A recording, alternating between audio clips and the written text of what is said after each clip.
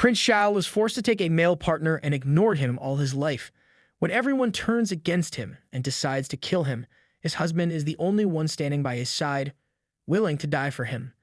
On the verge of death, Shao's only wish is to be reborn and pamper his husband.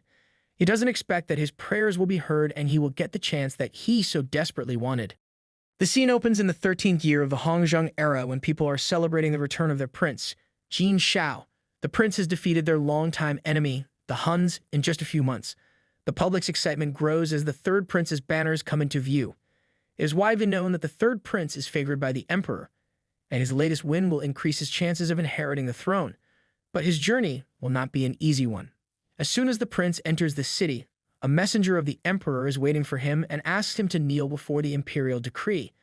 The messenger starts reading the order, telling Jin that the imperial court is happy with his victory, and from here on he will be known as Jin Shao, the Ardent. Jin says that he accepts this, but the person interrupts him by saying that the decree is not finished. He continues that, to reward his services to the empire, the emperor has decided to bestow him with a life partner. Jin is surprised to hear the unexpected statement, and his surprise only increases when the person tells him that he will be marrying the son of Marquis Beiwei's concubine. The decree ends with the message that he has to relieve himself from leading the army and start preparing for his marriage. This news stirs confusion in the audience, as being offered a male partner would mean that Jin's political career is over. It seems like we are the only ones happy to hear about this marriage. The people gathered around started to whisper among themselves about how, if Jin accepted this decree, he would not be able to inherit the throne. Another person comments that the prince has no choice unless he is willing to defy the emperor, and in this case, he will be killed. Jin is dejectedly listening to all the whisperings and comes out of his thoughts when the messenger asks about his answer. He slowly raises his head and announces in a cold voice that he accepts the decree. 5 days later, in Beiwei's manor, the Marquis, Mu Jin, and his official wife, Marchioness, are sitting on their designated chairs, talking to their son, Mu Hun. Mu Jin asks his son not to blame him for his marriage because it is for the good of their house. Mu Hun doesn't object to their decision, replying that he lives to serve the Mu house. Listening to his reply, Marchioness says that it is a good decision since becoming a prince's husband is a great honor, and many people wish to get this chance. Hun angrily clenches his fist, but doesn't say anything in reply. Before the conversation can continue, a servant comes in and tells them that Jin Shao has requested to meet with Mu Hun alone. Marchioness smiles mischievously as she comments on how Jin Shao is eager to meet Mu Hun. Her cheerfulness doesn't affect Mu Hun, who is still very calm, and she tells the servant to prepare for his departure. He covers his head with his red, traditional cape and bids goodbye to his house. After traveling for a while, Mu Hun reaches Jin Shao's manor and comes out of his carriage with the help of a maid.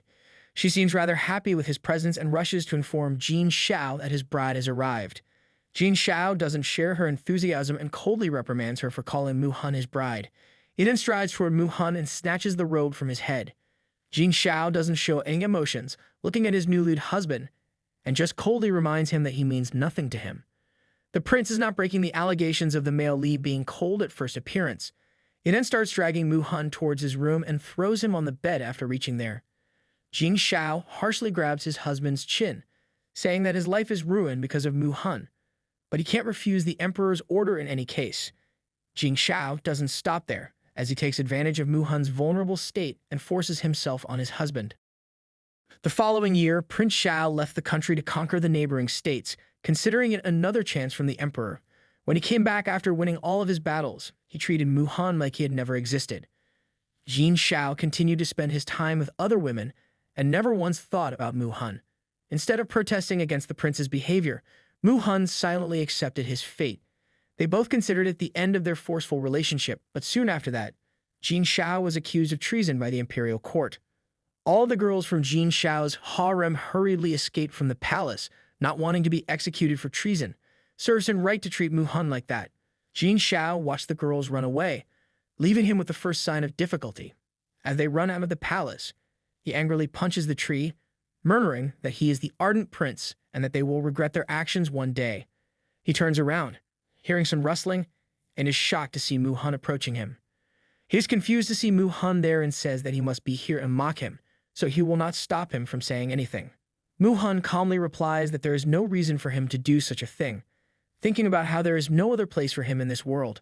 Before they can talk any further, They are all surrounded by the royal guards, who tell Jin Shao that the king ordered them to place him in the dungeon for treason. Mu Hun silently listens as Jin Shao angrily shouts at guards that he is a prince and deserves a fair trial before conviction. Instead of listening to him, one of the guards whispers to others to kill Mu Hun and suddenly raises his sword to attack. Before the sword can stab Mu Hun, Jin Shao grabs it with his bare hands and shoves it back, causing the guard to stumble back. He shouts at the guards about how they can try to kill the prince and then tries to leave from there with Mu Hun. As soon as their backs are toward the guards, one of the guards raises his sword to stab Jin Shao with it. Mu Hun sees the guard trying to attack his husband and quickly steps behind Jin Shao. Hun is so selfless, sacrificing himself like this for a husband who never even looked at him. In his attempts to save the prince, Mu Hun gets stabbed by the sword. Jin Shao is baffled at the sudden turn of events and quickly picks up an injured Mu Hun in his arms. He swiftly shifts Mu Hun onto his back and then runs away from there on his horse. As the night falls, they pass through the jungle with a barely conscious Mu Hun hanging on Jin Shao's shoulder. Mu Hun whispers that Jin Shao should leave him here since he doesn't want to drag down the prince. Jin Shao quickly refuses to do so, but Mu Hun doesn't give up and argues that he doesn't want Jin Shao to die with him. Jin Shao assures his husband that nothing will happen to him, but just then arrows come flying toward them, stabbing Jin Shao in the shin and killing their horse. They don't stop as Jin Shao picks up Mu Hun and starts walking again. They have to stop when they come upon a dead end and don't get the chance to find another way, as the guards have finally caught up to them. On Mu Hun's request, Jin Shao slowly puts him down on the ground and dejectedly apologizes for his mistakes. A little too late for that, my prince. Mu Hun is still not angry with his husband and murmurs that he is just glad that Jin Shao is with him when he is taking his last breaths. Jin Shao holds Mu Hun in his arms, trying to assure him that he will not let anything happen to him and that they will get through this together. Jin Shao's regrets grow as he apologizes for ignoring Mu Hun all this time. His sorrow only increases when Mu Hun calls him his prince and wants to say something about the afterlife, but he passes out before he can complete his sentence. Jin Shao tightly hugs Mu Hun's lifeless body, thinking about how if there was an afterlife, he would spend it apologizing for his mistakes and making up Mu Hun. He looks up, hears several footsteps, and sees the guards emerging out of the woods. Jin Shao picks Mu Hun up in his arms and slowly walks toward the edge of the cliff. He continues to walk while thinking that they won't die here and that he will take Hun to a place that belongs only to both of them. He jumps off the cliff with Mu Hun in his arms, while promising to look after Mu Hun in whatever place they meet again. The scene changes to Jin Shao suddenly waking up in his room. He is confused about his situation momentarily, as he remembers jumping off that cliff with Hun. He looks around carefully and finds that he is in his own room, but his confusion only increases when he sees his shirtless Mu Hun lying beside him. The transition was so sudden, but I am excited to find out what the prince will do now. Jin Shao softly caresses Mu Hun's hair, thinking about how he is still alive and has only small injuries. He remembers how he was attacked and jumped off the cliff with Mu Hun. Confused, he looks at his chest, only to find that he has no injuries. Thinking about different possibilities, he quickly picks up his diary and finds that, currently, it is the year in which he defeated the Huns and was given the title of Ardent. He recalls that it was the time when he got Mu Hun as his bestow, and the war was just about to start. Looking at the exact date, he figures that it is the day after his marriage, which must mean that he is reborn. Jin Shao is happy with the fact that his prayers for being reborn were answered. He slowly looks toward the side where Mu Hun is sleeping peacefully, which makes Jin Shao wish that he would have reborn 2 hours earlier so he wouldn't have hurt his newlywed husband. He softly says Mu Hun's name, who instantly wakes up and jerks away from Jin Shao's touch. Mu Hun quickly covers his chest with the do-it as he stares warily at Jin Shao. His actions hurt Jin Shao, but he is aware of his mistakes and quickly assures Mu Hun that he will not touch him now. Hopefully, the prince will not repeat his mistakes from his past life. The events of last night happened just because he was drunk. He wants to say something else, but just then, a maid announces from the side that the bath is ready. Jin Shao moves to go out but stops when he remembers that Mu Hun can use the bath and offers to help him, but Mu Hun politely refuses, saying that he can do it alone. Jin Shao doesn't listen to his objection and suddenly picks up Mu Hun in bridal style, softly asking Mu Hun to let him do this since he is not well. Mu Hun doesn't say anything in reply, allowing his husband to carry him. Hun is so cute, blushing at his husband's advancements. Jin Shao remembers his promise to never let Mu Hun down if he gets a chance again, and he is determined to fulfill his promise. Later, Mu Hun is sitting in the bathtub while Jin Shao stands beside him, holding a towel in his hand. Embarrassed, Mu Hun asks Jin Shao to hand over the towel, saying that he can do it himself, but the prince moves the towel away from his hand, telling him not to be shy about it. Jin Shao then softly taps the towel on the cut on Mu Hun's injured shoulder, causing the other to hiss in pain. Jin Shao instantly retreats his hand as he softly asks Mu Hun to hold his hand if he is hurting. Instead of taking his hand, Mu Hun just keeps staring ahead blankly, which only increases Jin Shao's guilt, who figures that Mu Hun is still under the effects of last night's events. It is given, as he can't forget those harsh and cruel things so fast. As they finish the bath, Jin Shao puts his husband in bed, carefully covering him with a doit and goes to fetch some ointment. Mu Hun is surprised by the sudden change in his husband's behavior, thinking about how he is the complete opposite of last night. Jin Shao turns around with a small bottle of medicine in his hand and says to Mu Hun that he needs to apply it to his wounds. Mu Hun snatches the medicine from his hand and quickly turns around, saying that he can do it himself. He looks embarrassed while thinking about how he can't let Jin Shao see his body. Jin Shao doesn't back down, as he assures Mu Hun that he will be careful and that it will be comfortable for him. Mu Hun thinks about his offer, but he still feels embarrassed and hides under the covers instead, saying that the medicine will be wasted if it is applied to him since it was a gift from the king. Jin Shao is not happy with his comment and slowly pulls the cover back from Mu Hun, who instantly sits up. Jin Shao replies that this kind of precious medicine is for precious people, but Mu Hun is still not convinced and argues that it is a minor rash that will heal in a few days. Prince Shao slowly leans forward toward his husband, telling him how he is responsible for him now. Mu Hun blushes furiously as he stares at Jin Shao, who continues that he brought the medicine from western regions and that it can heal all injuries in a day. He then softly puts the medicine on Mu Hun's lip injury and quickly holds his hand when Mu Hun tries to touch it. Mu Hun is confused by his behavior, not knowing which side of his husband is real. Jin Shao is happy with himself as he leans back and thinks to himself that he must have gotten some points back. He doesn't notice that he is still holding Mu Hun's hand, but when the other coughs, he quickly realizes his mistake and lets it go. He then tells Mu Hun that they are going to meet the king tomorrow. Mu Hun acknowledges his statement and then turns away from him, wondering if Jin Shao will still act like this tomorrow. Jin Shao silently stares at his sleeping form, thinking about how everyone is sure that he will not inherit the throne.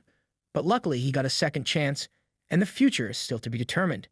Prince is lucky as not everyone gets a chance to write their own future. He falls asleep sometime during the night and doesn't wake up even when there is a knock on their door in the morning. Mu Hun is the first to wake up as he hears the maid telling Jin Shao that there is someone who wants to meet him. Mu Hun softly shakes Jin Shao, who wakes up instantly looking confused. He asks Mu Hun to fetch his robe, and his husband instantly follows his order. But Mu Hun starts to feel embarrassed when Jin Shao just stands there, holding his robe and staring at him. He can't help but wonder if Jin Shao wants to help him get dressed. Mu Hun's suspicions are proved wrong when Jin Shao just hands over his robe, but he is still fidgety due to Jin Shao staring at him. He just sits there confused, while Jin Shao is thinking about how his husband looks cute when he's shy. Prince doesn't take long to notice his husband's beauty. After getting dressed, they permit to let the guest in and watch as the chief eunuch, Duo Fu, walks in, followed by two maids. Duo Fu bows slightly, paying his respect to Mu Hun, who politely tells him to not be so formal and passes him a small bag. Duo Fu is impressed by his kindness as Jin Shao also stares at his husband, thinking about how he is kind and respectful toward the servants. Jin Shao turns toward Duo and orders him to assign one servant and two guards to protect Mu Hun. Duo quickly acknowledged the orders while silently admiring Prince's thoughtfulness toward his husband. Mu Hun is also impressed by the kind gesture and thanks Jin Shao by respectfully folding his arms. Jin Shao holds his arms softly, saying that Mu Hun deserves the best. Their small moment is interrupted as a maid steps forward and asks Mu Hun's permission to dress him. Before Mu Hun can reply, Jin Shao takes the clothes from the maid's hands, wanting to do the task himself. Prince is already doing his husband's duties very well. Jin Shao tries to protest, but Mu Hun gently leads him toward the dressing table, saying that he would love to do this. He makes Mu Hun sit on the chair and tells him that from now on it is his responsibility. Soon he finishes dressing up his husband, and after final touches, he whispers in Mu Hun's ears, asking him if he likes his look. Mu Hun tightly holds his robe as he just murmurs a thank you to Jin Shao, who is still messing with his headpiece. The maids comment on how they both look good together, which makes Jin Shao happy, but he can't help thinking about how he has never paid any attention to Mu Hun for the last 10 years when he is the person he should cherish the most. Thinking about this, he puts both his hands on Mu Hun's shoulder and compliments him on his looks. Embarrassed, Mu Hun quickly stands up, saying that they should head to the royal palace. Shao obediently follows his husband, smiling his embarrassment as he tells everyone to get ready for their visit. Soon the couple is sitting in the carriage as Shao keeps staring at Mu Hun, thinking about how it looks like his wounds are still not healed. He suddenly wraps his arms around Mu Hun's waist and asks him to hold him as he softly rubs his sides.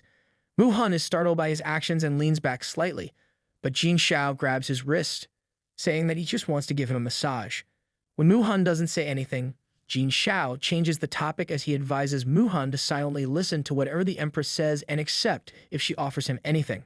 Mu Hun is happy that his husband is trying to help him, and he quietly agrees to follow his advice. Seeing his hesitant attitude, Shao says that Mu Hun should be more open and private and suggests that they call each other by first names. Mu Hun argues that it is not appropriate, and as a prince, Shao should be more careful about these kinds of things. It is so good to see Prince Shao getting scolded by Hun. Shao replies that he is aware that Mu Hun cares about him and doesn't take his eyes away from his husband's face. Mu Hun's face became red from all the staring as he quickly said that it was just a suggestion. Shao chuckles at his embarrassment and assures him that he will remember his suggestion. Mu Hun tries to turn away from his heated gaze, but just then the carriage jolts, causing him to almost fall into Shao's lap. This scene is very cliché, but what can I say? We love clichés. Mu Hun's mortification only increases and he quickly defends himself, saying that he didn't do it intentionally. Taking advantage of the situation, Shao wraps an arm around Mu Hun's waist, telling him not to move or else everyone will hear them and might get the wrong idea. Mu Hun glares at Shao for his suggestive comments, but his husband softly chuckles in return, saying that he was just joking. Mu Hun finally leans into his husband's touch, thinking about how he is really considerate despite being very lighthearted. The carriage driver overhears their conversation and is surprised by Shao's nonchalant attitude when he knows that he can no longer inherit the throne. They finally reach the royal palace, and Mu Hun pays his respects to the emperor and the empress. Why does this couple look like some typical in-laws from soap operas? Meanwhile, Shao just stares at them, thinking about how, in his previous life, the royal couple tried hard to kill him and didn't give him a chance to defend himself against all the accusations. He never imagined that he would be standing in front of them, but he is determined to not involve Mu Hun in this mess. Finally coming out of his thoughts, he also pays his respects to the royal couple. The emperor doesn't seem happy with him and reminds him to be more careful since he is married now. The empress stops the emperor from scolding Shao, as today is the first time they are meeting his partner. Just then, a maid comes forward and puts a cushion on the floor. After she moves back, Mu Hun sits on the cushion and presents tea to the emperor. His actions seem to satisfy the emperor, who comments that Mu Hun is very personable and respectful. The empress tells her husband that Mu Hun was awarded the erudite at the age of 17, and many nobles want him to be their mentor. The emperor just hums in response while thinking to himself how it was a waste to marry Mu Hun to Shao, and that he should have given him a position to serve the kingdom instead. Shao is also surprised to hear this information and notices how Mu Hun looks different today. Mu Hun politely replies that he reads just to pass the time but is interrupted by the empress, who mentions how he looks very pale. The empress wants to see if Shao really cares about his husband. Prince Shao is well aware of her intentions but doesn't show any concern since he doesn't want the royal couple to find out that his feelings toward Mu Hun have changed. It looks like Shao is determined to chance everything as he is cautioned at his every step. When Shao doesn't say anything and Mu Hun simply replies that he is fine, the empress seems happy with the possibility that Shao is still very careless. She then gives a pair of suit jade as a gift to Mu Hun, which he accepts politely and stands up to leave with his husband. Mu Hun hands over the gift to his maid, who looks unusually pale, which alarms Shao, but he can't hold his husband in front of the king. Soon they bid formal goodbye to the royal couple, and Shao quickly walks out of the court, with Mu Hun silently following him. Once they leave, the empress says to her husband that Shao doesn't seem happy with his marriage. The emperor replies that he is still too young to understand anyone's ill intentions while thinking to himself how Shao must be holding a grudge against them since he can't inherit the throne now. Meanwhile, Mu Hun is worried about the sudden change in Shao's behavior and is wondering if his sweet behavior from last night was just a facade. As soon as the gates are closed and they are left alone, Jin Shao turns toward his husband. But Mu-hun quickly takes a step back. He tells Jin Shao that he doesn't have to pretend to care about him and that he doesn't need any help walking. Before Jin Shao can say anything else in the reply, Mu-hun starts to wobble on his legs and passes out in Jin Shao's arm, who is baffled to notice that Mu-hun has a high fever. Jin Shao quickly picks up Mu-hun in his arms and orders his servant Chun Sti to call Dr. Jiang to his manor as he rushes to go back home. When they reach the manor, Jin Shao tells the maids to prepare a wet towel as he carefully lies Mu-hun on their bed. The maid soon gives him the wet towel, which he gently places on Mu-hun's forehead, asking him if he is feeling all right. Mu-hun slowly opens his eyes as he tells Jin Shao to not worry about him and asks if he doesn't have to visit the second prince. Jin Shao replies that he has sent a message to his brother and is sure that he will understand the situation. Before they can talk further, the maids inform them that Dr. Jiang has arrived. Jin Shao tells the doctor that Mu-hun has a sudden fever and requests that he examine his husband. The doctor checks Mu-hun's pulse all the while Jin Shao keeps looking at them worriedly and asks the doctor if there is some serious issue. Dr. Jiang calmly replies that it looks like Mu-hun has been suffering from depression and injuries. He is confused by the situation, as he rarely spoke to Jin Shao, but now he specifically asked for him. Deciding not to show his surprise, Jiang focuses on his medical advice and tells Jin Shao that he needs to be more gentle toward Mu-hun since men are more vulnerable when it comes to lovemaking. Mu-hun quickly hides his face in a duet, while Jin Shao is also supporting a small blush at the doctor's comments. It is cute how Prince Shao can also blush while he is so eager to be close to Mu-hun. The doctor quickly apologizes for being so blunt, but Jin Shao says that it is fine and then gives him a string of coral beads as a thank you.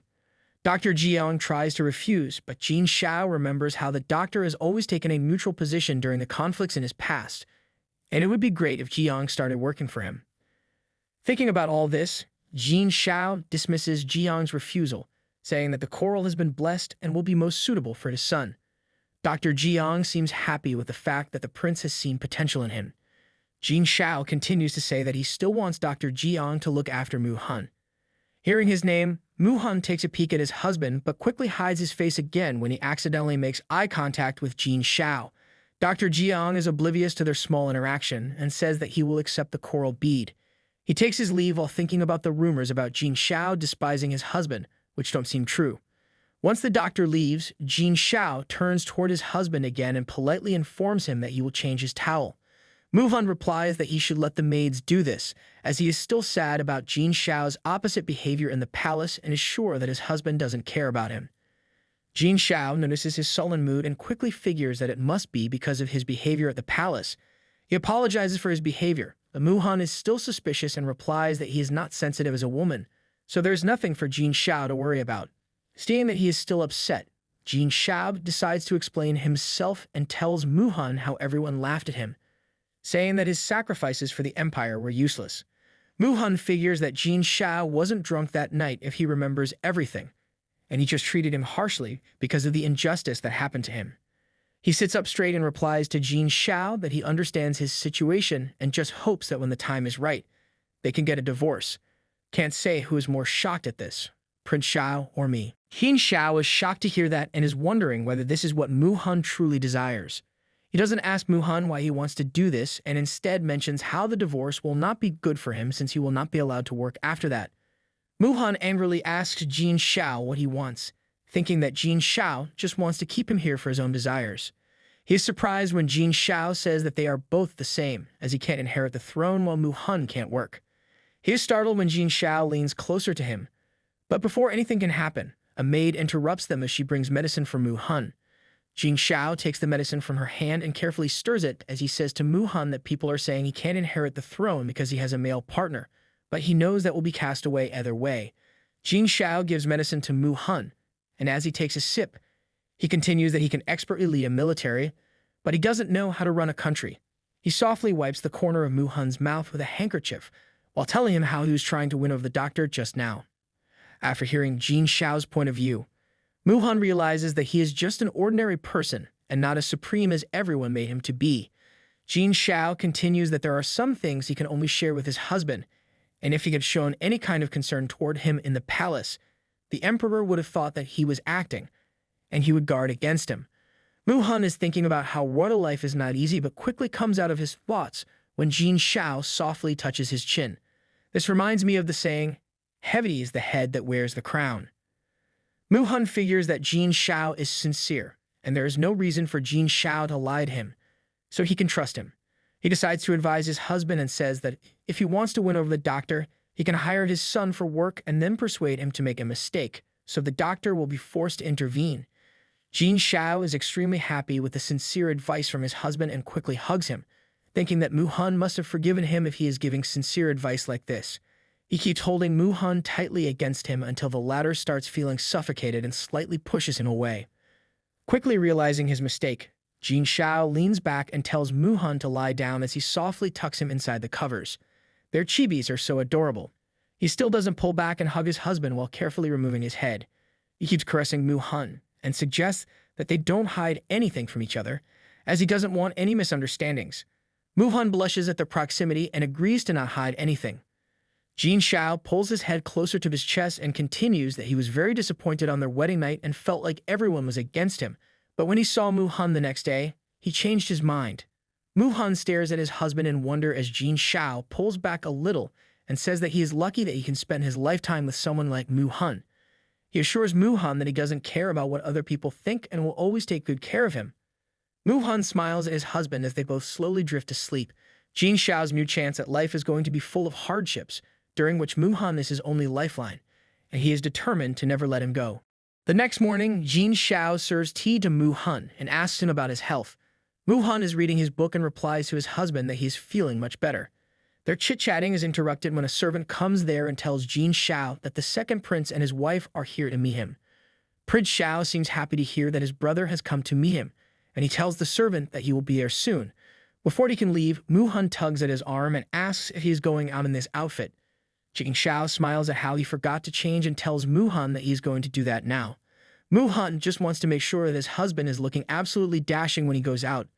Soon they are leaving to meet the second prince, as Jin Shao thinks to himself how he needs to change his attitude toward his brother and has a lot of things to say to him.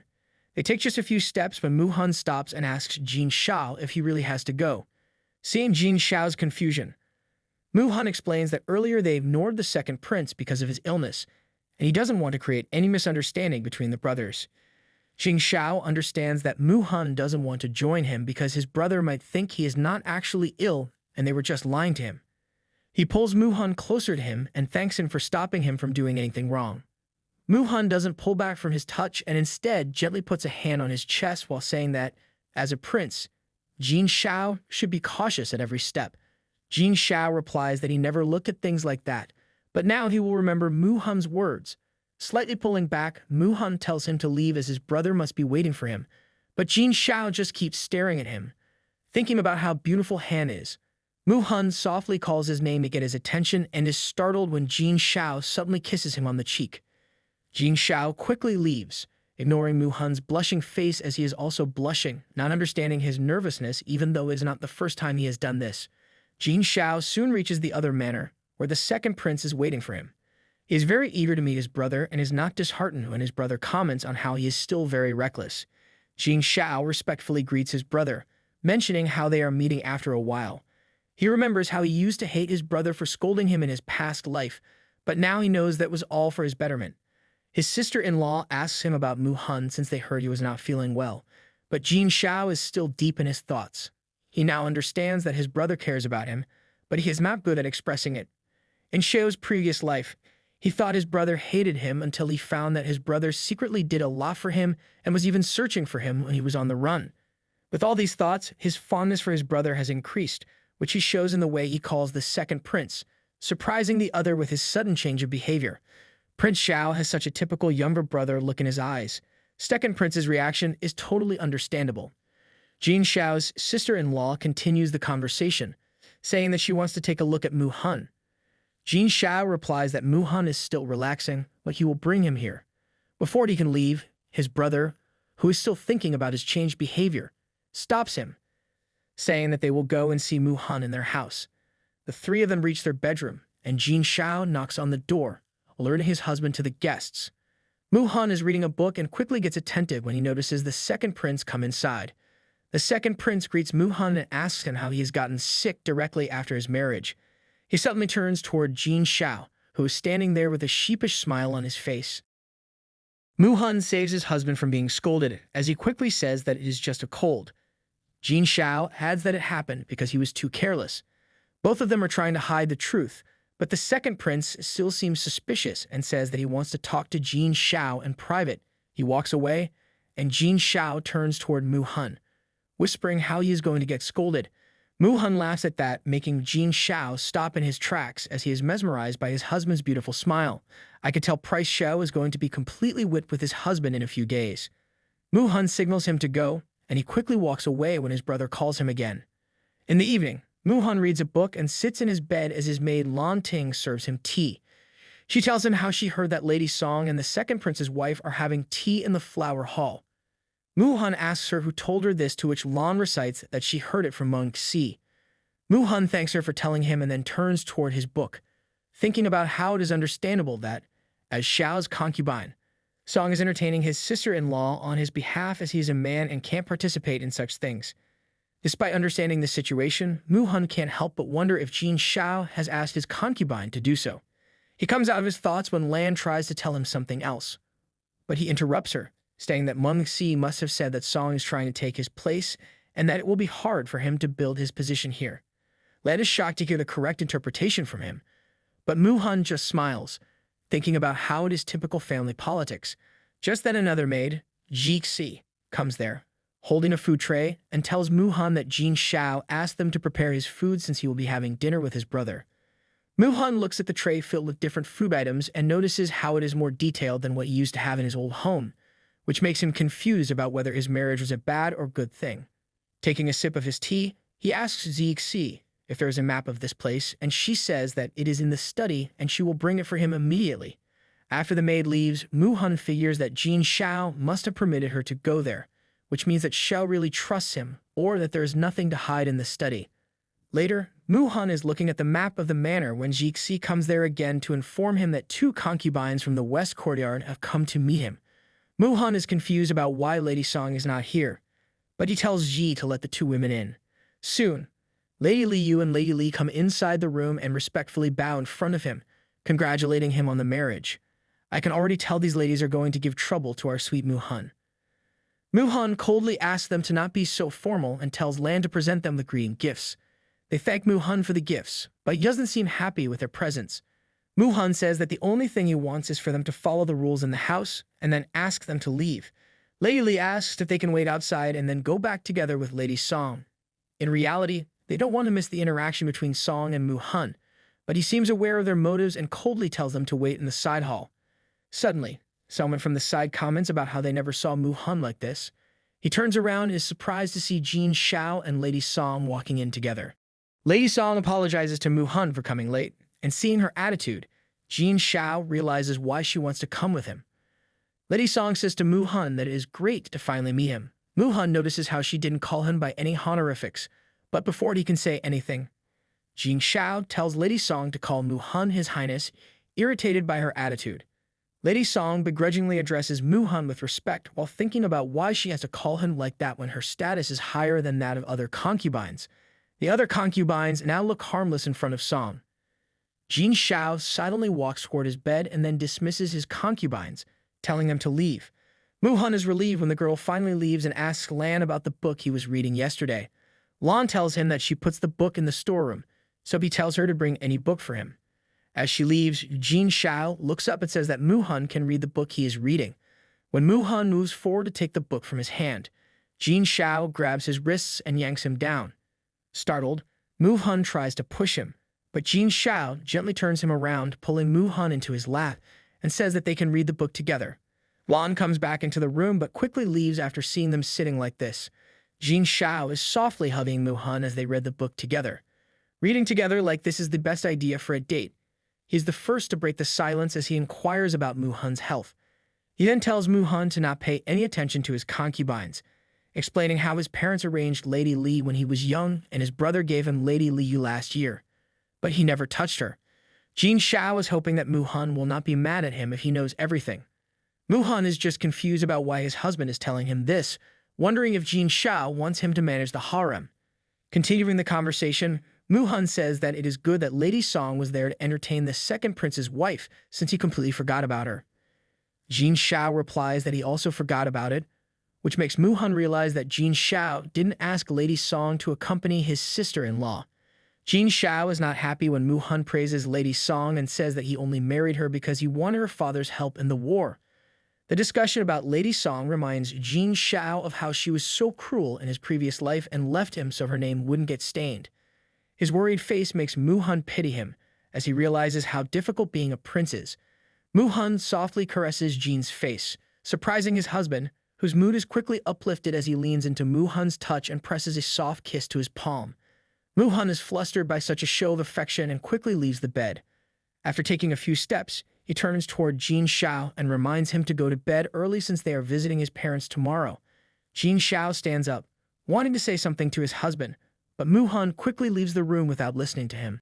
The next day, the young couple is sitting in a carriage as they travel to visit Mu Hun's family. Mu Hun calls Jin Shao, but then goes silent, hesitating to tell him something.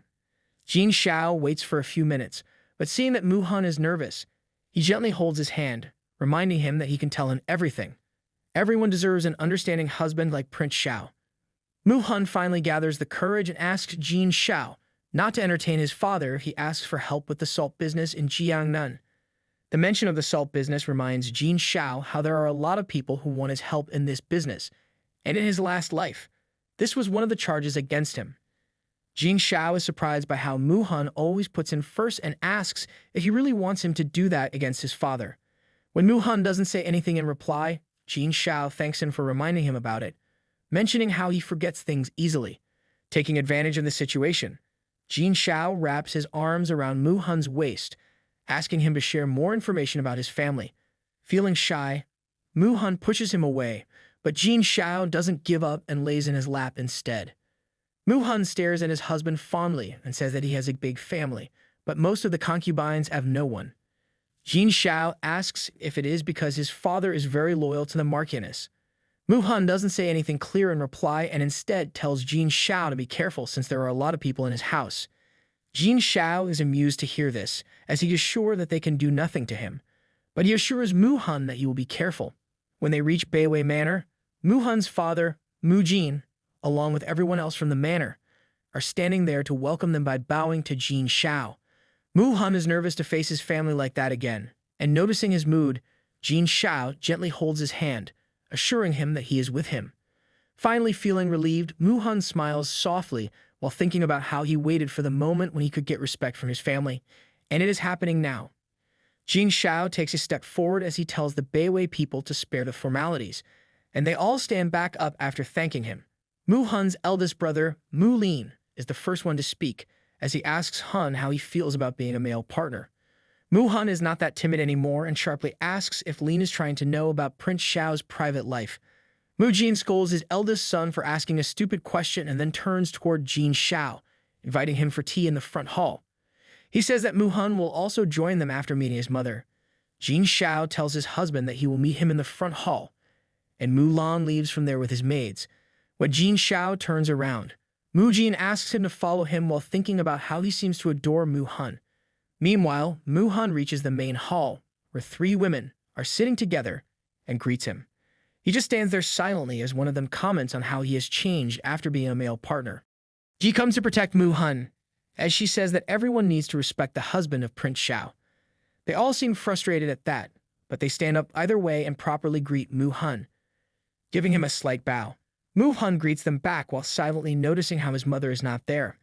Lan takes a step forward as she presents the women with some gifts, and Mu Hun explains that Jin Shao has advised him to bring some ginseng for them.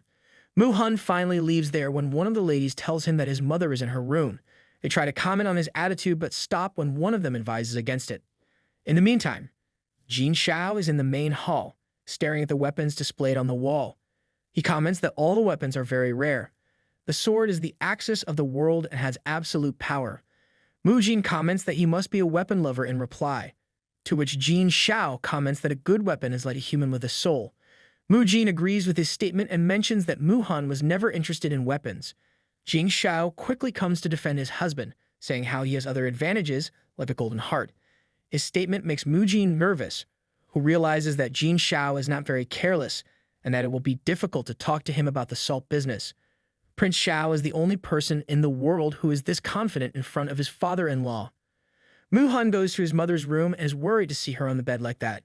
He asks her if she's gotten sick, but his mother quickly assures him that she is fine. She seems more worried about him and inquires about his new life.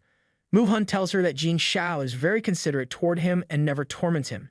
His mother still seems worried, so he assures her that he is happy as Jin Shao is different from what everyone made him to be. Despite his assurance, his mother starts to cry, saying how it is hard to be a male partner and that it all happened because of her. Mu-han quickly hugs her and again says that marrying Jin Shao is not a bad thing. She finally lets go of the topic, hoping that he is telling the truth. She then gives him some money, saying that he will need it since life in the royal palace is very difficult and Jin Shao may not always remain the same. Only a mother can take care of their child like this. Mu-han accepts the money, but even on his way back, he keeps wondering if Jin Shao is going to change in the future. Jin Shao breaks the silence in the carriage as he tells Mu-han that he rejected his father's request about the salt business. Mu-han doesn't say anything, still deep in his thoughts. Jin Shao calls him again, and he comes out of his thoughts, quickly apologizing for zoning out, slightly irritated. Jin Shao says that he is going to sleep and closes his eyes, leaning on the wall of the carriage. He keeps thinking about how he wanted to tell Mu-han about other things, but now he will have to wait for some other day. Mu-han notices the change in his mood and offers that Jin Shao leans on him but gets ignored. He calls Jin Shao again, who keeps his eyes closed, pretending to be asleep. The carriage suddenly jolts, causing Mu-han to fall back, and he pulls Jin Shao with him. But before he can hit his head, Jin Shao quickly puts a hand under his head. They should take more carriage rides together, as it always brings them closer, even if they want it or not.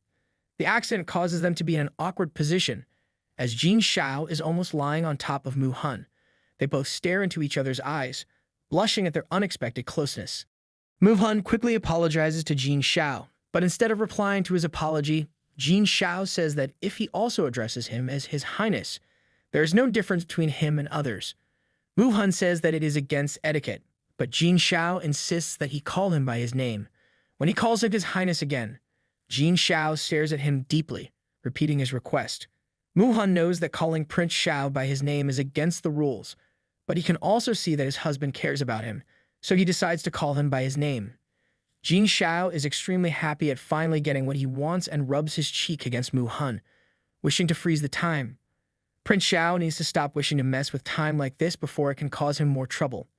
After they reach their home, Mu-han carefully tucks Jin Shao into bed, thinking about how he must have drunk a lot today.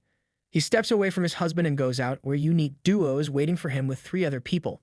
Duo tells him that they are his guards and servants, surprising Mu-han with the fact that Prince Shao has arranged these people for him. One of them introduces himself as Yoon Zhu, and Duo tells Mu-han that Zhu is the nephew of Butler Yoon, and can be replaced if Mu-han doesn't like it. Mu-han quickly says that it is fine, and unique Duo leaves after saying that Mu-han can contact him if he needs anything else. Later, when Mu-han is reading in his study, Zhu comes there to serve him tea. Mu-han asks him how long it has been since he has been working here, and whether he can read or not. Zhu replies that he first came here after his uncle when he was only 8 years old, so he is very familiar with the things around the manor. He says that his uncle taught him how to read, and today he arranged books in Mu-han's study. Mu-han is surprised to hear that, so Zhu explains that Shao has told him to arrange the study and asks Mu-han if he wants to take a look. Accepting his offer, Mu-han visits the study and is mesmerized to see the place well organized. Zhou tells him that Jin Shao bought this new bookshelf himself and said that was to arrange the books that Mu-han brought from Beiwei Manor. Mu-han hears attentively as Zhou continues that Prince Shao also put together these stylish decorations, saying that Mu-han will like them. Mu-han is amazed to hear this and picks up all the decorations, hugging them close to his chest. Until then, only his mother has done something like this for him, and Jin Shao's actions have touched his heart. I feel like he is already falling in love with his Prince Charming. At night, when Jin Shao finally wakes up, Mu-han is sitting beside him and quickly starts fussing over him, asking him if he had a good sleep. Mu-han tells him that he made porridge and serves it to Jin Shao, who is confused by his obvious change in behavior. He doesn't have to think about it for long as Mu-han thanks him for arranging the study, commenting on how he liked it. Jin Shao is more happy without the fact that Mu-han has called him by his name. He then asks Mu-han how he wants to thank him since he is probably the only male partner in the world who has a study. Jin Shao says that he wants something special and points toward his cheek, trying to give a hint to his husband. Seeing Mu-hun's confused and flustered face, Jin Shao pulls him closer and suggests that he wants a kiss. Mu-hun is surprised by his bluntness, but instead of fulfilling his request, he stands up, saying that it is time for them to eat. How long will he be able to run away from his husband? He quickly walks away from there after that, while Jin Shao just sits there, thinking about Mu-hun's cuteness when he is shy. Later that night, Mu-hun is reading in his study when Jin Shao comes there, seemingly happy to find his husband there. He thinks it is time for them to go to bed, but Mu-hun refuses, saying that he is not sleepy while secretly shy about joining his husband in bed. Jin Shao moves closer, saying that he is not sleepy either. He holds Mu-hun's hand and asks him to join him, as he wants to show him something.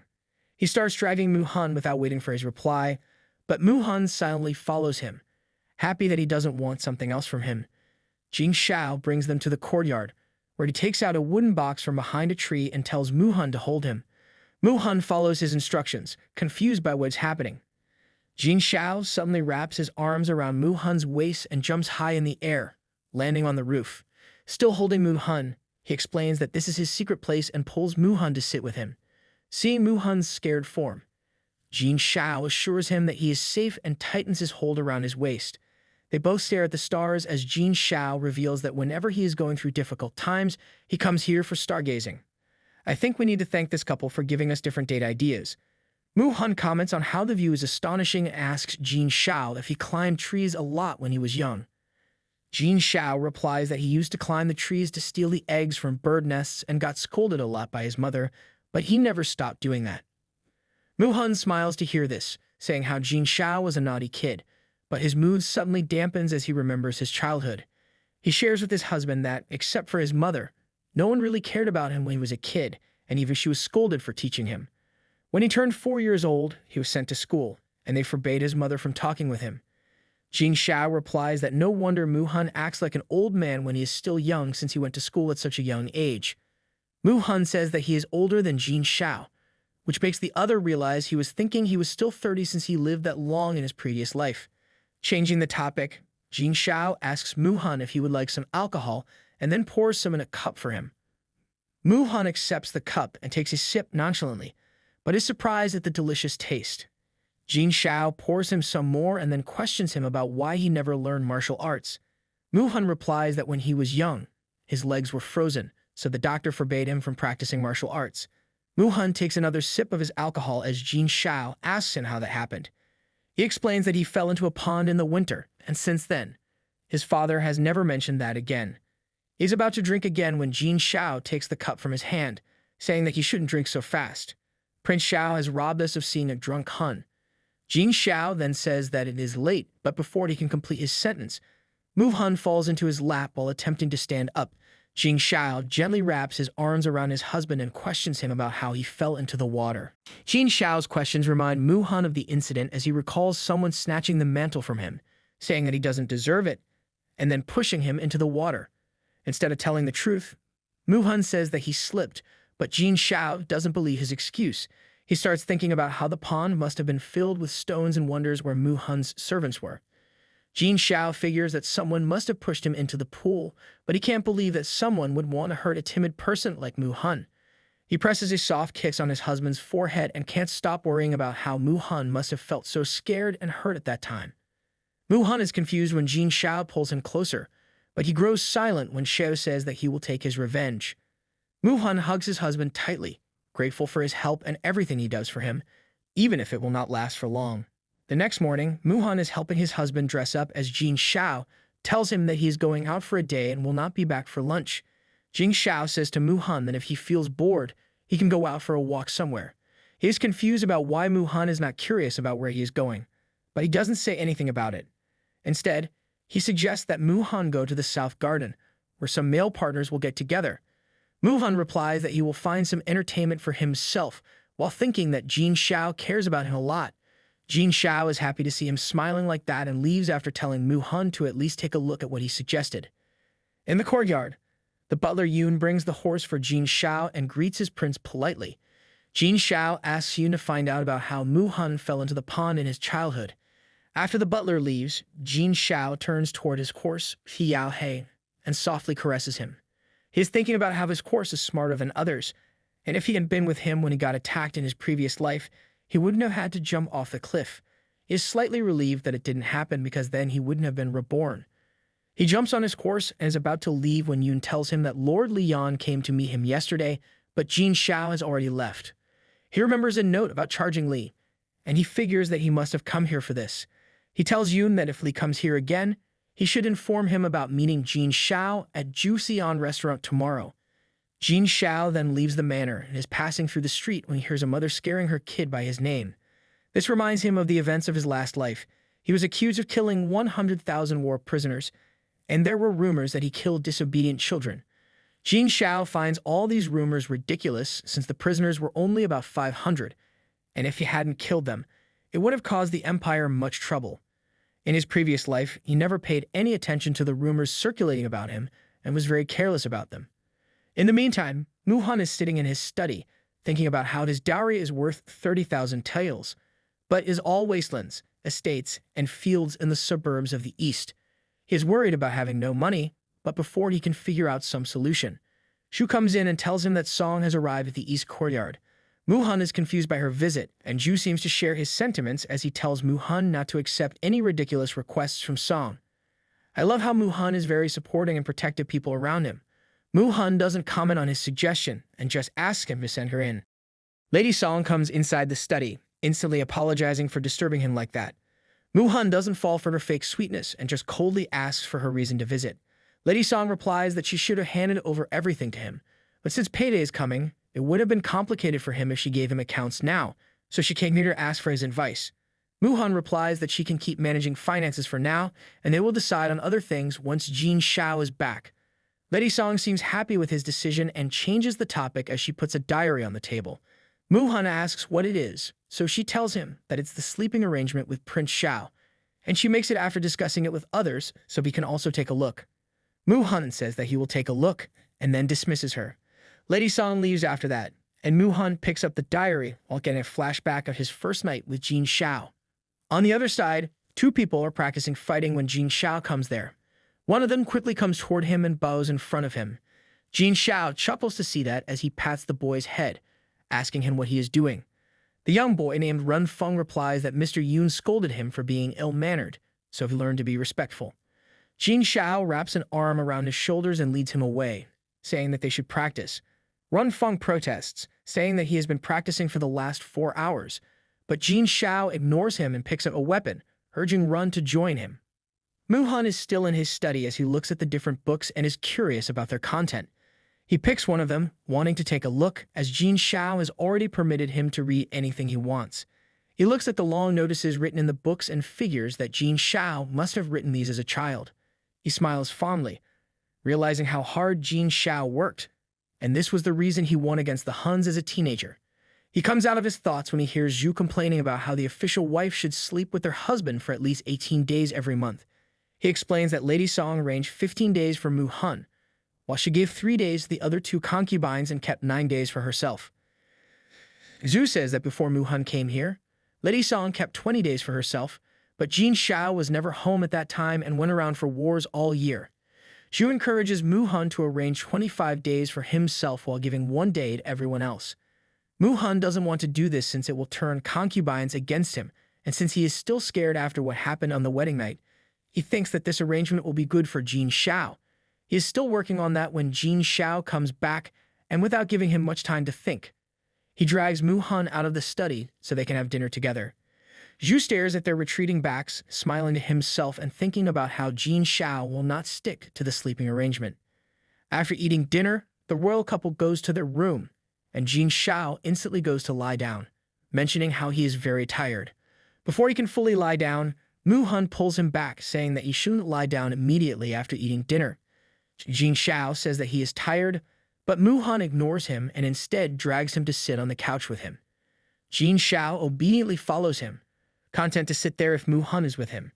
As they sit together, Jin Shao suddenly lies on Mu-hun's lap, demanding a massage. As soon as Mu-hun presses on his back, he jolts in pain, startling his husband. Mu-hun asks if he is hurt, but Jin Shao is still confused if he has a bruise on his back and pulls down his robe, asking Mu-hun to take a look. After looking at his back, Mu-hun informs him that he has a lot of bruises and stands up to bring the oil. He softly rubs the oil on Jin Shao's bruised back and asks if he practiced martial arts today. Jin Shao absent-mindedly hums in response, as he is more focused on how soft Han's skin it is and how beautiful his hands are. He grabs one of Mu-hun's hands and presses a gentle kiss on them. Mu-hun is flustered by his actions and quickly pulls his hands back, but Jin Shao turns around and comments on how he likes his hands. Mu-hun quickly changes the topic as he tells Jin Shao about Song's visits and how he decides to let her handle the accounts for a few more days. Jin Shao is not happy to hear this, as he knows Song doesn't want to hand over the power, and if it continues, Hun's position will be affected. He is irritated by Mu-hun's carelessness about it and says that it is his responsibility, but if he doesn't want to take care of it, he should hand it over to Duo. Jin Shao says that he will tell Song to hand over the account book and then stands up to go to bed. He is disheartened by the fact that there are already rumors about him in the city, and now Mu-hun is also testing his patience, which makes him wonder if no one in this world believes him. Mu-hun calls him, but Jin Shao ignores him and lies in bed. I don't think it should be legal for a prince to look this cute while sulking. Mu-hun approaches him and says that he can check the previous account book first, as he is afraid to mess things up if he takes over everything immediately. When Jin Shao doesn't say anything, Mu-hun tries to grab his arm, but is pushed away. He slowly sits down and calls Jin Shao by his name this time, asking if he is even listening to him. Jin Shao hides his face in the pillow, refusing to listen to him. Mu-hun repeats that he will take a look at the previous account books and will take over everything from the next month. Jin Shao finally looks up as he pulls Mu-hun to lie beside him and presses a kiss to his lips. Mu-hun should have just kissed him from start instead of explaining everything, as it would have made Shao more happy. Pulling back a little, he says that if Mu-hun doesn't tell him the truth next time, he will kiss him again as a punishment. Mu-hun looks away, blushing hard, which allures Jin Shao and pulls his face back, kissing him deeply this time. Jin Shao keeps kissing Mu-hun and requests that Mu-hun call him by his name. Mu-hun protests weakly, trembling and asking Jin Shao to stop. Prince Shao finally notices his condition and pulls back. He lies beside his husband, thinking about how Mu-hun is still afraid of him. Mu-hun is sad about the fact that he can't forget what happened on his wedding night, and his body is still resisting because of that. He comes out his thoughts when Jin Shao pulls him closer to his chest. Mu-hun apologizes for pushing him, but Jin Shao just presses a soft kiss into his eyes, saying that it is fine. Prince Shao was forced to take a male partner and ignored him all his life. When everyone turns against him and decides to kill him, his husband is the only one standing by his side, willing to die for him. On the verge of death, Shao's only wish is to be reborn and pamper his husband.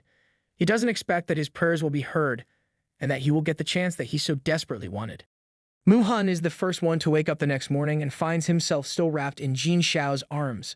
Slowly turning to the side, he looks at his husband's peaceful sleeping form and is about to poke his nose, but is startled by Jin Shao calling his name. The prince doesn't want to miss a chance to get closer to his husband, even in his sleep. He is embarrassed at getting caught like this and quickly says that it is time for them to get up. He doesn't get a chance to escape as Jin Shao pulls him closer, saying that they can sleep for a while longer since he is not busy today. Mu-hun still doesn't stay in bed for long, as he remembers that concubines are coming to meet Jin Shao, so he has to get ready before that. He slowly gets out of bed, reminding Jin Shao about his meeting with Lord Li. Han is already taking the responsibilities of a dutiful hubby. Jin Shao finally wakes up and is reminded of how, in his past life, he has fought many wars and never slept peacefully. In his new life, he is more attracted to warm and clean things, and his husband fulfills these requirements perfectly. Just then, a maid tells them that concubines are waiting for them outside. Jin Shao replies that they will be out soon, and he goes to get ready. After getting ready for the day, the couple goes outside, where 3 concubines of Jin Shao respectfully greet them. When the concubines arrive, Lady Liu stumbles on her steps and almost falls on Mu-hun. Just the sight of these ladies make me angry. Jin Shao quickly grabs her arm and pulls her away from Mu-hun. Liu apologizes for her mistake, saying that she is feeling dizzy. Jin Shao doesn't say anything in reply, as he remembers how she disappeared mysteriously when he was impeached in his last life. Since she was sent by the first prince, he is sure that she must have worked as a spy to collect evidence against him. Lady Song is also not a big fan of Liu, thinking that she intentionally seduced Jin Shao. Starting the conversation, Lady Song tries to talk about the event of last day, but Mu-hun interrupts her, saying that he has handed the accounts over to Unique Duo. He explains that she will continue to handle the accounts, and next month she has to hand over all the account books to him. Lady Song tries to involve Shao, but he ignores her and turns toward Mu Hun, saying how he will be busy for the next month. Song quickly says that she also thinks Mu Hun will not be able to handle the account work. Mu Hun is calm as he replies that he will handle all this, ignoring all the concubines. Shao leans closer to him, saying that they should go out somewhere for a few days since Mu Hun is free this month. Song is furious to see them close like this, but doesn't say anything and walks away, saying that she respects their decision. Later, while having tea with other concubines, Song angrily slams her cup on the table, saying that men should stick to reading and work, but Mu Hun wants to meddle in the accounts. Liu adds that he is being favored by Shao for now, but is not going to last for long. Lady Li also participates in the conversation and tells them how she heard about the couple not being intimate with each other, and they even mentioned divorce while arguing one day. Concubines seem happy to hear that, as Liu guesses that Shao might be waiting for the right time to divorce Mu Hun. Lady Song says that if Mu Hun takes over the accounts, it would be easy to find a chance to ruin their relationship. She seems determined as she says that she is going to get the accounts done this month so Mu Hun can easily start his work next month. Mu Hun is sitting in his study, working on something, when Shao comes there and curiously asks what he is doing. Mu Hun replies that he is preparing a gift for his father, whose birthday is coming up. Hearing about his father-in-law, Shao remembers something and tells Mu Hun that he sent his father to the northwest to sell horses after refusing his salt business suggestion. Mu Hun is confused to hear about selling a horse, and seeing his confusion, Shao says that he is going to thank him in the future for this. He then looks at the painting Mu Hun is drawing and asks him not to make something so complex. He suggests that he will help him and then pick up the brush to start painting. He quickly does some strokes and then picks up the paper, showing Mu Hun the turtle he painted. I am really impressed by the amazing drawing skills of our prince. Mu Hun is confused by the strange drawing, so Shao quickly explains that the turtles are a symbol of a long life, and it will be a sign of his father's long life. Mu Hun snorts at his husband's explanation and pokes his forehead with his paintbrush, saying that if he gives this to his father, they will make fun of it. Shao is happy to see Mu Hun smile like this and suggests that they give this painting to Marchioness on her birthday instead of his father-in-law. Mu Hun smiles at his suggestion, thinking to himself about how Shao is playful. Just then, a servant comes there and tells Shao that Lord Li is waiting for him at the Ju Xi'an restaurant. Hearing this, Mu Hun tells his husband to not keep Lord Li waiting. Instead of leaving, Shao asks Mu Hun to join him, saying that he wants to show him a place in the afternoon, and after that, they will go see the peach blossoms. Mu Hun agrees to join him, and together they go to see Lord Li. When they reach there, Lord Li seems wary of Mu Hun's presence, but Shao tells him not to worry about it as Mu Hun is his guest. After they sit at a table, Shao says that he came here to tell him that the salt business has to stop. Lord Li is curious about the sudden decision and asks if something happened that forced him to make this decision. Shao replies that nothing happened, but he just wants to be more cautious about it. He then tells Lord Li to talk with Run Feng, as he already told him the plan. Lord Li quickly stands up, saying that he will talk to Run Feng, and then leaves from there. Once they are left alone, Mu Hun asks Shao if something happened at the royal court. Shao replies that nothing happened at the royal court and asks Mu Hun if he heard the rumors circulating around the city. Mu Hun seems to know this, as he asks if Shao is talking about the rumor of him eliminating the disobedient children. Shao smiles warmly to hear that, relieved that Hun is so smart and understands his situation well. Mu Hun continues the conversation, saying that this situation can be rectified in two ways, by finding the symptoms and the root. Shao perks up to hear a possible solution and asks Mu Hun to explain it further. Mu Hun replies that the symptoms are the rumors and the root is the person who is spreading them around. He continues that the rumors will eventually come true if they are spread more, and maybe the emperor doesn't care about it now. But it can change in the future, so they need to reverse those rumors. Shao is impressed by Mu Hun's intelligence and is thinking about whether his husband is also reborn because he is so predictable. He dismisses this thought quickly, instead settling on the fact that Mu Hun is wise and insightful. Mu Hun is flustered by the excited reaction from his husband and blushes when Shao says that he is happy that Mu Hun is willing to help him. Mu Hun shyly replies that he is his male partner, so it is a given that he will help him. Shao suddenly pulls him into a hug, feeling guilty about treating Mu Hun badly in his past life when he was so incredible, but he is determined to change that now. He tightens his hold on Mu-hun, promising to never let him down. After their conversation, they are both walking toward a cafe when some girls comment on how cute they look together. I think Yo fangirls exists in every era. Mu-hun asks his husband what this place is, to which Jin Shao replies that he is a regular customer of this place. Jin Shao leads him inside. And after taking a look around, Mu-hun comments on how this place looks nice. They are still looking around when a woman comes outside and greets Jin Shao, saying how it has been a long time since he came here. Jin Shao greets the woman named Miss May and asks her for a bottle of green plum wine and 2 cups. Mu-hun is silently observing the situation and is confused by Jin Shao, calling the woman a miss because she looks married.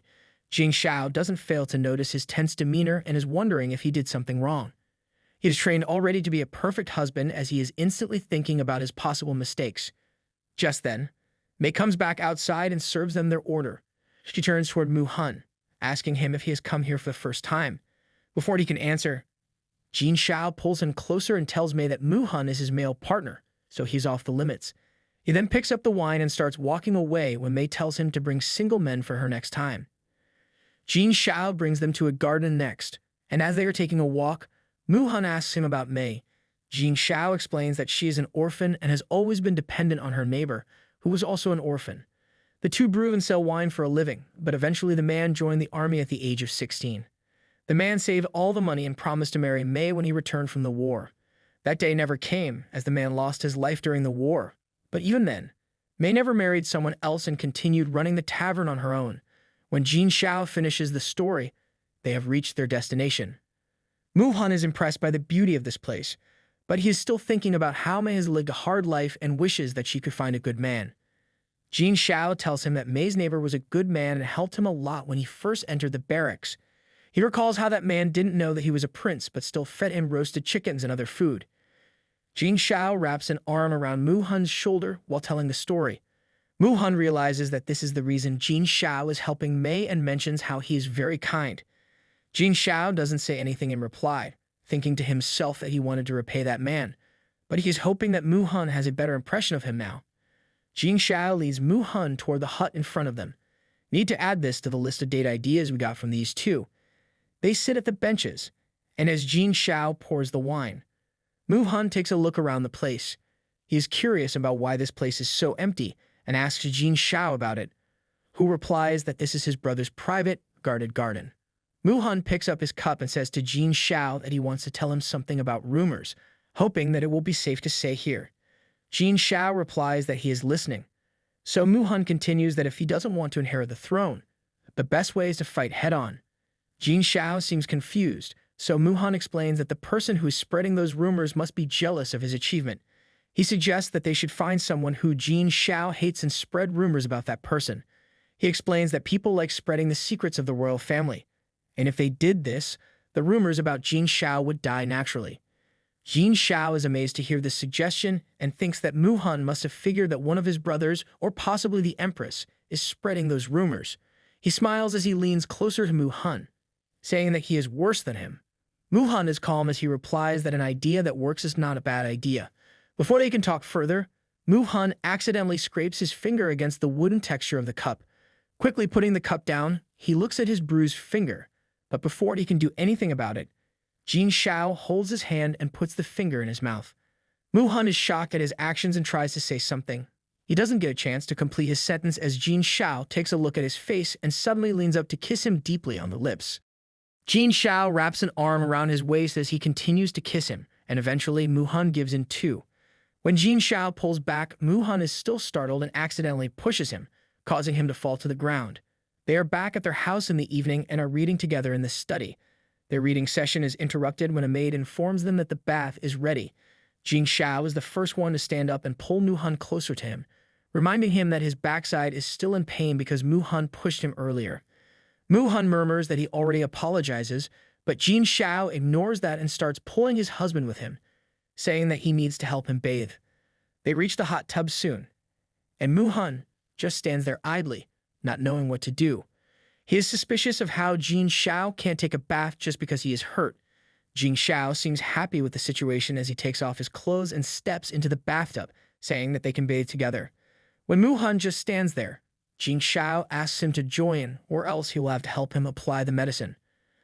Mu-hun is flustered to hear this, but finds it better to apply the medicine to Jin Shao's backsides, since that way he can keep his clothes on. He replies to Jin Shao that he will help him with the medicine and quickly leaves the room, while Prince Shao is just enjoying his husband's cuteness. The first plan of the prince has failed. Let's see how he compensates for that. Mu-hun couldn't escape for a long time because as soon as Jin Shao finished his bath, he came out with only a towel wrapped around his waist and a bottle of medicine in his hand. He passes the bottle to Mu-hun, saying that it is time for medicine, and then lies on the bed with his face buried in the pillow.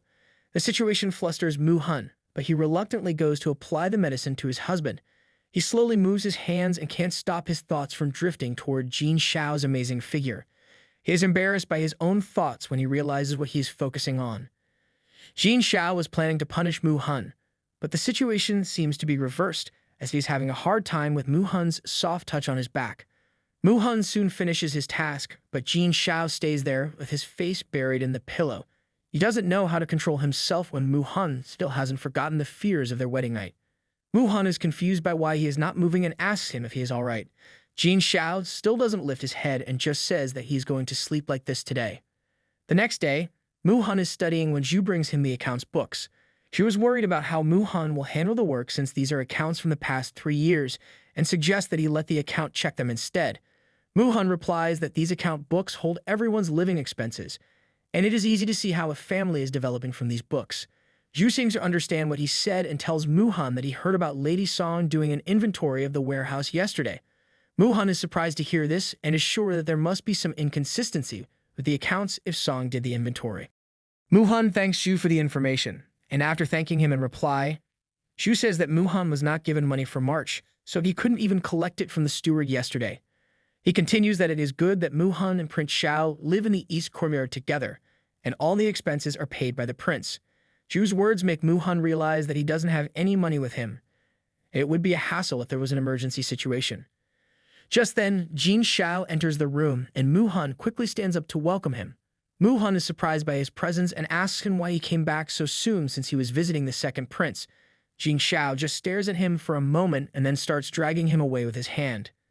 Mu-hun tries to call him, but Jin Shao ignores him, making the servants wonder if Mu-hun did something wrong. They both sit on the back of a horse as Jin Shao focuses on the road ahead, with Mu-hun clinging to him. Jin Shao is thinking about how this reminds him of the day they escaped together in his last life, and he almost forgets his oath during these happy days. Mu-hun notices how Jin Shao doesn't look fine and presses his face against his husband's shoulder. Hun is trying his best to comfort his husband, even though he's not a fan of touching. His actions show Prince Shao how lucky he is to have him by his side, and he holds both of his hands, pulling them tight around himself. They reach the hall where Run Feng is practicing with some other recruits. Run Feng is surprised to see them there, and his confusion increases when Jin Shao jumps off the horse. Without giving him time to understand the situation, Jin Shao grabs a dagger and attacks him, but luckily Run Feng manages to stop it with his own dagger.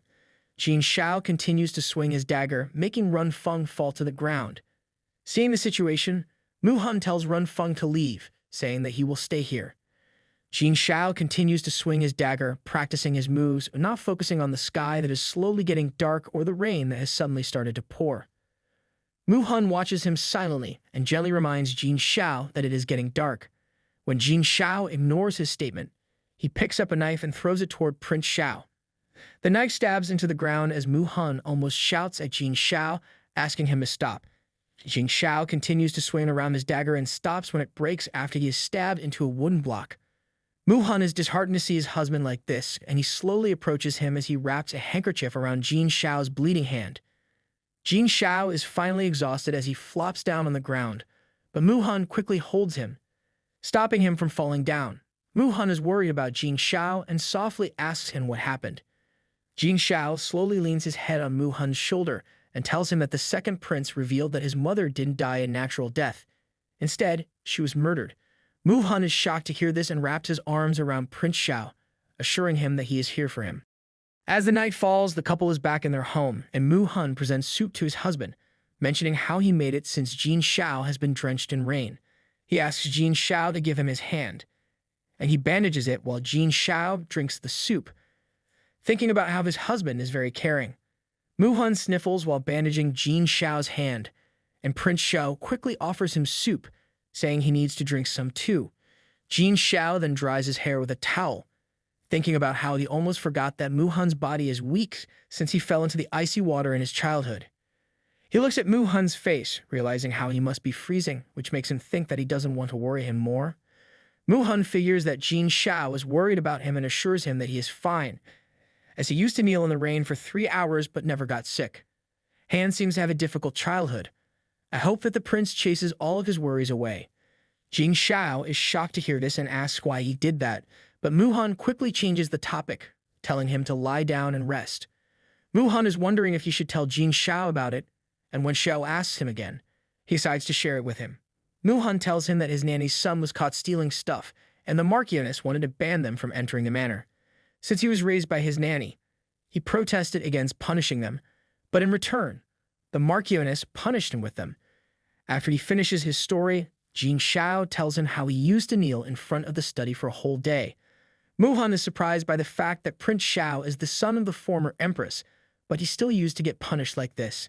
Jin Shao explains that at the time he insisted that he wanted to join the barracks, so his father said if he managed to kneel for 12 hours, he would agree to his request. After his mother, the former empress, died, he and his brother led a hard life, unlike other princes. Mu-hun softly caresses his hair as Jin Shao continues that he wanted to seize military power at that time so he could take revenge against those who bullied him. Jin Shao turns toward Mu-hun and wraps an arm around his waist. He shares with his husband how, when he was a child, his mother would make clothes and pastries for him and never let him suffer. Losing your mother is one of the worst things in the world. Our prince also had to suffer a lot in his childhood. Mu-hun understands how losing his mother would have been difficult for Jin Shao, but he is still strong, and seeing him cry like this is heartbreaking. He presses a kiss on Jin Shao's forehead, assuring him that he is not alone anymore, and keeps patting him softly as they both slowly drift to sleep. That night, Jin Shao dreams about his past, when his mother used to call him Little Dragon. He sees his mother telling him that he is going to have a sibling soon, but she will not love him any less. He vividly remembers maids yelling about how the empress was bleeding heavily during labor. Seeing the scenes from his past, he is extremely restless, but it goes away when he sees Mu-hun in his dreams, telling him not to be afraid as it was all in the past. He is shocked to see Mu-hun there and slowly raises his hand, overlapping his fingers with his husband's. He finally wakes up and is relieved to see Mu-hun sleeping peacefully next to him. Prince Shao sits in bed as he remembers how Mu-hun kissed him yesterday before they fell asleep. Deciding to return the kiss, he slowly leans down and gives his husband a sweet kiss. Mu-hun wakes up in the process and is surprised to receive a sudden morning kiss from Jin Shao. Prince Shao is not happy when Mu-hun calls him His Highness and reminds him to call him by his name. Mu-hun doesn't want to call his name as he finds it weird, and asks Jin Shao if he has any nicknames. Mention of pet names reminds Jin Shao about his mother, and he tells Mu-hun that she used to call him Little Dragon. Mu-hun murmurs that Little Dragonfly sounds cute, and ignoring Jin Shao's attempt to correct him, he announces that he is going to call him Little Dragonfly. He gets up after patting Jin Shao's hair, thinking that it may look silly, but is their thing. Later that day, Unique Duo comes to meet Jin Shao and tells him that he found the truth about Mu-hun falling in the water. Jin Shao is already angry at the mention of it, and he asks Duo who was the culprit behind that incident. Unique Duo explains that Mu-hun and his brother Mu-lin received a mantle each from their grandmother.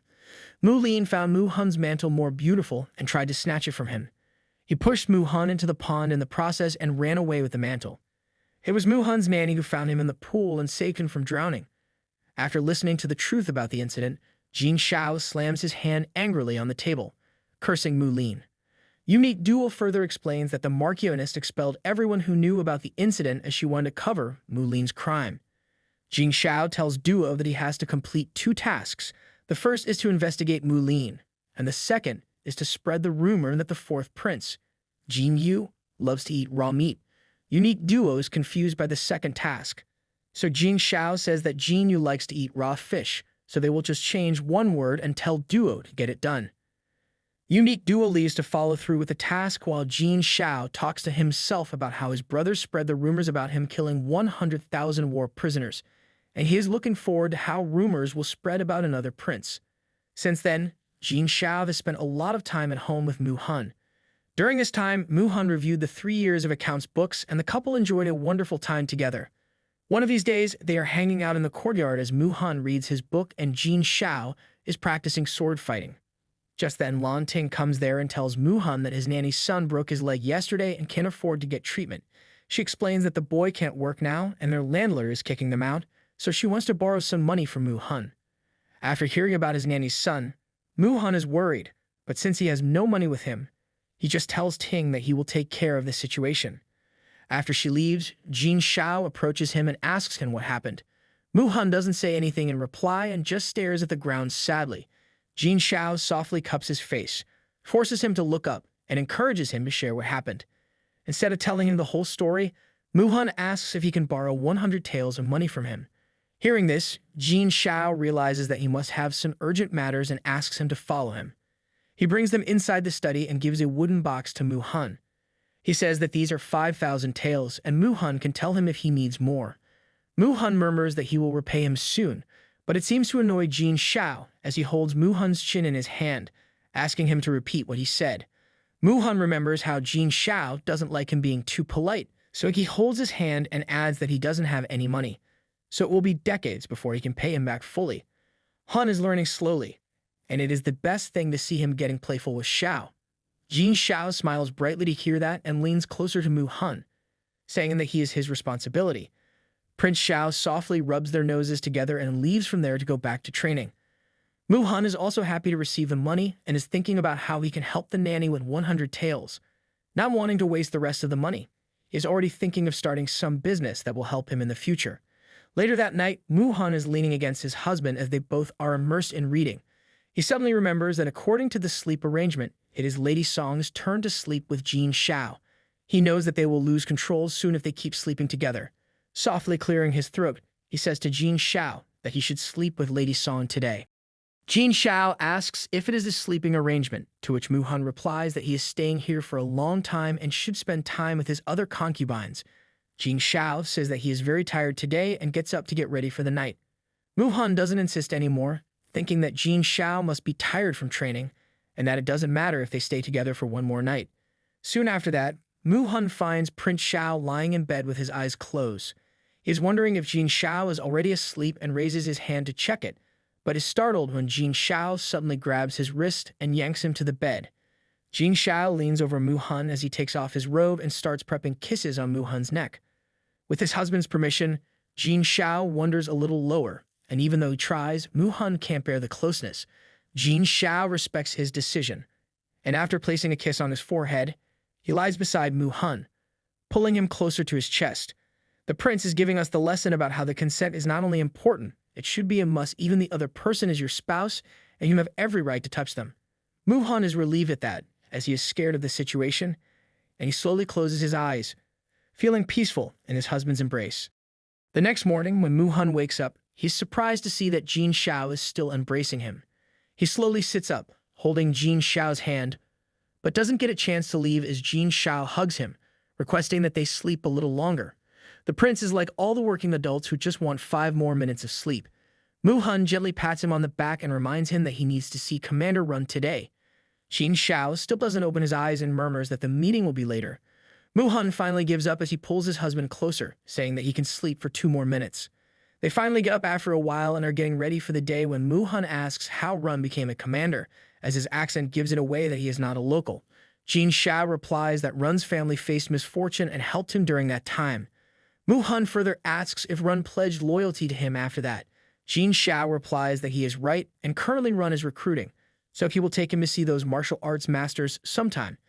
Shao remembers that the war with neighboring countries will start next year, and he wants to be fully prepared for that. He comes out his thoughts as he looks at Mu-hun standing there, looking confused. He hugs his husband gently and says that he can go out for a walk if he is bored, suggesting that he go to Hue restaurant on the main street.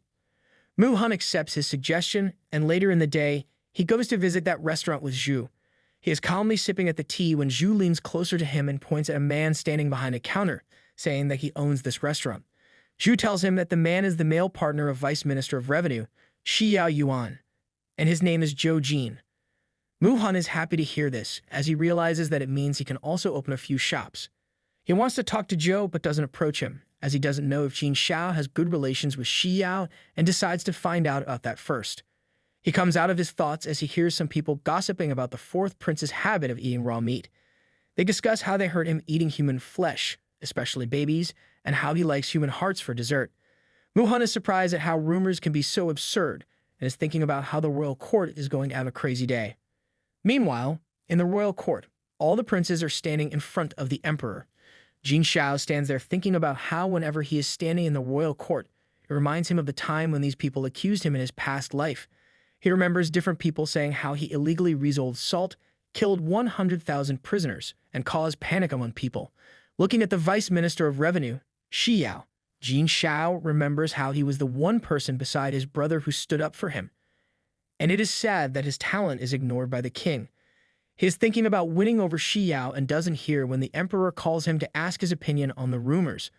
The second prince elbows him in the side, and he finally comes out of his thoughts and replies that he doesn't believe that the rumors are true. The emperor then asks the second prince, Jin Chun, who replies that the rumors are spread due to some weakness and they should clarify them as soon as possible so the reputation of the fourth prince is not stained. Hearing the answers from both brothers, the emperor figures that they didn't discuss this matter among themselves since they have opposite opinions. The fourth prince bows in front of the king as he explains that he received some fresh sashimi as a gift and doesn't expect this kind of rumor to spread about him. The emperor replies that people judge every move of the royal family. The first prince, Jin Rong, turns toward his brother and jokes about how he is jealous as he has never tried fresh sashimi. Ignoring his brother, the fourth prince, Jin Yu clarifies that he just had sashimi twice and had no idea that the situation would be like this. After thinking about it for a moment, the emperor says that the fourth prince will be grounded for a month as a punishment, and then dismisses the court. He then leaves from there as everyone respectfully bows in front of him. After the session, Jin Shao and Jin Chun walk out of the court together. Jin Chun was surprised at the fact that the rumors made the emperor disgusted toward Jin Yu.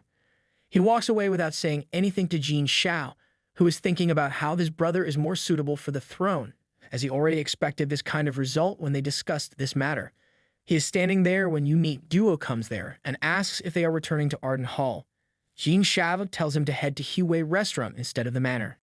Jin Shao reaches the Huey restaurant and finds Lord Shi Yao feeding his male partner.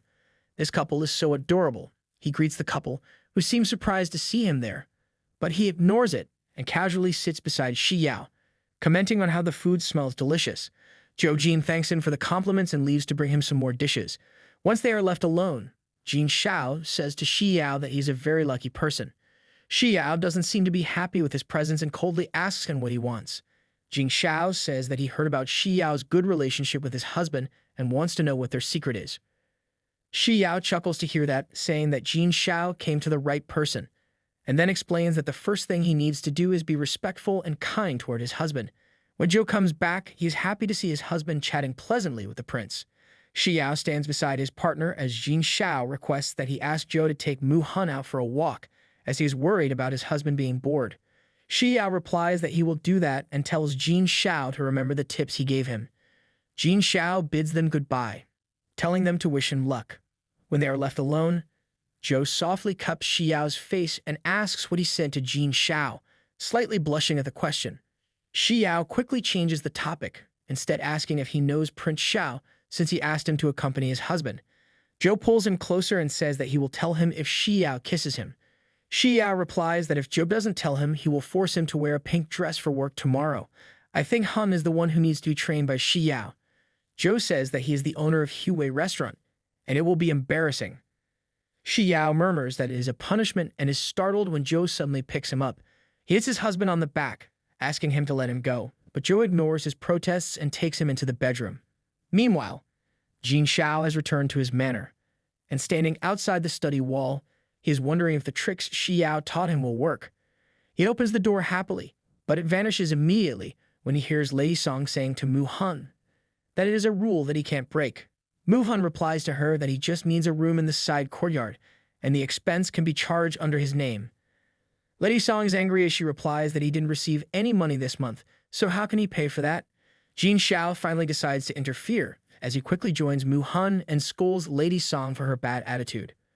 Lady Song says to him that it is her duty to look after Manor's safety. Jing Shao sharply tells her to stay quiet and turns toward Mu Hun, asking him what happened. Mu Hun tells him that he wants to invite his nanny and her son to live in the manor for a while until her son's leg injury is healed. Lady Song interrupts the conversation as she says they don't allow strangers in the manor, and if Mu Hun breaks the rule, everyone will take advantage of it. She is sure that Jing Shao will favor her this time, as it is considered taboo to let strangers live in royal manors. She continues that it is her responsibility to look after the manor, and what will she do if something happens after they move in? Mu Hun is silently listening to her, but Jing Shao is not that calm and slaps Song when she tries to say something else. He angrily tells Lady Song to hand over all her responsibilities to Hun today. She doesn't give in easily and asks him what she did wrong. She continues that Jing Shao was supposed to sleep in her room for 9 days, but he didn't follow the arrangement, which means that Mu Hun can't manage this family. Jing Shao asks her if she is done, and when she stays silent, he tells her that she has been grounded for a month. He doesn't give her time to reply as he tells guards to take her away, saying that Song is not allowed to step a foot out of her manor without his permission.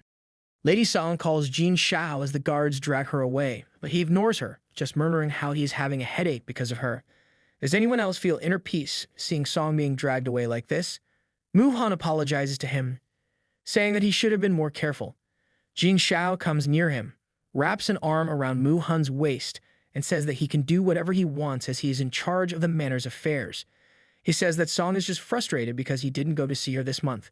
Mu Hun is still reluctant and says that he can let the nanny live in another place. Jing Shao quickly says that they can live here, and if Mu Hun wants them to live here, he should just give notice to his father, saying that Jing Shao gave him permission for that. Mu Hun is happy to get support from his husband, and he leans closer to his chest as he thanks his little dragonfly. He is ecstatic that Jing Shao supports him, as it is important to his status and management in the manor. Jing Shao brushes a hair from his face, saying that he doesn't need to thank him, but if he still wants to do this, he should kiss him. Mu Hun pushes him away, stating that he just said he didn't need a thank you and walks away while Jing Shao just stares at his husband in admiration. Later, Jing Shao goes to visit the Ministry of War, where Lady Song's father and Vice Minister of War, Lord Song, welcome him. Jing Shao tells him not to worry about him, as he just came here to take a look. Prince Shao goes inside, where he picks up a small memorial and starts reading it, as he still has to deal with official duties even though the king has taken back his military power. After reading the memorial, he says that there is a barbarian invasion in the southwest, so they requested troops to surprise them. Lord Song, who is standing beside him, says that this is the latest memorial, and from his point of view, these barbarians are just rogues and the local government is incompetent. Lord Song suggests that it is a good opportunity to contribute if Jing Shao offers to clear the siege. Jing Shao recalls how, in his past life, he left Hun for the mission because Lord Song persuaded him to do so. He knows that Lord Song did that as an insult to Mu Hun and to preserve Song's management position.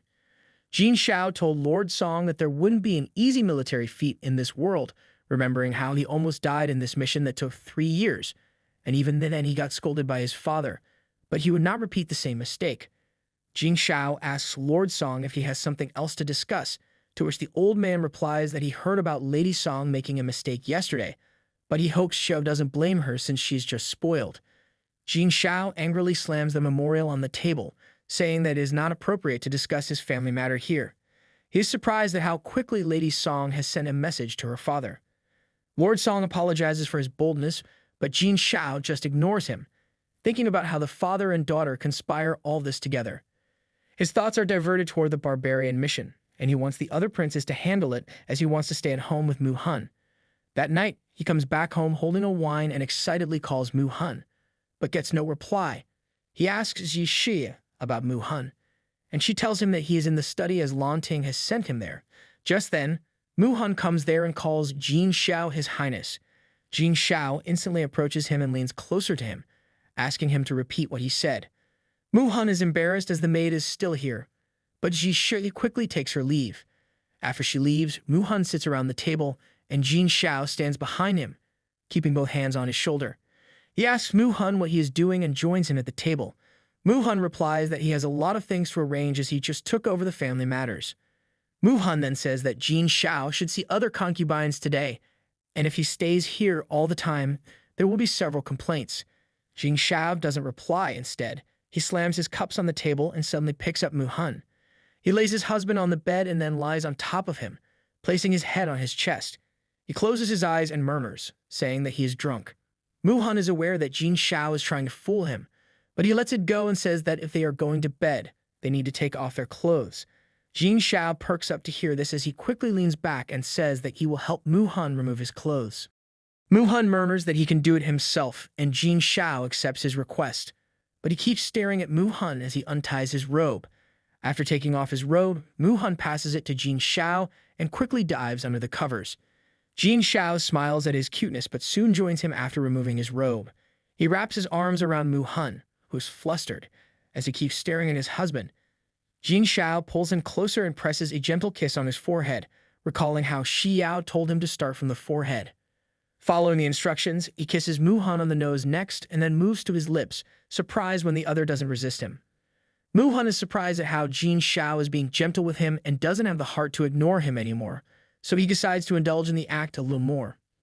Despite his willingness, he jerks away as soon as Jin Shao grabs his waist a little hard as he gets a flashback of their wedding night. He sits up, and Jin Shao follows him.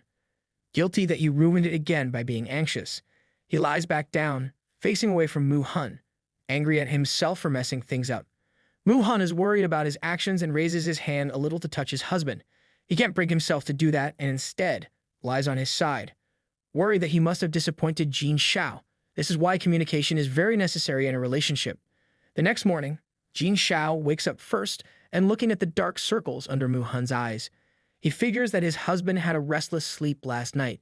Deciding to let him sleep a little longer, he presses a kiss on Mu-hun's cheek and then leaves the bed. After getting ready, he goes out to the courtyard, where his older brother Jin Chun is waiting for him.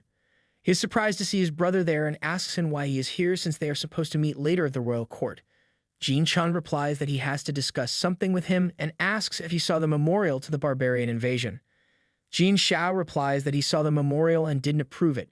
He is shocked when his brother tells him that the Lord has presented the memorial in the royal court and suggests that Jin Shao should lead the troops on this mission.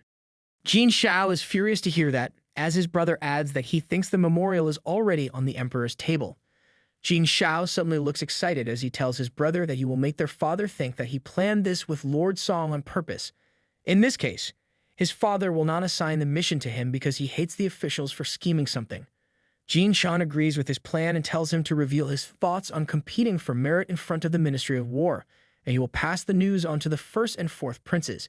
Jin Shao says that it is great, as he is thinking about who will get the mission since other princes will surely compete for it after they get the news. Later, he goes to meet Xiao and happily tells him how the tricks he taught him have worked. Xiao laughs happily as he says that he knew this would work. Zhou spots them laughing and chatting together and is curious about what they are talking about. Judging by Zhou's dress, he is not in any position to ask more questions from his husband. He decides not to ask anything as he is already wearing a pink dress, which is very embarrassing. He is also aware of his situation. Jin Shao says to Xiao that they should go out for a drink, but before they can leave, Run Feng comes there. He says that he has something to report and tells Jin Shao that there is a famous recruit among the art masters he has recruited, and Prince might want to see him. Meanwhile, Mu-hun is working on his studies, but his thoughts keep drifting toward his husband, who was already gone when he woke up and didn't come back for lunch. He comes out of his thoughts when Zhu comes there and tells him that his nanny has moved into the palace with her son, and she is waiting for him outside. Mu-hun tells Zhu to bring the guests inside. When they come inside, the nanny bows respectfully to him, thanking him for letting them stay there. Mu-hun quickly holds her arms as he tells her to stand up. He is surprised when Nanny suddenly asks him if he didn't sleep well last night. She is worried that Prince Shao might be torturing him, but Mu-hun quickly clarifies that this is not the case. He says that it is his fault and shares how he always resists when Jin Shao tries to get closer to him, which disappoints the prince. After hearing this, Nanny says that Prince Shao is a young man, and even if he likes Mu-hun, he can't bear getting rejected repeatedly. She says that there are a lot of people who want to get closer to Jin Shao, and if Mu-hun keeps resisting him, he will fall for someone else sooner or later. I respect Han's nanny, but she is making him more anxious without fully understanding the dynamics of their relationship. Mu-hun is worried about hearing this and keeps thinking about whether Jin Shao is going to find someone else. He's having dinner in his room when Jin Shao comes there and greets him with a kiss. Mu-hun is surprised and asks what it is for, but Jin Shao instead asks what he is thinking about. Without waiting for his reply, Shao asks him if he wants to learn hidden weapons.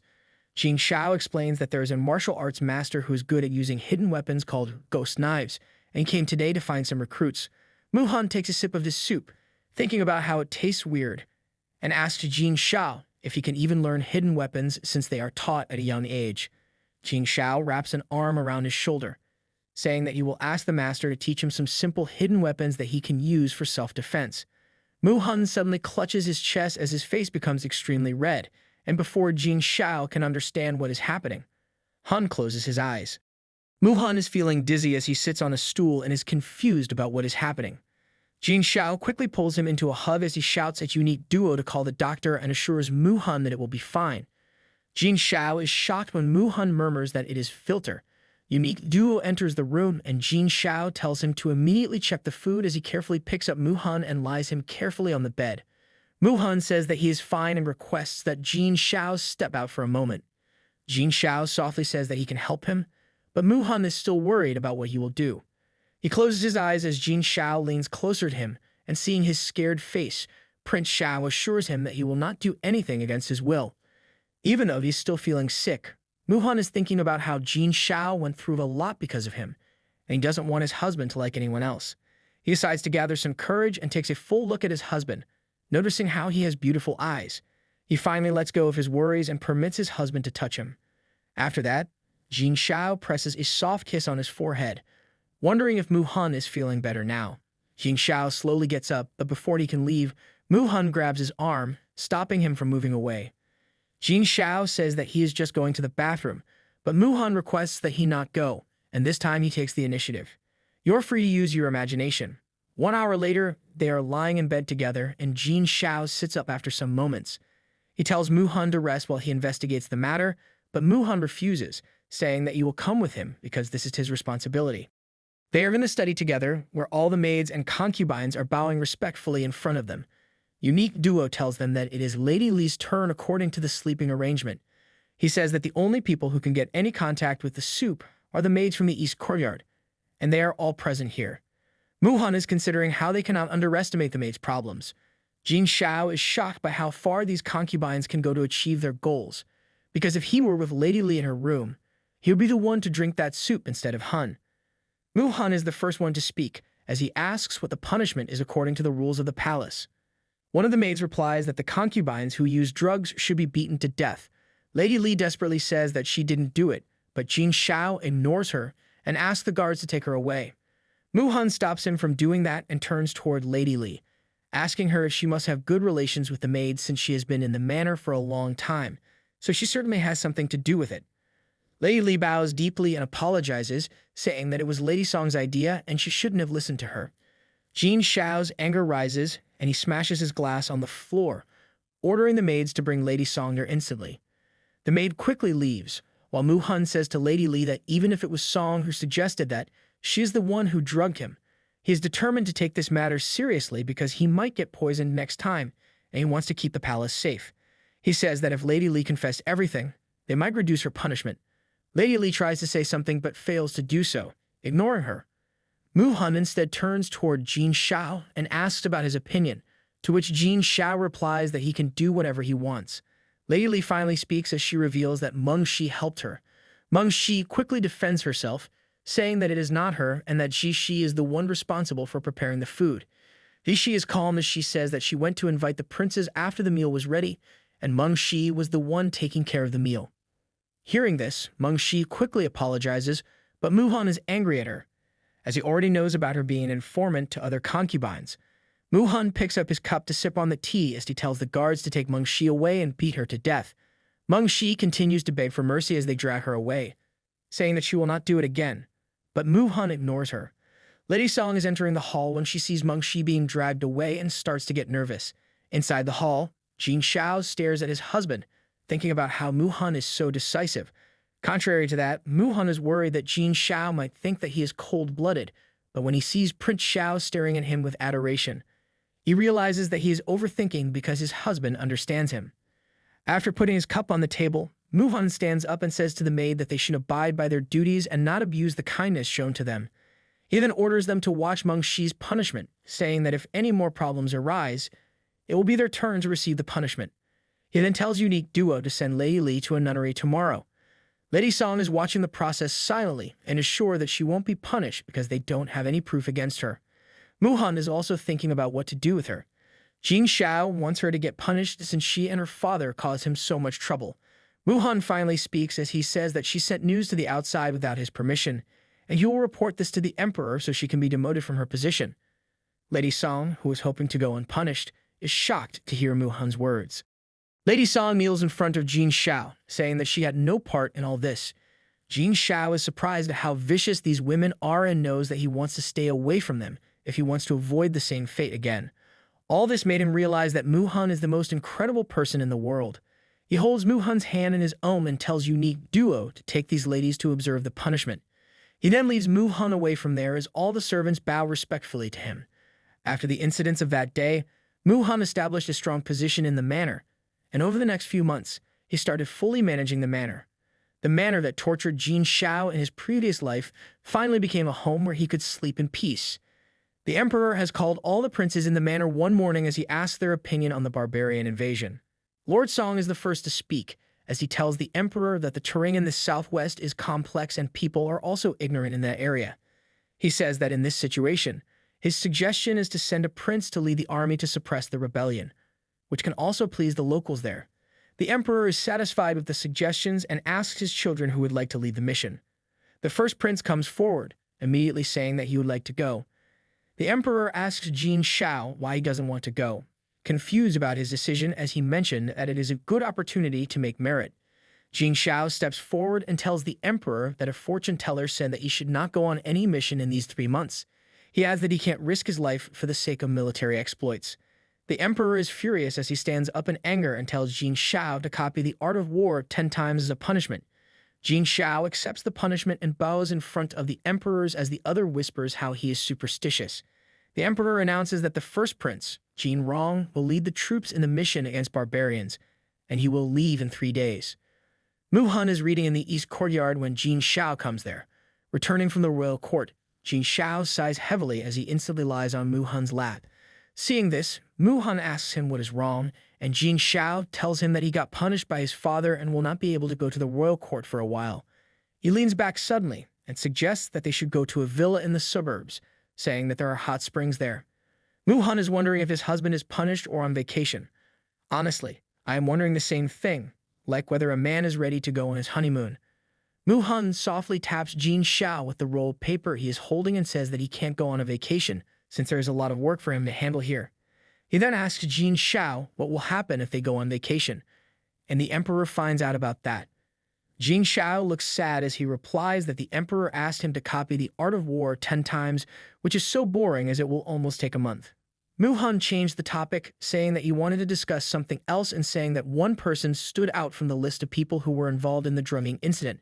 He shows the list to Jing Shao, who is surprised to see Lady Li Yu's name on it.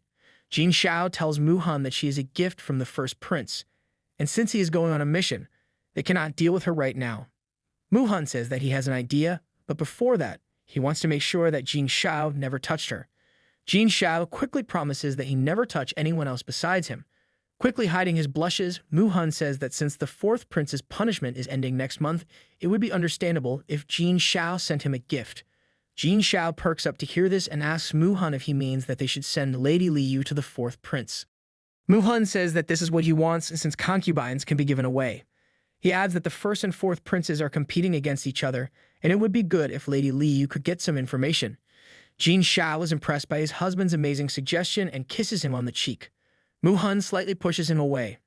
Flustered at receiving too many kisses from his husband, Jing Shao gently holds his hand and says that they will do what Muhan suggests. He adds that they will not punish Lady Li for now, and once the fourth prince is free from his punishment, he will send her to him. After they agree on that, Muhan says that it is time to copy the book, making Jing Shao immediately sad. The prince is me when someone asks me to complete my homework. Later, they sit together in the study, and Jing Shao is barely dragging the pen on the paper. He gives up as he slumps his head on the table, saying that it will take him a year to complete this. Muhan softly caresses his hair, saying that he should take a break. Jing Shao perks up to hear this and cheerfully says that he will practice sword fighting. He leaves there instantly, while Muhan stares at his husband fondly, thinking about how the emperor knew that making Shao sit still for a long time would be the best punishment for him. While Jin Shao is still outside, Mu Han carefully looks at the pages he wrote and starts writing the book. When Jin Shao comes back, he sees the pages and is surprised to see how Mu Han's writing is very similar to his. Mu Han tells him that he used to do homework for his brother, so he learned to copy other people's writing. Jin Shao sits beside him, asking if he can copy any writing, thinking about how it will be useful on the battlefield as they can forge letters in this way. Mu Han replies that he can copy any writing if it is not very weird. Jin Shao comments that Mu Han is a real gem, to which Han says that he wasted so much time and didn't focus on his studies. He shares how his teacher advised him to take the government exam in 3 years, but thinking about that, he realizes how he never got the chance to do that. Jin Shao notices the change in his mood and realizes how Mu Han gets sad. Thinking about old memories, he quickly stands up and holds Mu Han's shoulders, suggesting that they should check the market as it is open today. They go to the market together, and Mu Han is surprised to see how lively it is. Their first stop is at a meatball stall, and Jin Shao offers to feed one to his husband. Mu Han finds it inappropriate, but he doesn't want to refuse his husband and reluctantly swallows a meatball. Jin Shao softly wipes the corner of his mouth, saying how he is so adorable. Suddenly, Jin Shao notices a woman in his peripheral vision, and recognizing her, he starts running toward her. Mu Han is left standing alone in the crowd, baffled at the sudden turn of events. Mu Han is confused about who the woman is and why Jin Shao ran after her like that. He doesn't get a chance to think about it for long as a group of 3 men approaches him, recognizing him as Prince Shao's male partner.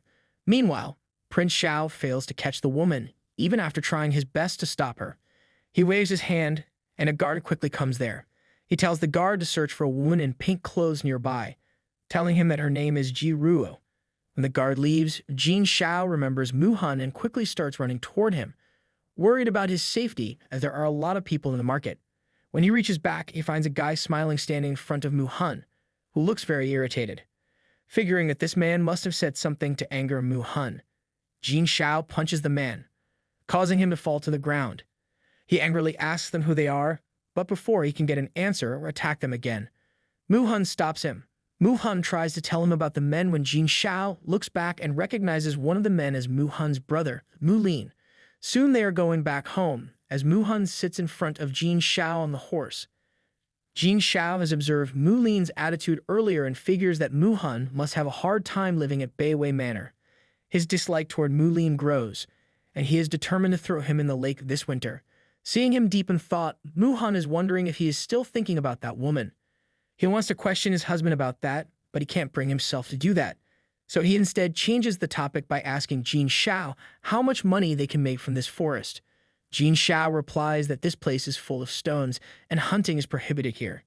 He suddenly stops the horse as he comes to the realization that this place is 300 acres and it is impossible to see the inside, which makes it a perfect place to station troops.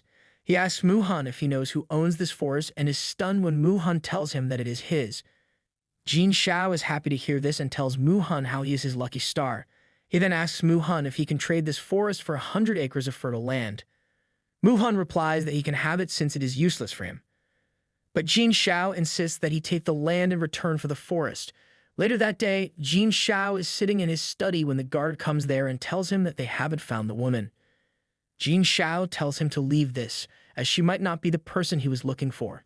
He is still confused since the woman really looks like Ji Ruo, and he wants to find her since she is the key to conquering the neighboring countries. In his previous life, he first met her at the banquet at the 4th Prince's Manor.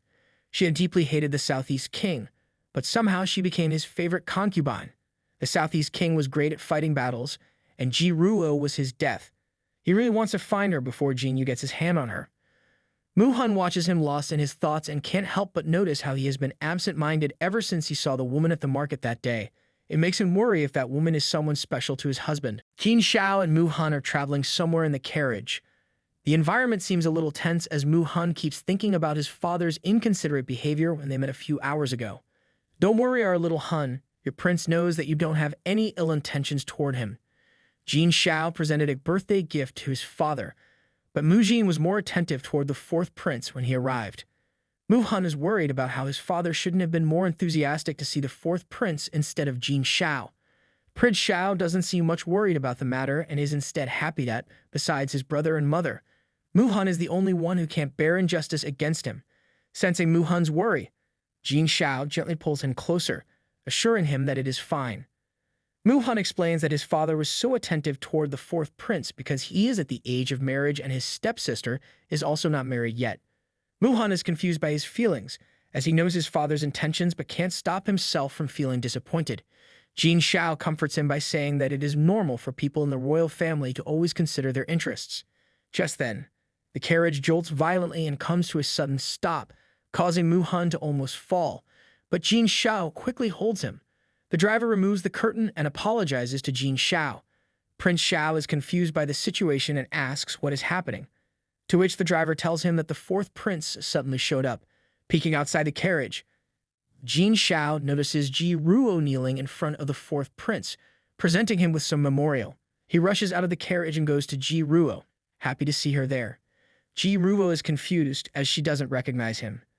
The fourth prince asks Shao if he knows her and tells him that Ji Ruo wants to plead justice. Shao whispers to his brother that he is a danger from the western region and that she is mentally unstable. He further says that he will introduce him to a better woman, and he asks his guards to take Ji Ruo away. Later that day, Mu-hun is working on his studies, and his thoughts keep straying toward how Shao seems to care for that woman a lot. Someone is jealous of his husband's attention being dragged to someone else. He's feeling sad, but he keeps working on his tasks. A while later, Unique Duo comes there and tells him that Shao is waiting for him at the dinner table. Mu-hun refuses, saying that he is not hungry and will meet with Prince Shao later. In the evening, Mu-hun is enjoying himself leisurely in the pond, playing with the petals of cherry blossoms. Hun is so ethereal, standing in front of those pretty pink flowers. He is startled when there is a sudden splashing, and Shao wraps his arms around his waist from behind, asking him what is on his mind. Instead of replying to him, Mu-hun says that he thought Shao was having dinner. Prince Shao says that he is worried about his husband, to which Mu-hun replies that he is fine, even though his face says otherwise. Suddenly grabbing his wrists, Shao turns him around and cups his cheek. He gently says that Mu-hun is upset and asks him what is wrong. Mu-hun is worried that Shao will stay this gentle only toward him in the future. Finally deciding to voice his worries, he asks Shao if he intends to take Ji Ruo as his concubine. Shao finally realizes that Mu-hun is jealous, but instead of verbally answering him, he suddenly kisses Mu-hun. When he finally pulls back, Mu-hun is blushing a deep red and rests his face against Shao's shoulder, who asks him if he got his answer. Mu-hun is flustered by the attention he is getting from his husband, as Shao assures him that he doesn't want to look at anyone else. He then explains about Ji Ruo, telling Mu-hun that she is from a merchant family in the southeast. The king of southeast wanted to take her elder brother as his male partner, so he slaughtered her whole family. At that, her elder brother took his own life, and she is the only survivor of her family. Listening to the story, Mu-hun asks if she came here for help, to which Shao replies that she can help him in the future, so he doesn't want the fourth prince to have her. Once again cupping Mu-hun's cheeks, Shao tells him that he will not take any more concubines. Hun is so sweet, as he doesn't want Shao to look at anyone else, but he is still worried about him. Mu-hun is still not relieved, as he mentions that Shao doesn't have any kids. Shao assures him that it is not important since he hasn't fallen in love with anyone else since he saw Mu-hun. The sweet confession makes Mu-hun tear up as he hugs Shao, telling him that he feels the same. Shao is ecstatic to hear this and suddenly picks up Mu-hun. He puts him against the edge of the pond and shows his love through his actions. Sometime later, Mu-hun goes to Mo Garden, Mao Guo Manor, and is impressed to see such a beautiful place. The male partner of Lord Mao's second son is accompanying him and tells him that Mo Garden holds the monthly meeting of male partners. He assures Mu-hun that he doesn't have to be restrained at this place since the people who come here are all nobles. They stop as Jin comes there and respectfully greets Mu-hun, who returns his greeting. Jin continues the conversation as he says that he heard about Mu-hun being awarded the title of erudite, and says that when they first met, he thought Mu-hun was a genius. After sitting around the table for tea, Mu-hun replies that it is not a big deal since it happened many years ago. I am happy that Hun is finding some friends at this place. One of the male partners mentions the relegation of Lady Song that happened last month and asks Mu-hun how he did that. Mu-hun replies that Prince Shao was the one who did that.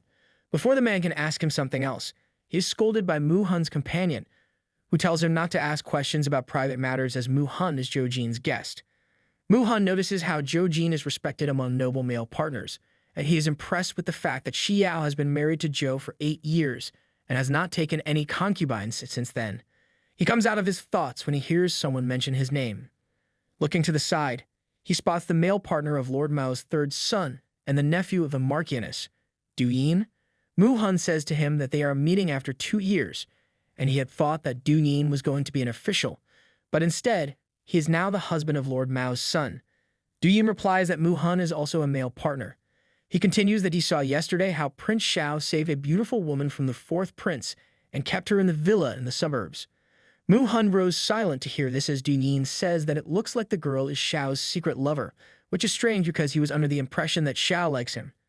Mu Han excuses himself and tries to leave, but Du Yin stops him by grabbing his arm and innocently asking if he put him on the spot. Mu tries and fails to free his arm, but suddenly a hand comes, slapping Du Yin's hand from his arm. They look back and find Jin Shao standing there, who instantly pulls Mu Han towards him, while others bow to him respectfully. Shao is a Prince Charming, who always came to save his husband. Mu Han is surprised by this situation and asks Jin Shao what he is doing. His husband calmly replies that he is taking him home, to which Mu Han says that he can go back himself while thinking about how Jin Shao treats him like a kid. Jin Shao finally tells the male partners to rise and then turns toward Mu Han, who suggests that they get some green plum wine before going home. Jin Shao softly taps his nose as he agrees to offer, addressing him as a little alcoholic. It is so endearing how Shao adores his husband. Still being a good husband, Mu Han says that they can go back. Jin Shao wants to go home, but Jin Shao refuses, enthusiastically saying that he will even buy the wine cellar. Mu Han smiles adoringly at Prince Shao, reminding him that Mei will hit him again with a bamboo stick. They bid goodbye to others and leave holding each other's hands. Du Yin is not happy seeing them this close, as he comments that the rumors are not true since Jin Shao seems to love his husband very much. He mentions how they can't trust rumors, while others just smile, enjoying his miserable state. Later, Jin Shao goes to meet the emperor, who says to him that he read his memorial and asks his opinion about it. Jin Shao replies that the Southeast king slaughtered the Ji family and Ji Ruo came here to seek justice for herself. The emperor coldly says that he doesn't want to interfere in the feast's affairs. Jin Shao argues that even if the Southeast is a separate area, it also comes under their country, and the locals there recognize his father as their emperor. The emperor stares at him for a moment and then suddenly chuckles, saying that Jin Shao made a valid point. Mu Han's presence already starts to make positive changes in Shao's life.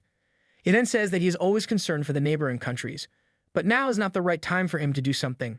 Jin Shao doesn't argue further, thinking about how it looks like his father is already planning to take back the rights of neighboring countries. After he meets with the emperor, Jin Shao goes to meet his brother Jin Chun and tells him about their conversation. Jin Chun asks him if the emperor doesn't find it the right time to pacify the surrounding countries. Jin Shao replies that it is right, but after this, if they know what their father is planning to do, it will benefit them. Prince Shao remembers that in his last life, the emperor wanted to fight with neighboring countries because the Southwest king didn't listen to his instructions. Changing the topic, Jin Chun offers that his wife can look over Ji for Jin Shao, but he refuses, saying that he has other plans for her and that he will discuss them with his husband. Jin Chun is relieved to hear this, as he knows Mu Han is intelligent and reasonable and can cover for Prince Shao's weak points.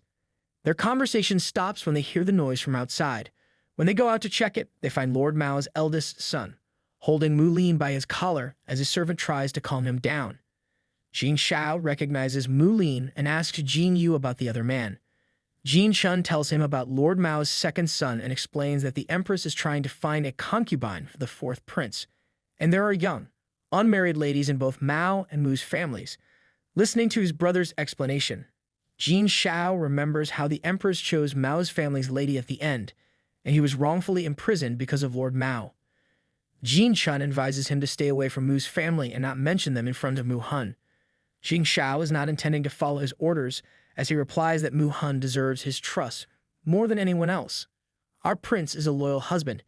Jin Chun smiles to hear that, mentioning how his brother is whipped for his husband.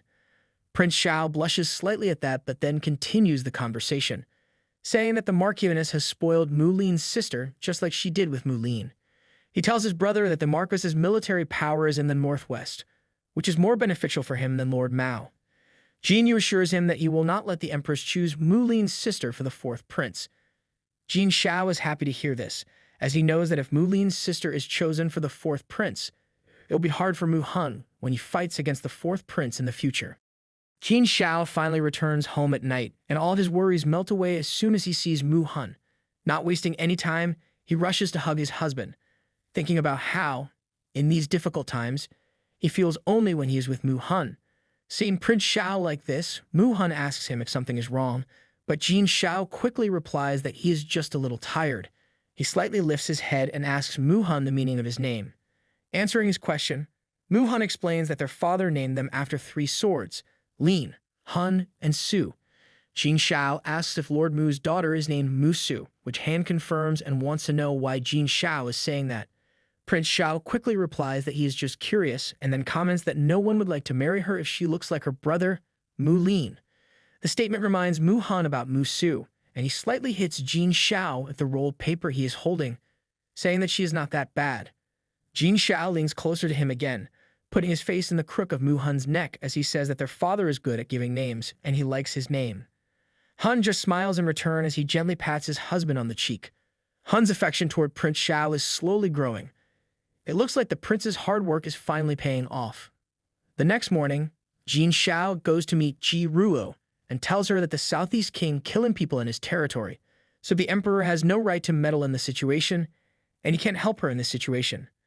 Ji Ruo seems dejected to hear this and quickly says that she is aware that they can't help her get revenge right away, but as long as they help him, she will repay their kindness. Seeing her desperation, Jin Shao says that he will give her 2 options. Number 1 is that she waits for a while, as the Southeast Territory will be taken back with time. The second option is that he will get someone to teach her hidden weapons, and she can take revenge for herself. Without hesitation, Ji Ruo shouts that she will choose the second option. Jin Shao looks at her for a moment and then says that she can learn hidden weapons with ghost knives tomorrow. Ji Ruo bows to thank him, while Jin Shao is impressed by how brave she is. He's coming back from meeting her when he spots Mu Han plucking the flowers. Shao is attracted to Han like a moth to the flame. Quickly moving closer to his husband, Jin Shao asks him how he knows that Ji will choose revenge. Mu Han replies that Ji Ruo has no one left, and since she has nothing else to lose, revenge is her only way out. His statement makes Jin Shao realize that if he doesn't have Han or Jin Yu by his side, he will also be as lonely as Ji Ruo, feeling overwhelmed. He suddenly kisses Mu Han, thinking that Han is the help sent to him by God. In late April, the fourth prince's punishment finally ended, and Jin Shao sent him Lady Liu as a gift. By the end of April, Jin Shao finally returned to the royal court after he finished copying The Art of War. He gained the appreciation of the king after helping him handle political affairs. The royal court looked peaceful at the moment, but bad times were ahead as the partnership of the princes began. Mu Liu Ji-hun visits Beiwei Manor and presents the women with the peers that were bestowed by the emperor, telling them that Prince Shao told him to give the pearls to them. Is Shao trying to please his in-laws by giving them gifts? The women are astonished to receive the beautiful gift and comment on how it is said that pearl powder can be used for beauty. They are envious of the fact that Mu Han is loved by his husband. Mu Han is not focused on their compliments, as he remembers when Jin Shao gave him the pearls. Prince Shao told him that these were all rewarded by his father, and Mu Han could use the brocade to make clothes, while the remaining pearls were for his family. Mu Han smiles at the sweet memory, thinking about how Jin Shao does everything for him. He comes out of his thoughts when the Marchioness says that he needs to be virtuous as a male partner. She scolds him for making Prince Shao give a concubine to the fourth prince and asks if he is planning to get rid of all of Shao's concubines. Mu Han is aware that she is unhappy that Shao gave a concubine to the fourth prince because she thinks that her daughter will have more competitors when she marries the fourth prince. Mu Han is confused by why she is sure that the fourth prince will marry her daughter, but doesn't comment on that. He then tells her that she has nothing to worry about, as he already feels sorry for Lady Liu Ruo, but it was Shao's idea to give her away.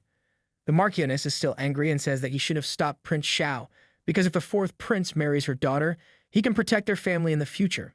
Mu Han calmly says that he hopes her wishes come true, but deciding on a bride for the fourth prince is up to the Empress.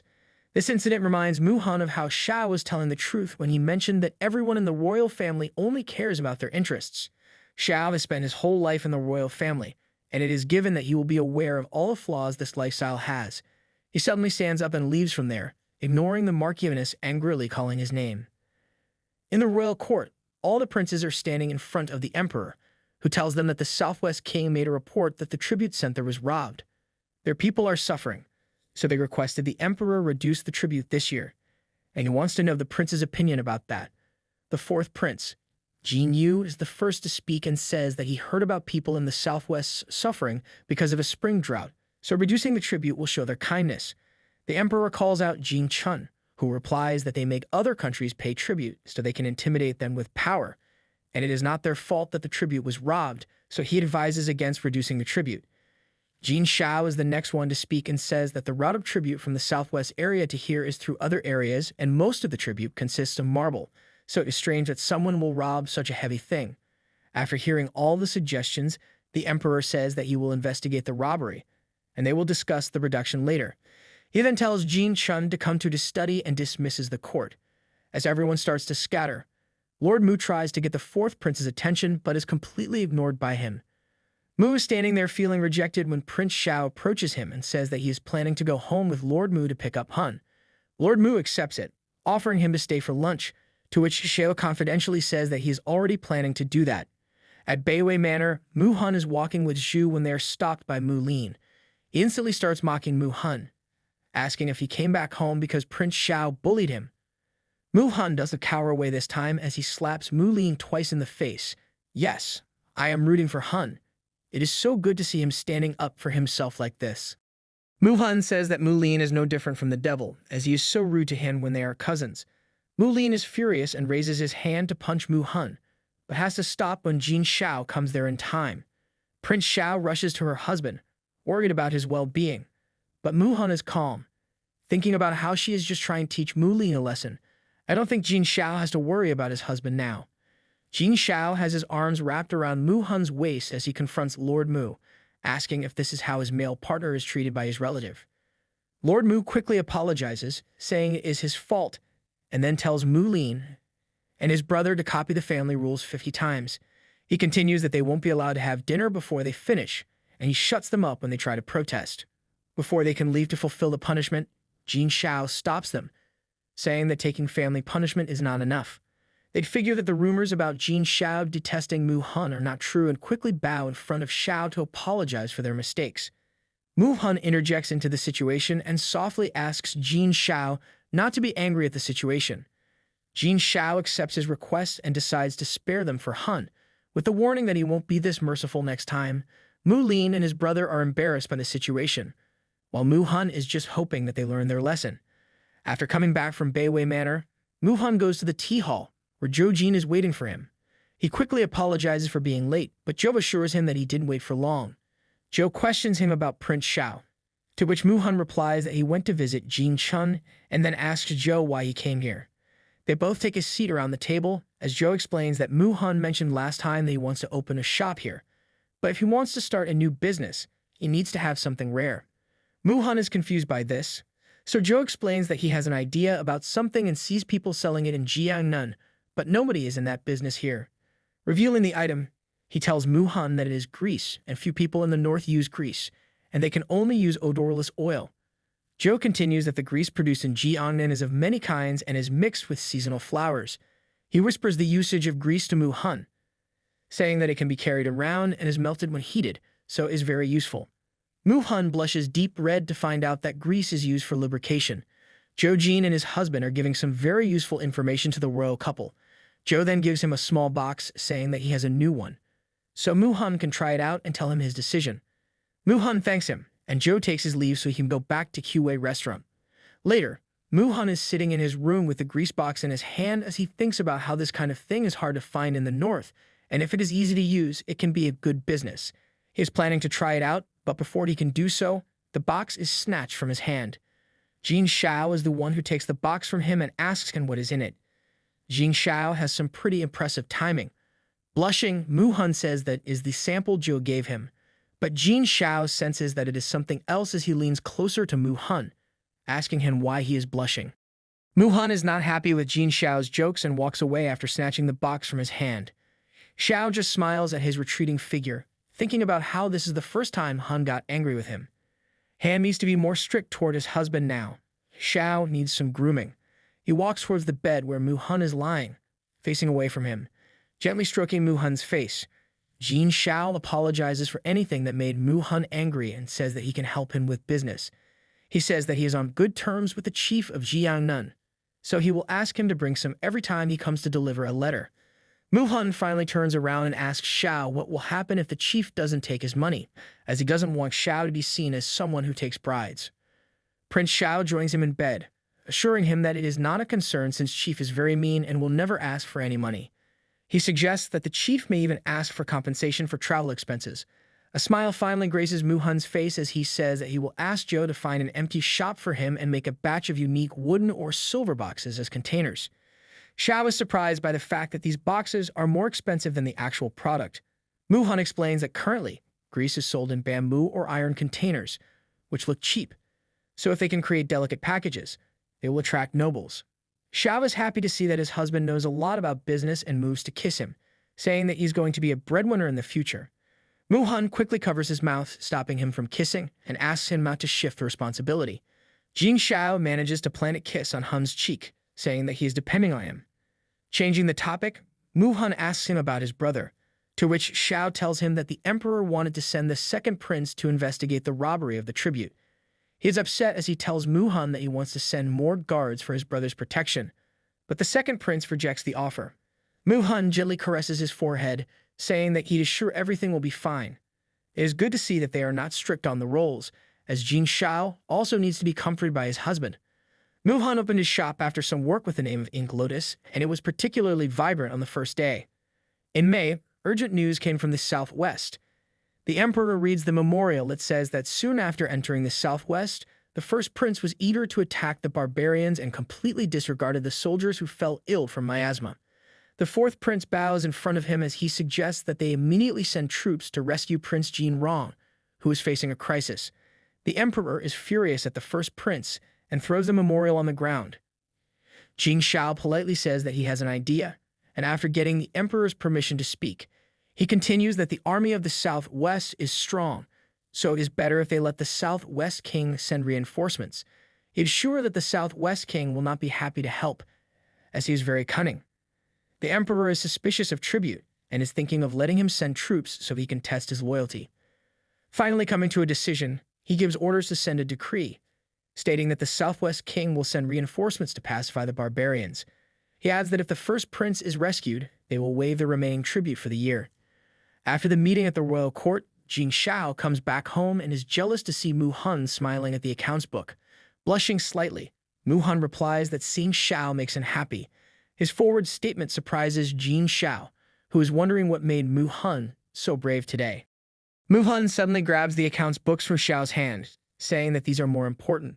Jin Shao slumps forward, lying his head on Mu Hun's chest as his playful mode disappears, and he tells Hun about how the first prince is struggling in the southwest. He further explains how the emperor ordered the southwest king to send reinforcements to test his loyalty, and if he refused, a war would start between the neighboring countries. Mu Hun asks Shao if he will go to fight in the war, to which Shao replies that he has to go as he is the only one who can pacify them. Mu Hun is impressed by his husband's bravery, but finds it unfortunate that he was born in bad times. Feeling sad, Mu Hun murmurs that Shao is a hero, and it is he who holds him back. Jin Shao is shocked to hear the statement, as he remembers how Mu Hun said the same thing in his last life when he was on the verge of dying. Even though he got another chance at life, Shao still doesn't seem to get rid of the ghosts of his past. Shao harshly grabs Hun's shoulder and only comes out of his trance when Hun calls him by his nickname. Mu Hun is confused by what happened but promises never to say such things again when Shao suddenly hugs him and requests that he do so. When he is finally calm, Jin Shao asks Mu Hun if he hurt him. Hun tries to deny it, but Shao removes the robe from his shoulder, finding the bruises caused by his harsh grip. Jin Shao quickly fetches the medicine and gently applies it to the bruises on Hun's shoulder. Feeling flustered at the touch, Hun slowly takes off his robe. Seeing his naked chest makes Jin Shao nervous. He asks if they can lie down together. Remembering the harsh situation from his last life, Jin Shao is feeling very sad and just wants to be with his husband. Mu Hun is nervous at the suggestion because they have never been intimate with each other after the first night. He notices fear in Jin Shao's eyes along with kindness and pity, which helps him make a decision. Hun is sure that he can endure the intimacy again as long as Jin Shao is not this sad anymore. Finally gathering some courage, he agrees to go to bed, and Jin Shao quickly picks him up after pressing a kiss on his cheek. After carefully laying Hun on the bed, Shao takes out a box of grease, saying that it is a gift from a friend and they will try it today. Only one look at Hun's chest, and Shao already seems to have forgotten about any sad memories. Mu-hun is feeling very nervous, but Jin Shao handles him gently, making sure not to hurt him in the process. He holds Mu-hun in his arms after they are done and presses a soft kiss on his hand. He is not sure if he is treating Mu-hun gently only due to the guilt of his past life, but he wants to keep holding him as Hun is the last straw that makes him feel warm. Jin Shao takes him to the pond so they can clean up, while thinking about how Han's emotions touch his heart, and how a lifetime together is worth a century apart. I hope their promises of staying together last a long time and that there are no hurdles in their path. The next morning, Mu-hun is the first one to wake up and immediately feels how sore his back is. Still, in dreamland, Jin Shao tightens his arms around Mu-hun, who says that it is time for them to get up. Jin Shao just grumbles with closed eyes that he doesn't want to visit the royal court today. Gently shaking his husband, Mu-hun tells him to not be moody. Jin Shao finally opens his eyes, and as they both stare at each other, they are reminded of the events of last night. Mu-hun quickly looks away from Jin Shao, who gives him a soft kiss, and then leaves the bed after telling him to rest. Later in the morning, Jin Shao goes to meet Lord Xiao, who instantly comments on Shao's sparkling face. Jin Shao seems ecstatic as he thanks Xiao for the tips he gave him and offers to treat him to a drink tomorrow. I think Xiao deserves more than just a drink for how much benefit he got from Xiao's advice. When Xiao asks him if he got what he wanted, Jin Shao replies that it all happened because of him. Xiao replies to his compliments that he is happy for him, but Xiao needs to be careful about showing these cheerful expressions in front of the emperor. Prince Shao thanks his friend for reminding him since he knows that it would be a disaster to show a happy face in the royal court when the first prince is still in danger. He quickly tries to conceal his face, while Lord Xiao is envious of how obedient Mu-hun it is and wishes that Zhou could also be like him. Holding his sore back, he is already planning to make Zhou wear a pink dress again. The emperor calls Jin Shao in the royal study and inquires about sending 2 bodyguards to protect Jin Chun. Prince Shu replies that he did that because he thought there should be more people to protect the second prince. Shao is not only a good husband, he is also a very caring brother. The emperor says that he will reward them when they come back, as their kung fu is very good. Jin Shao is alarmed to hear this and quickly asks if something happened to his brother.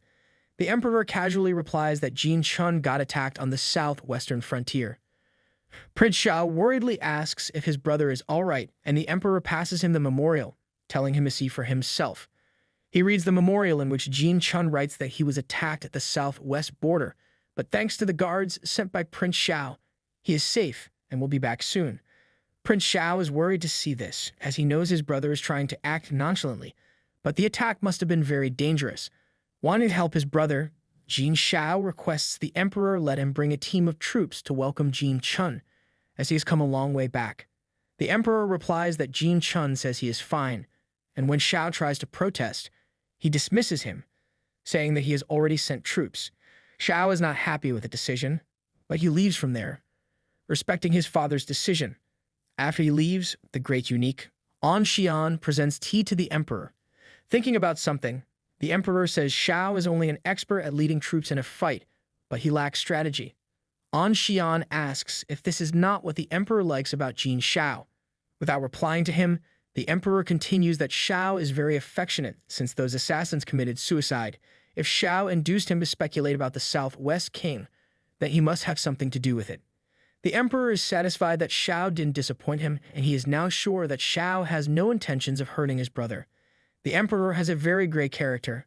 I am not sure if he is positive or negative. When Jin Shao is coming back, Unique Duo approaches him, looking very tired. Jin Shao inquires about it, to which Duo replies that Mu-hun stayed in bed all morning and got a headache after looking at the accounts for 2 hours. Jin Shao tells him to get some rest, as he will check on Mu-hun. He comes back to his room and finds Mu-hun sleeping with his chest exposed. Worried that his husband will catch a cold, Jin Shao quickly covers him.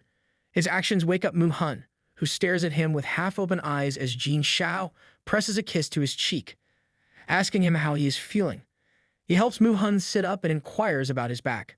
Mu-hun leans his head against Shao's shoulder and replies that he is still sore. Jin Shao is worried that he must have been too rough with Mu-hun and offers to give him a massage. They are still sitting there when Shao tells Mu Han about his brother getting attacked in the southwest and asks if he thinks it has anything to do with the king of the southwest. Mu Han replies that he believes this is not the case since the southwest king only wants to get relaxation in the tribute and doesn't want to participate in the war, so he has no reason to do such a thing. This makes Shao wonder if there was a prince who participated in the attack, but he suddenly realizes that it was a test from his father. Shao is thinking about how clever his father is when Mu Han tells him not to worry, as he is sure the king will not be suspicious of him. Shao presses a kiss on Mu Han's cheek as they both stare at each other lovingly. Prince Shao is thinking about how, after being born into a royal family, he should know that trust is a very valuable thing, and after the events of his past life, he has already witnessed it.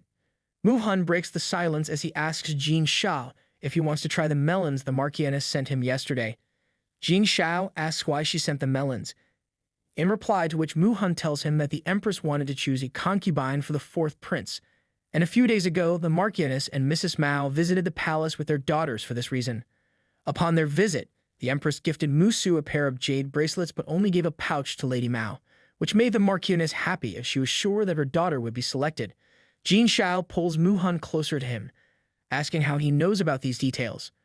Mu Han tells his husband that he has an aunt who is fond of gossiping, and at this point, the whole city might know about this, as he even heard about people congratulating the Marchioness.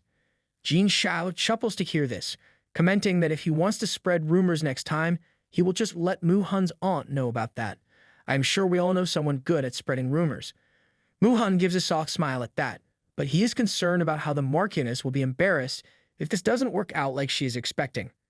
He comes out of his thoughts when Shao suddenly picks him up, telling him to not think about her and instead have some melons with him. Feeling nervous, Mu Han asks Shao to put him down as he is worried about people laughing at them, but Shao dismisses his concern, saying that he is not well and the people don't matter. The Marchioness' worries started to grow when, a few days later, Lady Mao entered the palace again. She is very furious at Lord Mu's sister, who spread the rumors, but the lady replies that there was no way for her to know that the pouch contained a note with the decision. The Marchioness shouts that she told her not to talk about it much, but she spreads the rumors everywhere, and now everyone is making fun of her. The lady coldly replies that it is not her fault if Musu is not as good as Lady Mao's daughter. The Marchioness wants to yell at her but stops herself while thinking about how Mu Han must be laughing at her, as she even sent him melons. Gradually, Mu Han handed over the house to the management of Duo Yu, while he spent most of his time with his husband. Their closeness makes Duo Yu uncomfortable as he can't find a time when he can talk to Mu Han alone. And with that, he has to deal with a lot of work. One of these mornings, Shao is ready to welcome his brother, who is returning home. Mu Han asks him to go after breakfast, as Chun will not be back so early. Shao easily agrees to his husband's request. Mu Han then tells him that his father asked to meet with him, so he is going to Beiwei Manor today. He continues to say that he was supposed to go yesterday, but it didn't happen. Shao playfully asks him why that is, but Mu Han just glares at him, blaming him for stopping him from going home. Sensing his glares, Shao quickly apologizes and then pulls Mu Han closer, asking him how he wants to punish him. Shao is getting braver with each passing day. Taking advantage of Mu Han's nervousness, Shao starts to touch him intimately. Mu Han squirms at his place and asks Shao to let him go, but when the prince doesn't listen to him, he says that tonight they can do that. Shao quickly retreats hand after hand and pulls Han closer to him, asking how many times he wants to do that. Mu Han is surprised at his boldness and replies that they will not do it even once. Shao is shocked at his sudden change of statement and calls him, but Mu Han walks out, ignoring his calls. Mu Han goes to his house later and meets with his father, asking him if he is in any kind of trouble. Lord Mu asks if he heard about anything, to which Mu Han calmly replies that it must be hard for his father to call him here. Lord Mu says that Mu Han is a smart kid and this time he calls him because of his benefits. Sitting at the table opposite his father, Mu Han says that he thought that Lord Mu had already made up his mind when he married him to Shao, and he couldn't choose both sides in a battle. Lord Mu agrees to his opinion without protesting while thinking about how he now understands this, as he knows that the queen chose Lord Mao's daughter as the fourth prince's concubine because she wants Mao on the fourth prince's side. He figures that the queen had already given up on him when she asked Mu Han to marry Prince Shao. Coming out of his thoughts, Lord Mu tells Han that he is planning to promote his mother's position next month, as Lady Song's father is a vice minister of war, and Han should have a higher origin. Mu Han is surprised to hear that his father is willing to consider this for him, even though it is a means of expressing his position, and he thanks him sincerely. Meanwhile, Jin Shao is sitting against a tree with his horse nearby as he waits for his brother to return. After a long wait, he finally spots a carriage coming toward the area and quickly goes there on his horse. The guards are suspicious of him at first, but when they recognize him as the prince, they quickly pay him their respect. Jin Shao is anxious as he asks them why they came back so late. One of the guards replies that Jin Chun got hurt and they couldn't move any faster. Jin Shao rushes toward his brother, who scolds him for coming here when he tells him not to do that. Jin Shao worriedly asks his brother what happened to him as he looks at his body covered in bandages. With a soft smile, Jin Chun messes his hair as he tells him that the wound is long but not very deep. Jin Shao is surprised by his brother's actions, as it is the first time Jin Chun has been this close to him.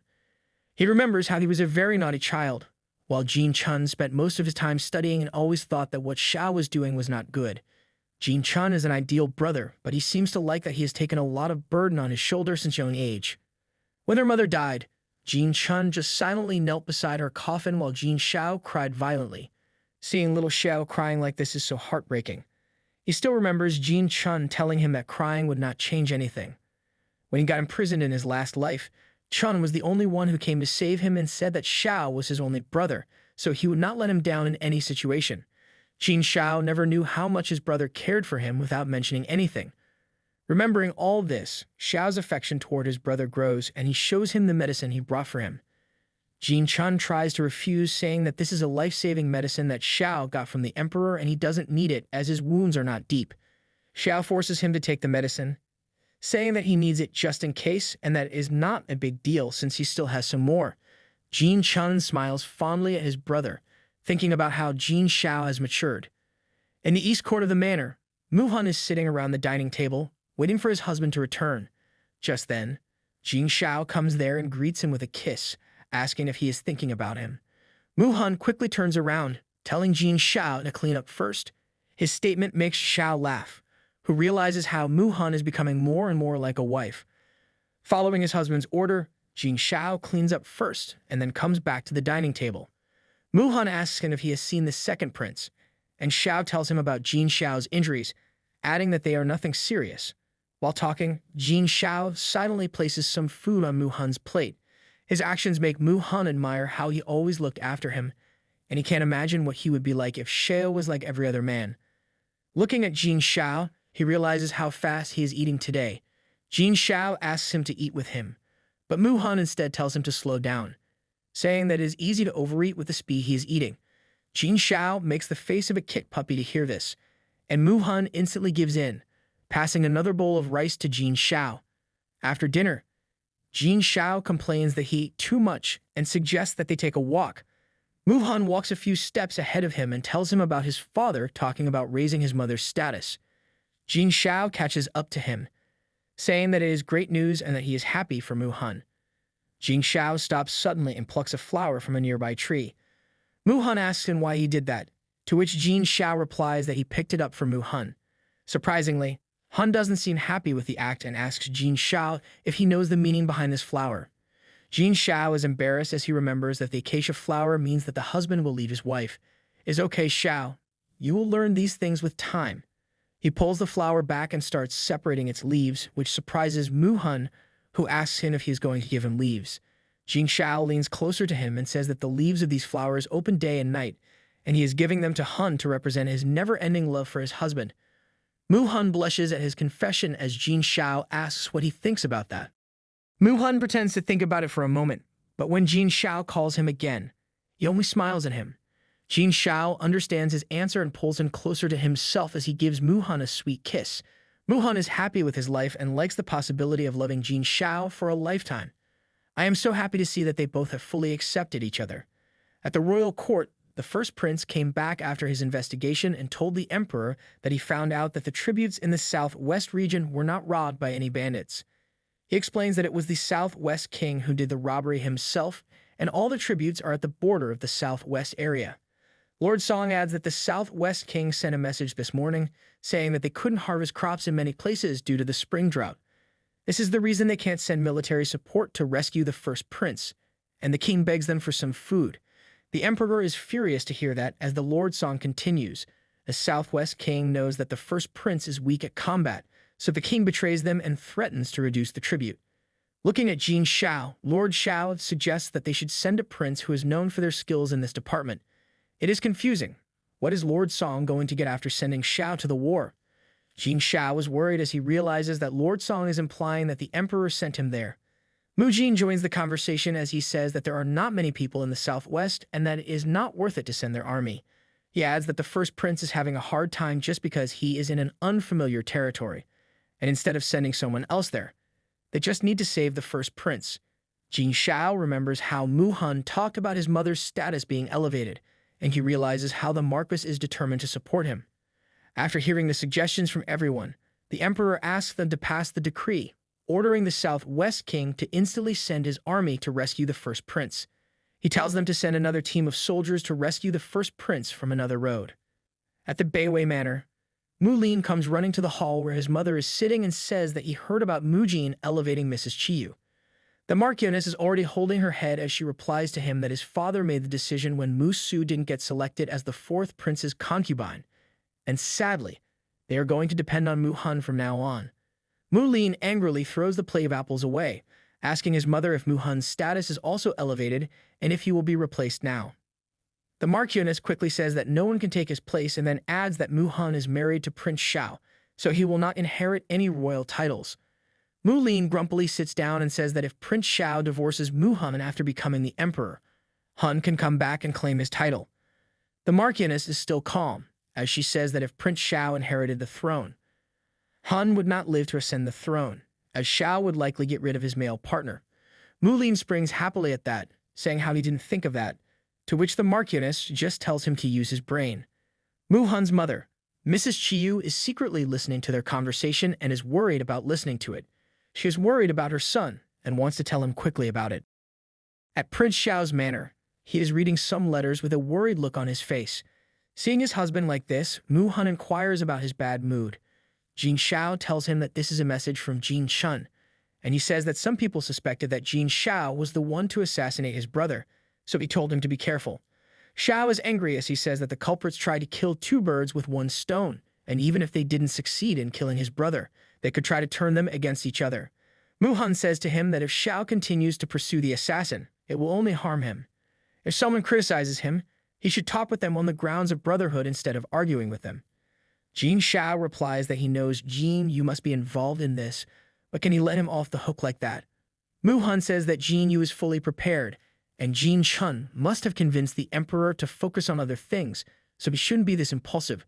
Shao suddenly hugs Hun, saying that he doesn't want to visit the royal court today. Shao is like a kid who throws a tantrum every day he has to go to school. Hun softly caresses his husband's face, saying that dodging things will not work. Shao lifts his head from Hun's shoulder and says that he still has some time left, so they should do something that will motivate him to go to the royal court. Hun presses a kiss on Shao's cheek and then moves to walk away, considering it enough. Shao is dazed for a moment at the fact that Hun kisses him first, but he quickly pulls Hun back and kisses him hard on the lips. When he tries to take things further, Hun stops him, saying that they did it yesterday.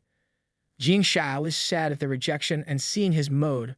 Hun quickly offers to pick him up later so they can have lunch together at Huey restaurant.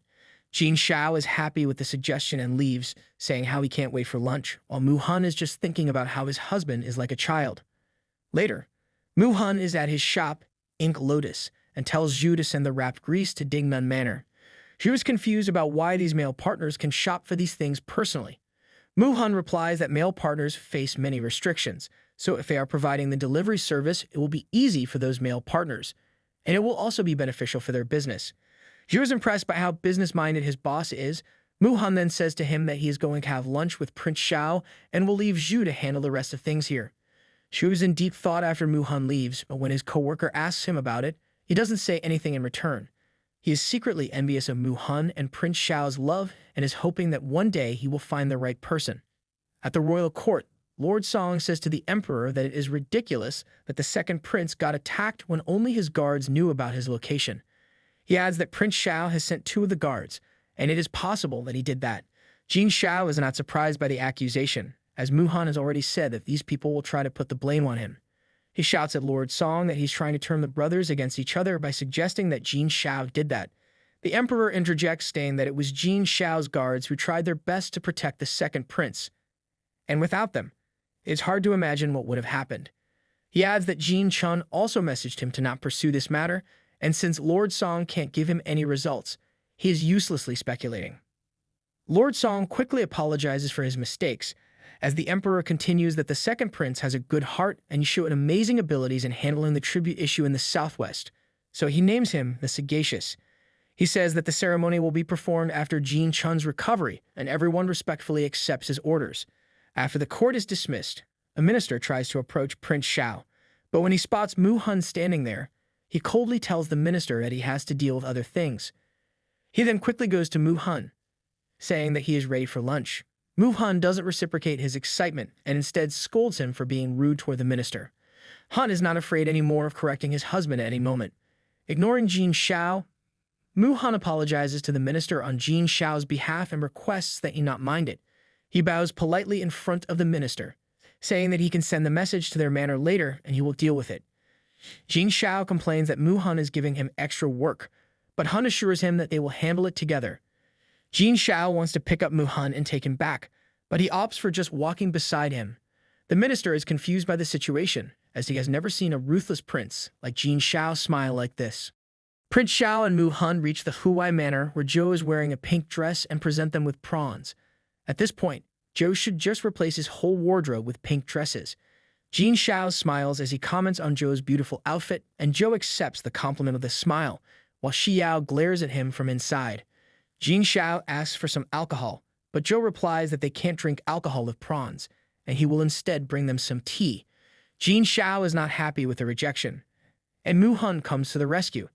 He suggests that they can ask someone to bring some plum wine from Miss May, as it is not too strong and will sell here. Zhou is happy with the idea and says that he will go there later. Mu Han is sure that introducing May to this will boost her business, and it is good since Shao cares about her a lot. Seeing him deep in thought, Jin Shao asks him what he is thinking about, playfully addressing him as a businessman.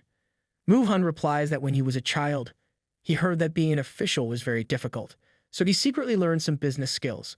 Listening to this, Jin Shao thinks about how it is normal for the sons of lords to learn martial arts, but Han can't practice it because he is the son of a concubine, and he must have a hard time growing up.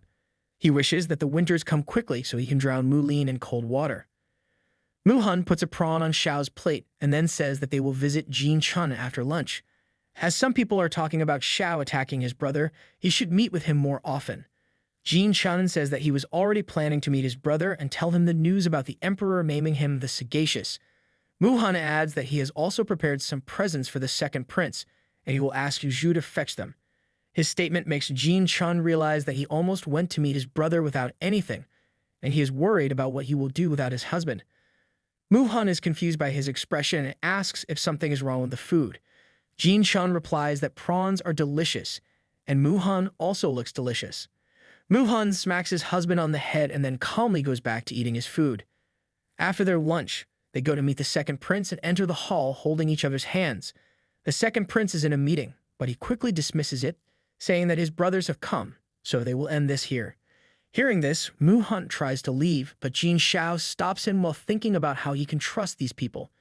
Jin Chun tells them to take a seat as he mentions how Prince Shao was good in the royal court. When they are sitting together around the table, Jin Chun says that the emperor is already angry with the Southwest king, and a war will definitely start, but they can't say anything about it yet. He shows them some pages, saying that you will find someone to mention it and will also write an article for the emperor as well. The second prince says that this is a plan to break through neighboring countries without military force and asks Shao to take a look at it. Jin Shao asks if this is going to work as he passes the page toward Mu Han. After looking through the article, Mu Han says that this is going to work if the neighboring country has a weak force. The second prince asks Jin Shao if he is going to fight if the war starts. Jin Shao enthusiastically replies that he is going to go because it is a good chance to get military power back. The second prince agrees with his statement, saying that the military is the most important thing. Mu-hun is sadly hearing the conversation, as he is thinking about how he will not be able to see Shao for many years if the war starts. The next day, they receive news about the first prince being rescued and temporarily in the southwest to recover. Jin Shun proposed to fight against the neighboring countries, and the emperor thought that it was feasible, and the ministers also agreed with him. Lord Mu promoted Mrs. Chiyu's position, and Mu-hun is invited to the ceremony with his husband. When Mu-hun reaches Beiwei's manor, he rushes to meet his mother, who is happy to see him and mentions how she never thought this day would come. He wipes the tears from his mother's eyes and asks why she called him here after writing a letter a few days ago. She leads him to sit together and says that there is something she wants to tell him. Mrs. Chiyu continues that although everyone thinks that Prince Shao will not inherit the throne, the future can be different, and she is worried about how he will treat Mu-hun after that. I understand that Chiyu is just trying to warn her son, but her concerns might create problems in Hun's life. Mu-hun replies that she doesn't have to worry since Prince Shao doesn't want that position. Mrs. Chiyu says that no one doesn't want that position, and Jin Shao also needs heirs to inherit the title. She mentions how Jin Shao may go to war one day. Mu-hun starts to get worried about her concerns, as he knows that Prince Shao wants to regain military power and that it will take at least 5 years for the war to end. Mrs. Chiyu says that she knows Mu-hun has his own opinion, but she wants him to plan for herself. Mu-hun is not fully in agreement with her, but he assures her that he will think about it. In June, the emperor sent the envoy, Fan Jia, to the southwest area and announced that the area would be under the jurisdiction of the emperor, but the southwest king refused to accept that. In July, the southwest king eliminated Fan Jia and made himself the emperor, and Jin Shao's father decided to send the military to conquer the southwest country. Jin Shao is working hard, preparing for the war, when Mu-hun tells him and asks him to take a break. He offers Shao a melon, saying that he must be thirsty. Jin Shao happily eats the melon presented to him by his husband and keeps praising him. Mu-hun stops him from complimenting him. So Jin Shao changes the topic and says that he thinks his father sent Fan Jia to the southwest on purpose. Mu-hun is confused about why this happened, to which Jin Shao replies that Fan Jia was too straightforward and the emperor was tired of him, so he took the chance to get rid of him. Listening to that, Mu-hun says that it also gave Fan Jia a good reputation for sacrificing his life for the country. Jin Shao lies in Mu-hun's lap as he says that Fan Jia was a loyal martyr. Mu-hun softly caresses Jin Shao's face as he asks him why the emperor kept him after the meeting today. This causes Jin Shao's mood to dampen as he says that the emperor found him another concubine, and it is also the empress's idea because she wants him to marry Yang Chang's daughter. Mu-hun is surprised as he asks Jin Shao what he answered. The prince replies that he told the emperor that he was only attracted to men. Mu-hun is worried that Jin Shao has angered the emperor, but Shao just complains that he doesn't want other women. Mu-hun is worried that Shao will be sent to fight after that, but it is difficult for him to not worry about his husband. He is wondering if he is the only one who doesn't want to get separated from the prince. Just then, Unique Duo comes there and tells them that someone sent from the royal palace has come to meet them. Jin Shao quickly sits up as he asks Duo who is the one who came. Unique Duo tells them that it is Duo Lu from the Empress's palace, and Her Majesty wants to see Mr. Mu. Jin Shao is worried to hear this, as he is sure that when the Empress comes, it can't be good news. Even though confused by the sudden message from the Empress, Mu-hun guesses that she must have called him because Jin Shao refused to add another woman to his harem. Since the Empress couldn't punish Shao for his choice, she wanted to convict Mu-hun instead. After thinking about it, Mu-hun agrees to meet the Empress.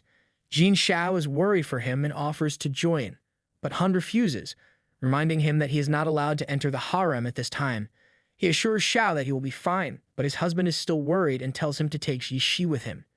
Jin Shao tells him that he will stay at the South Study, and if something bad happens, Hun should ask Ji to inform him immediately. Mu-hun replies that he understands the instructions and leaves from there. He reaches the mansion and bows respectfully in front of the Empress. She tells him to take a seat, and as soon as he sits down, she asks if he knows about Prince Shao rejecting a concubine offered by the Emperor.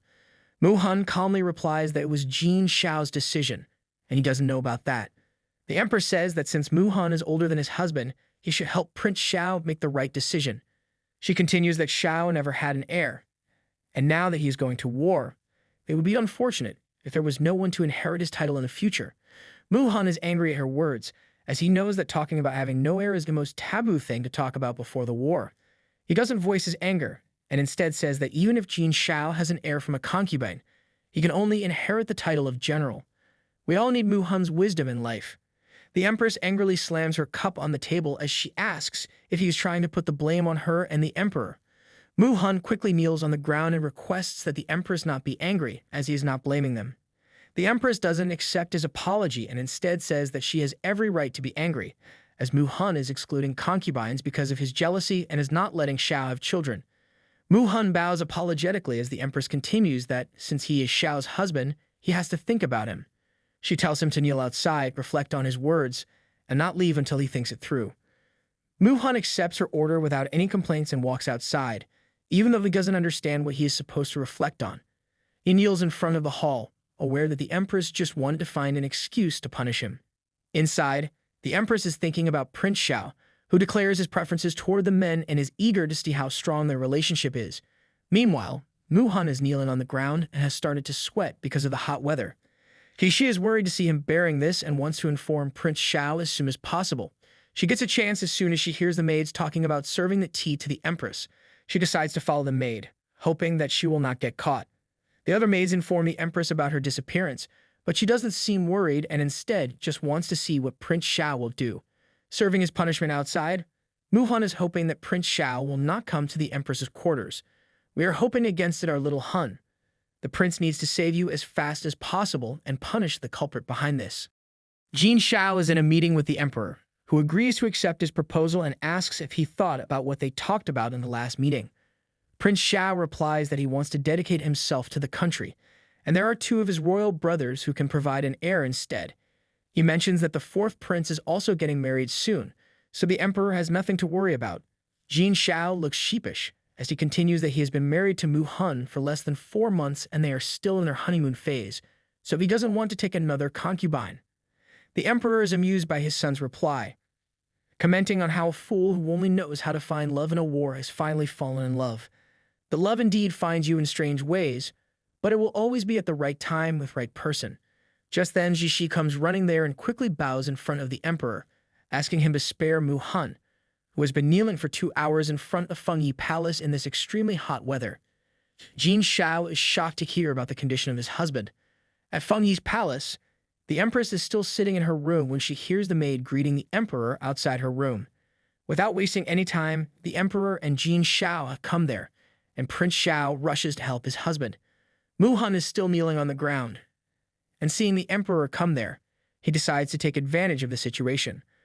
Han is not that oblivious. I am so proud that he is learning to live in a royal family. It will be a great help to Prince Shao.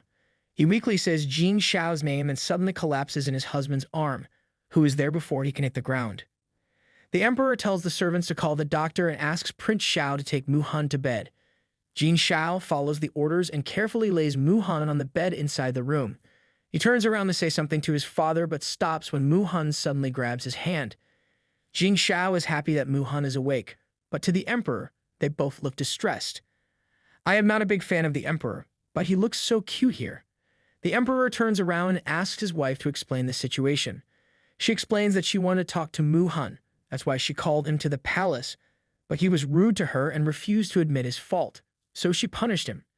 She looks embarrassed as she adds that she didn't expect Han to be this weak. The Emperor is angry at her answer since Shao is about to go to war and she's mistreating Han and creating problems at this time. Meanwhile, Shao is just worried about his husband and asks him if he is fine, but Han signals him not to say anything. Prince Shao is a little naive in other matters, but he is so quick to understand his husband's signals. The doctor finally comes there, and the Emperor tells him to quickly take a look at Han. The doctor follows the order, and after examining Han, he tells the Emperor that Han fainted due to heat exhaustion and poor blood circulation. He continues that Han should be fine as he is awake now, but it looks like his veins are weaker than average and his body is also very weak.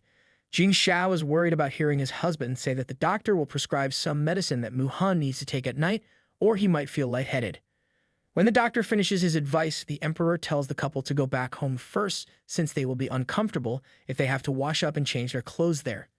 Shao tries to protest, but Han cuts him off as he slowly sits up and thanks the Emperor for his concern. Before they can leave, The emperor says to Shao that he will accept his proposal and will also give a good explanation about this incident. Shao thanks his father and finally leaves from there with Mu Hun in his arms. After Shao leaves with his husband, the emperor turns to the empress and says that she should have handled today's situation in a better way.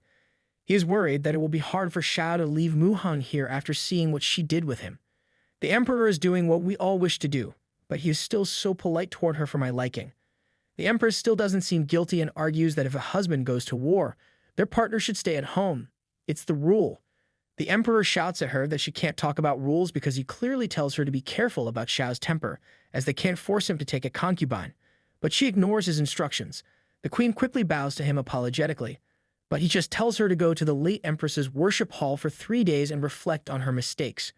Finally, inner peace. He tells her to remember what she said when she was given the title of empress and compares it to her behavior with Shao and Chun now. The empress tries to protest, but he just walks away, thinking about how it would have been good if his late wife was still alive. At night, Mu Hun and Shao are back at their house, and Shao is trying to give his husband medicine. Mu Hun says that he is fine, so there is no need for Shao to worry. But his words don't have any effect as Shao reminds him that the doctor said that he would be lightheaded if he missed the medicine. Mu Hun eventually listens to his husband and drinks the medicine, finally making Shao happy, who quickly gives him water to ease the bitter taste of the medicine. Mu Hun realizes how Shao has been staying by his side since they came back and always treats him with the utmost care, even though he is very careless. He comes out of his thoughts when Shao asks to see his knees, and after seeing the bruises on them, he quickly makes a move to fetch the ointment. Mu Hun stops him from leaving by grabbing his arms and telling him not to waste that ointment on his wounds, saying that it is just a small scratch. Shao is still guilty that he couldn't help his husband and presses a kiss on Mu Hun's bruised knees. Prince Shao proved at every point how he is a prince in every sense of the word. He leans forward to hug Mu Hun, who quickly wraps his arms around him, saying that he is not that weak. Mu Hun then asks Shao about what he proposed to the emperor, curious to know what the request was that the emperor accepted. Shao replies that since he is going to war next month, he requested to go to the barracks so he could get familiar with all the generals there. Mu Hun is surprised to hear this and asks Prince Shao if he is going to leave the next day. Leaning back from the hug, Shao replies that it is necessary to know the generals before going to the war. He shares that he is surprised that the emperor has accepted his request because the barracks are 50 miles away from the capital. Mu Hun looks worried as he says that it is difficult to know exactly when Shao will be able to come back from the war. He wants to say something else but stops himself and instead keeps thinking about whether Shao has even realized that they will be separated. According to him, Shao might not even feel the pain of separation since he is so carefree. Meanwhile, Prince Shao is confused by Hun's sudden sadness, as he is not planning to leave his husband behind. I think you forgot to mention this small detail to your husband, Prince Shao. He is sure that if he couldn't see Mu Hun for even a day, he wouldn't be able to focus on the war. Looking at Mu Hun's sad face, he realizes that it must be because he forgot to tell him about his visit. Shao gently holds Mu Hun's hands and pulls him into a hug, saying that since he is leaving tomorrow, they might not get another chance, so they should have some fun tonight. In the past, Mu Hun was too weak to handle Shao's enthusiasm in the bedroom and never allowed him to be intimate with him multiple times in a day. However, today he is willing to endure everything Shao wants since they are going to be separated soon. As soon as Mu Hun gives his consent, Shao pushes him onto the bed, assuring him that he will be careful of his knee injury. Mu Hun hugs his husband tightly, determined to store this feeling in his heart so he can remember it to soothe himself whenever he misses his husband. Shao takes full advantage of his willingness and pleases himself multiple times that night. You are free to use your imagination here. When Mu Hun wakes up the next morning, he tries to recall the events of last night but can't remember everything as he faints from exhaustion. He is shocked when he realizes that he is in a moving carriage. Just then, Shao decides to make an entry as he wishes Mu Hun an enthusiastic good morning. Prince Shao's excitement quickly dies down when Mu Hun angrily glares at him. Shao is embarrassed at the situation, but he quickly changes the topic, telling Mu Hun to lie down as he must be exhausted from last night, so he needs to rest. It is not a very smart thing to say in the given situation, my prince. Mu Hun is still suspicious as he asks Shao where he is taking him.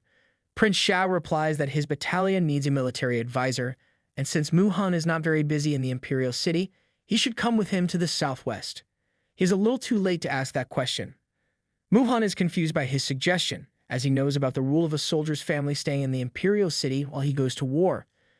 Shao explains that he has left a concubine behind, and since he planned to take Mu-Han with him secretly, the emperor also agreed on the condition that no one would know about Han's real identity. Mu-Han is annoyed to know that Shao has planned all of that from the start, and without giving his husband any chance to explain, he pushes him out of the carriage. We love a fierce Mu-Han. What is a beauty with a little bit of attitude? Shao stands there, looking like a kicked puppy, as the carriage drives away. His annoyance grows when he feels his horse laughing at him and argues with the horse that he can't laugh at him as he doesn't have a wife to start with, so Shao is still very lucky. When they finally reach their destination, Shao requests that Mu-Han come out of the carriage. Mu-Han follows his request but completely ignores Shao while stepping out of the carriage. Shao is feeling guilty for being so excessive with his husband last night as he has to face his anger now. They take a few steps forward and the generals waiting for them quickly bow to Prince Shao. General Shao, Shao's underling, is the first one to speak and asks about Mu-Han. Shao introduces Mu-Han as his military advisor, which surprises everyone, as they know that Shao has never taken his military advisor to the battlefield. They are confused because there has not been a sudden change of plans, and Mu-Han looks very weak, so it is hard to understand what he can do. Zhao continues the conversation as he tells Shao that since he didn't inform them about Mu-Han's arrival, there is no spare billet left, and he might have to share the billet with other soldiers tonight. Shao's resolve instantly breaks at that, as he shouts that this can't happen. The only way Prince Shao will blow his cover is going to be because of how possessive he is of his husband. He quickly composes himself and casually says that the military advisor can stay with him.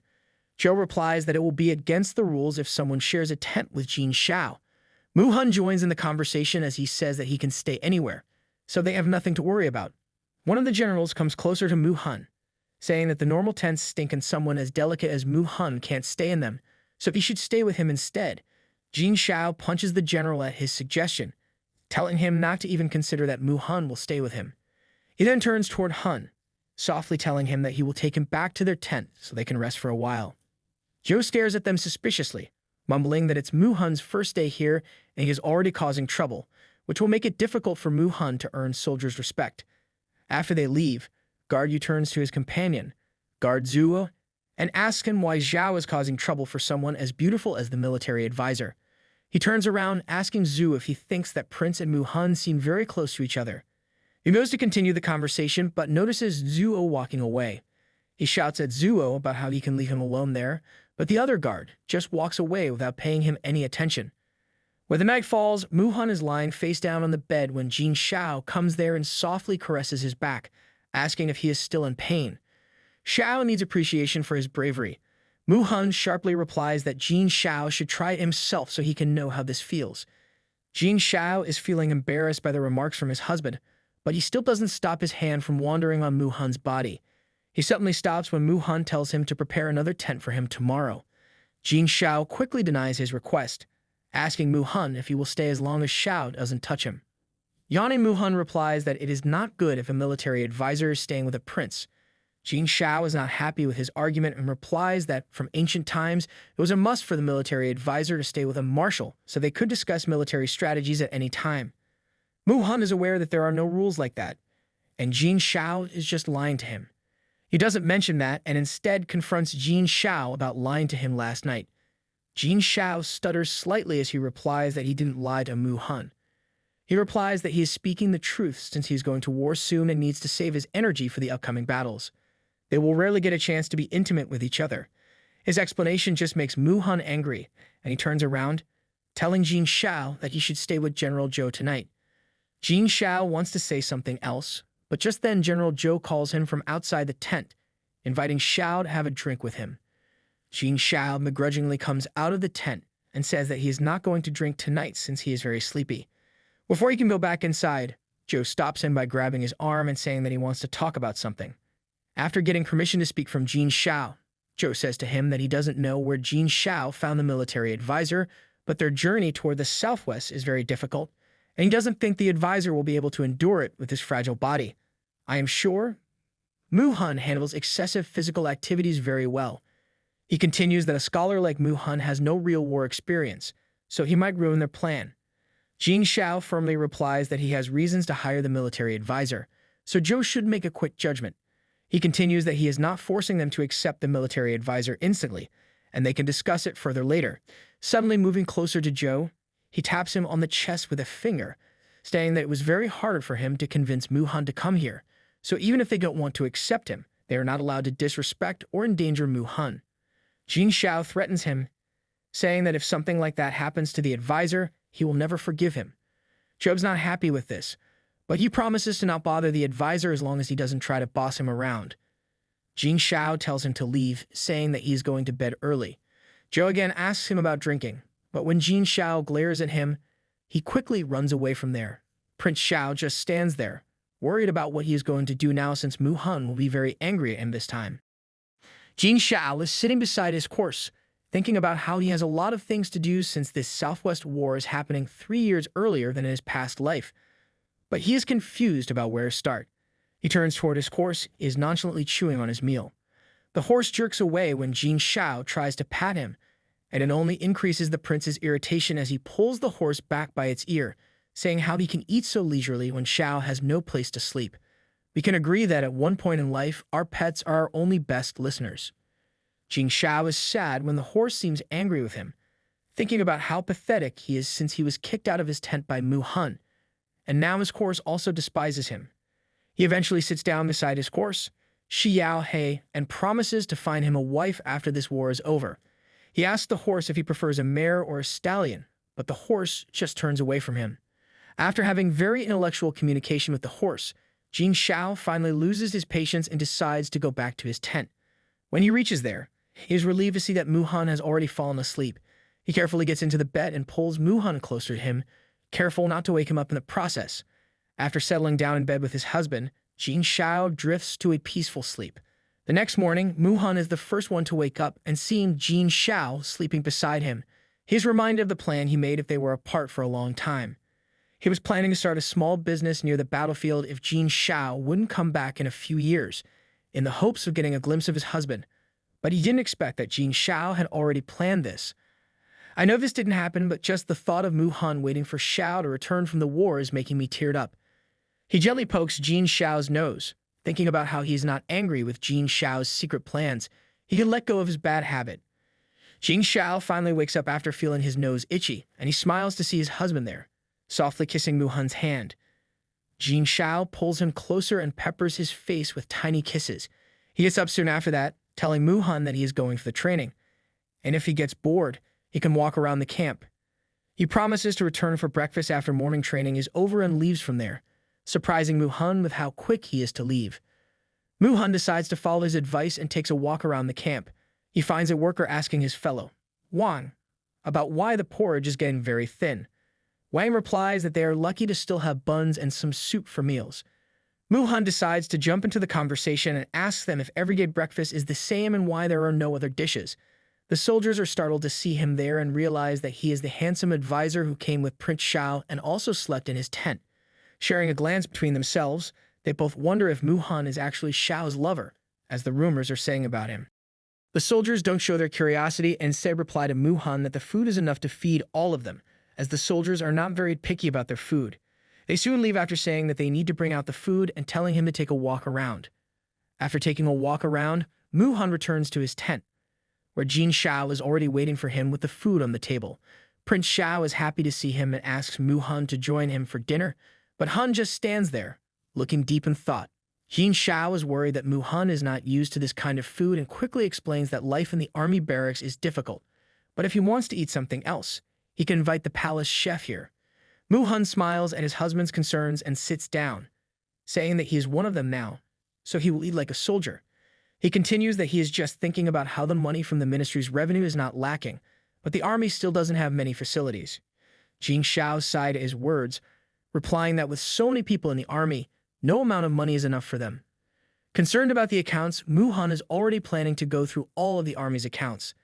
To him, it is not a big issue if soldiers are not well fed, but if someone is messing with military provisions, when the Ministry of Revenue sends a team to check the accounts, it can cause trouble if something is wrong.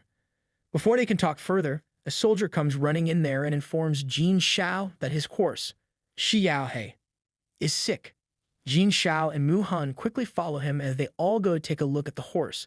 The generals are already standing there, as Jin Shao worriedly asks how the horse could fall sick overnight because he was completely healthy last night. Taking a few steps forward, Jin Shao looks at his horse and is confused about how, instead of looking sick, it looks more energetic. Without wasting any time, he gets on the back of Xiao He and tries his best to calm him down. Mu Han is worried about his husband, but Jin Shao quickly warns him not to come forward, as Xiao He might lose control and hurt him.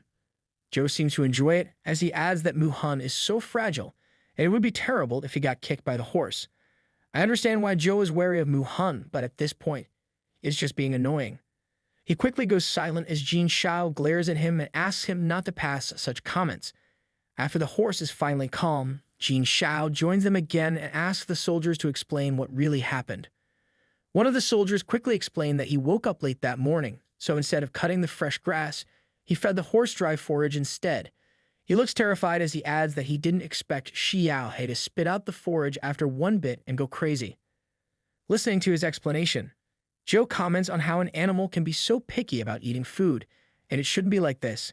He tries to provoke Mu Han again, asking if he is brave enough to get closer to the horse, as he can't act cowardly when they are on the battlefield. Mu Han doesn't reply to him and instead leans down to take a look at the forage. Ignore the haters in your life like Mu Han has ignored Zhou. He picks up a leaf in his hand, asking the worker if all the horses in the stable eat this type of forage. The worker quickly replies that all the horses eat the same forage, but only Xiao He is fed with another type of fresh grass. He adds that he was scared about Xiao He not being able to use dry grass, so he fed it the new batch of forage instead. Jin Shao asks his husband if there is any issue, to which Mu Han replies that this forage has aconite in it. He continues that not only did someone poison this grass to harm the horses, but he also remembers seeing this type of aconite grass in the Shu Nation. Although its shape is different, Jin Shao takes the leaf from his hand, saying that it is definitely aconite. He adds that the ones that grow in Shu Nation are a cononym, while this is a long-leaf aconite, which grows on the grasslands. Jin Shao looks angry as he orders the generals to investigate the matter and bring everyone who might be related to this matter. 2 hours later, everyone is gathered in Jin Shao's tent, and guard Zhu informs him that after investigating, he found out that a small amount of aconite is mixed in with a new forage shipment. He then turns toward the soldiers who are gathered there and asks if they want to say something in their defense because poisoning a war horse can be punished by execution, and they can lose their lives if they don't confess to their crimes. His statement causes panic among the soldiers, and they rush to defend themselves, saying that they aren't involved in his matter. One of them explains that they never let outsiders approach such an important place as a warehouse, and the carriers were only responsible for transporting the forage, so there was no mix-up during the process. Since none of them confess anything, General Zhou ordered that they be executed. Mu Han disagrees with his suggestion, saying that the matter hasn't been investigated thoroughly, so they can't be punished yet. General Zhou replies that he is just following the law and suggestively asks Mu Han if he is trying to protect someone, not happy with how a nerd like Han is wasting time. Mu Han doesn't get intimated and instead asks Zhou if he is trying to hide something, as he seems in a hurry to punish the soldiers. Our handsome Han is so quick-witted, and as a fan, it is a little embarrassing that I remember my comeback 2 business days after the fight.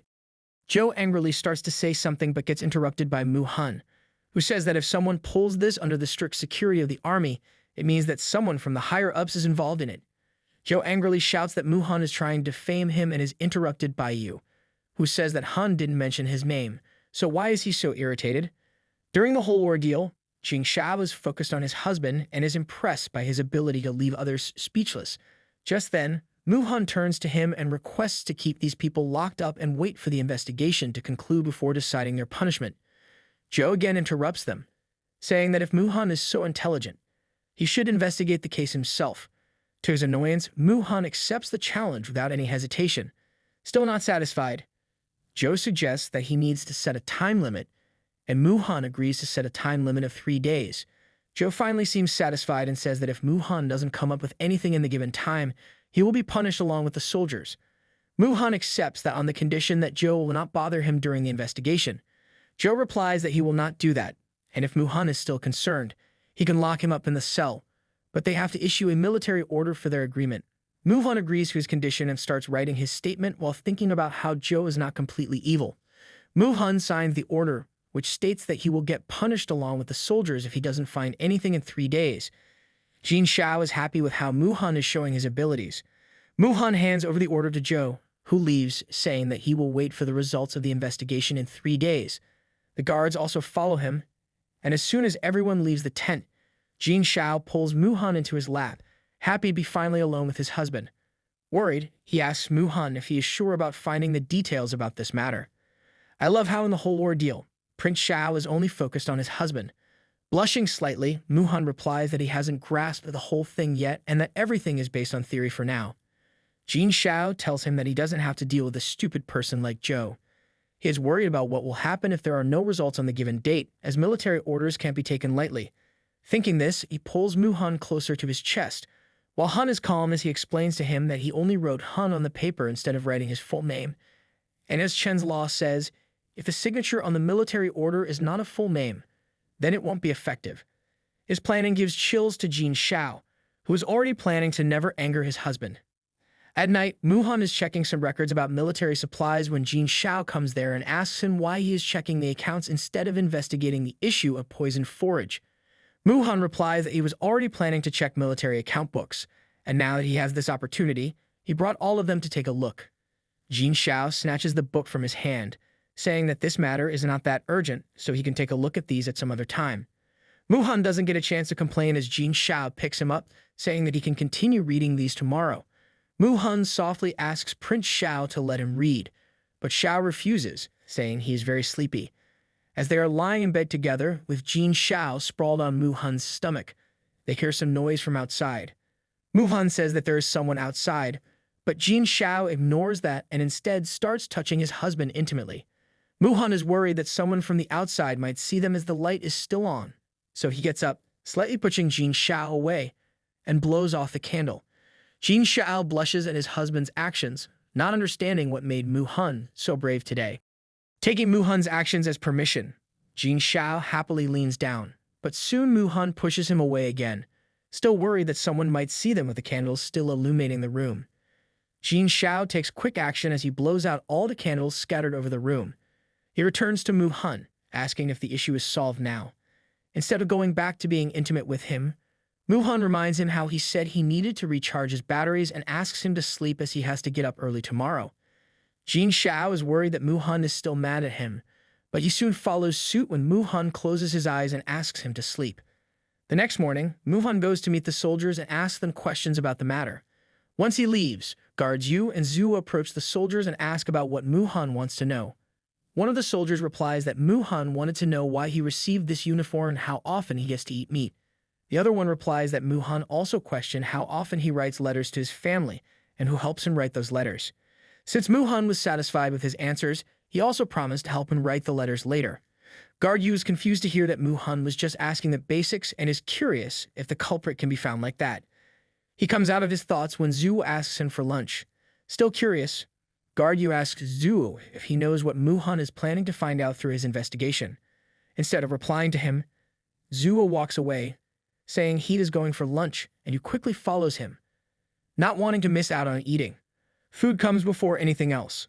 3 days later, everyone is again gathered in Shao's tent, and Yu curiously asks if they think that Mu-hun can find out who the culprit is.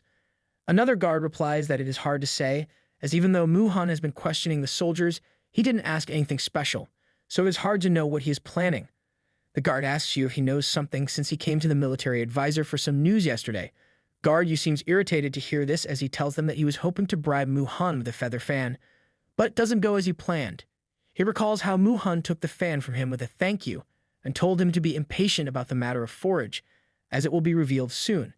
Guard Yu is disheartened by the fact that he was with Mu-hun for the whole day, but didn't find anything and just lost his fan in the process. Before they can talk further, everyone's attention turns toward Prince Shao and Mu-hun, who just arrived there. Once they are seated, Zhou is the first one to speak and says to Mu-hun that he is here to listen to his advice as the 3 days are over.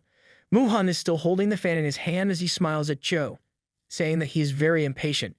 Zhou angrily tells Mu-hun to be quick and tell them about the culprit as they sign a military order. Mu-hun replies that both soldiers are culprits, but at the same time they are not involved in this matter. Seeing their confused faces, Mu-hun explains that the soldiers aren't the culprits because they didn't put in the poisonous hay, and this batch had been mixed with aconite before the carriers received it. The soldiers are delighted to hear his judgment on the case. Mu-hun continues that the poisonous hay was escorted all the way here, stored in the warehouse, and then fed to horses, but none of the soldiers noticed it, so they needed to get punished for that. Gardu questions if all that happened because the hay dealers mistakenly put the poison in the hay. Joe quickly says that it can't be mistaken since non-leaf aconites are grown in the northwestern grassland. Mu-hun adds that it wasn't accidental, but someone wanted to poison the war horses on purpose. Joe adds that the army hasn't been sent out yet, so they can still bring more horses, which will not affect the battlefield at all. But he is still curious about how they did such an immoral thing. Mu-hun looks determined as he says that he needs to question the clerks in the camp to get to the depths of this matter. Shao is confused about why he wants to question clerks, so Mu-hun explains that he checked the accounts for rations and forage allocated by the Ministry of Revenue. He found out that nearly one-third of expenditures are missing in the accounts, and they are far different from the actual expenses of the army. Everyone is shocked to hear that, and Yu is the first to speak, as he asks if what Mu-hun is saying is true, and what the clerk's false accounting has to do with the matter of poisonous hay. Mu-hun replies that before the army sets out, someone from the Ministry of Revenue will be here to check the accounts, and even though there is no issue with everything else, the one-third difference is not a small number to ignore. He continues that when animals are poisoned by aconite, they show symptoms that are very similar to those of horse plague. Once the issue caused by aconite is diagnosed as the horse plague, the corpses of their horses will be burned and buried, and there won't be any further investigation into this matter. Mu-hun adds that now that their horse died in great numbers, they need to replace them soon, and once the Arden report the incident to the court, they will get a large amount of money as compensation. Mu-hun is a true definition of beauty with brains. Everyone is listening to him silently as he explains that no one will pay close attention to how many horses died, so when the time comes, they can use some false reports to write off the one-third of the accounts that don't match. Zuo praises Mu-hun's plan, while Yu adds that those clerks were hired by the Ministry of Revenue, which means that they might be planning to steal from the army.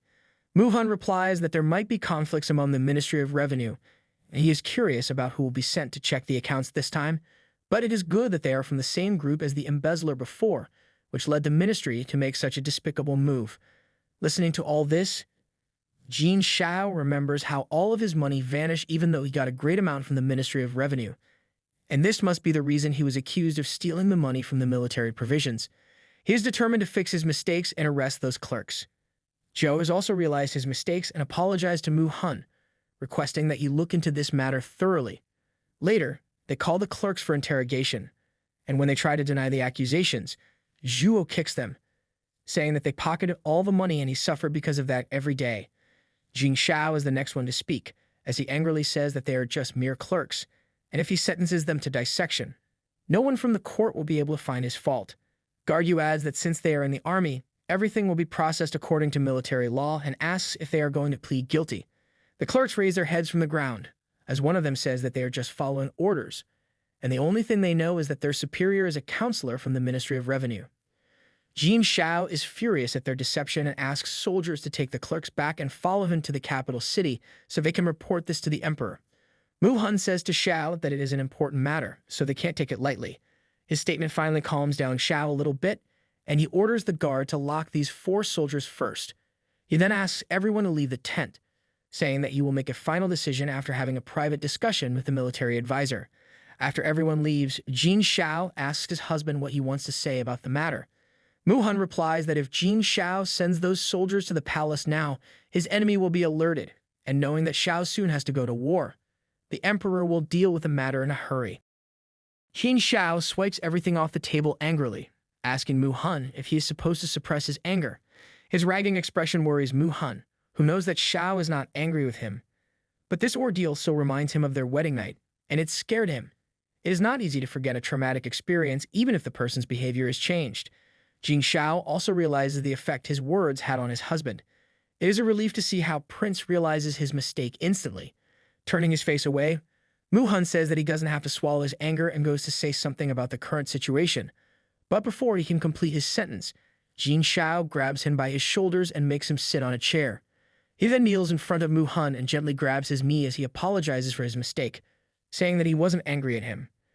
Prince Shao's resentment toward his actions makes Mu-hun believe that his husband is not the same as before. Softly kissing Jin Shao's cheek, Mu-hun says that he will punish Jin Shao now that he has realized his mistake. Jin Shao is just happy that Mu-hun is not angry with him and lies his head on Hun's lap, saying that he will accept anything he wants. Prince Shao is the first person who is this excited at the prospect of receiving punishment. Seeing his husband's excitement, Mu-hun murmurs about what punishment he should choose for his husband now. As Jin Shao pulls back a little, Mu-hun suggests making him sleep in the study for 3 days as a punishment.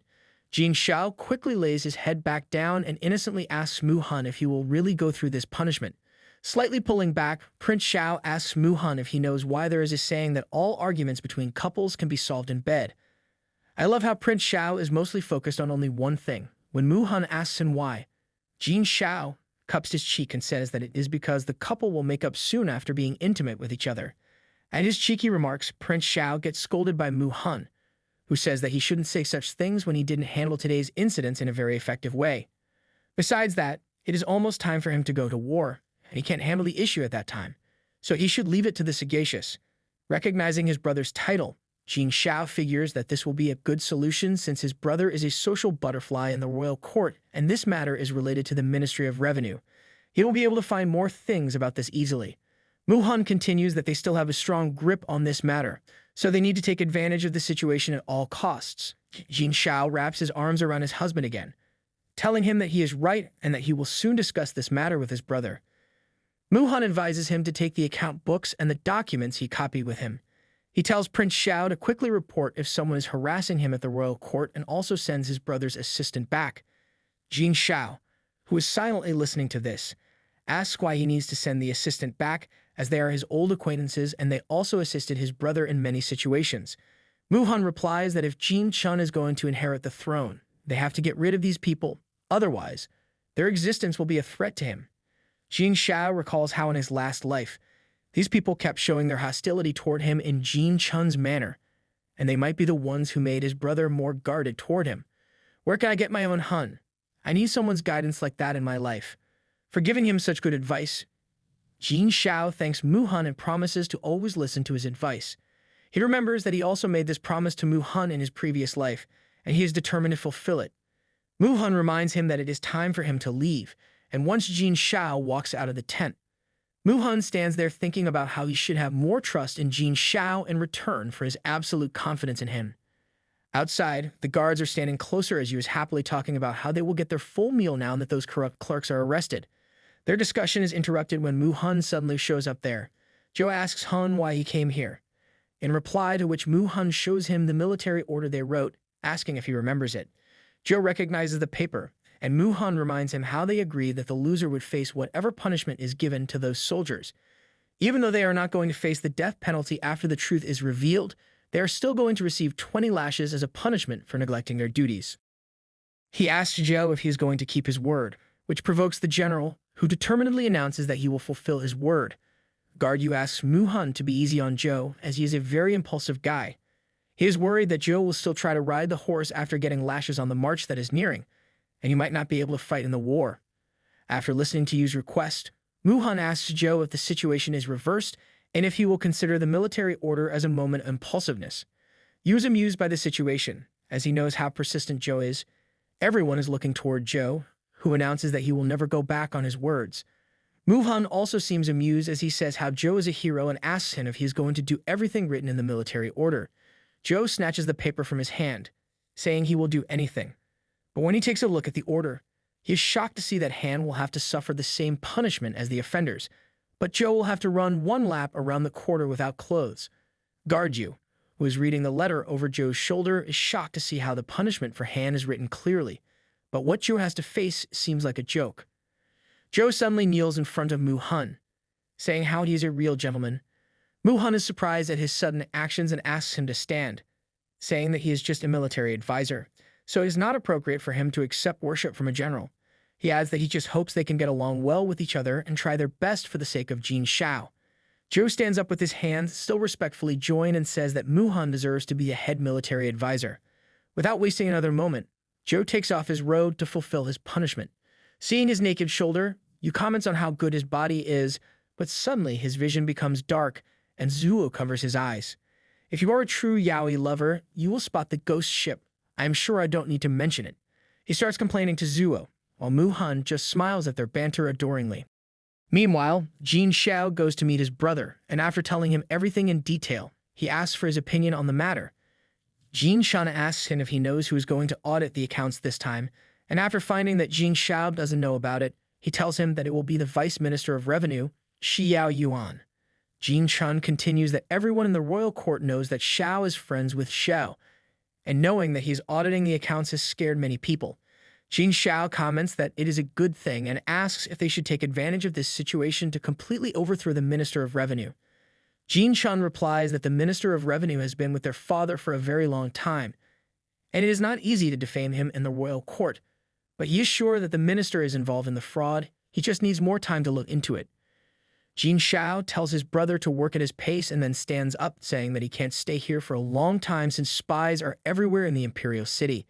He stops at the doorsteps and turns around, saying to his brother that it looks like his assistants don't want to see him here.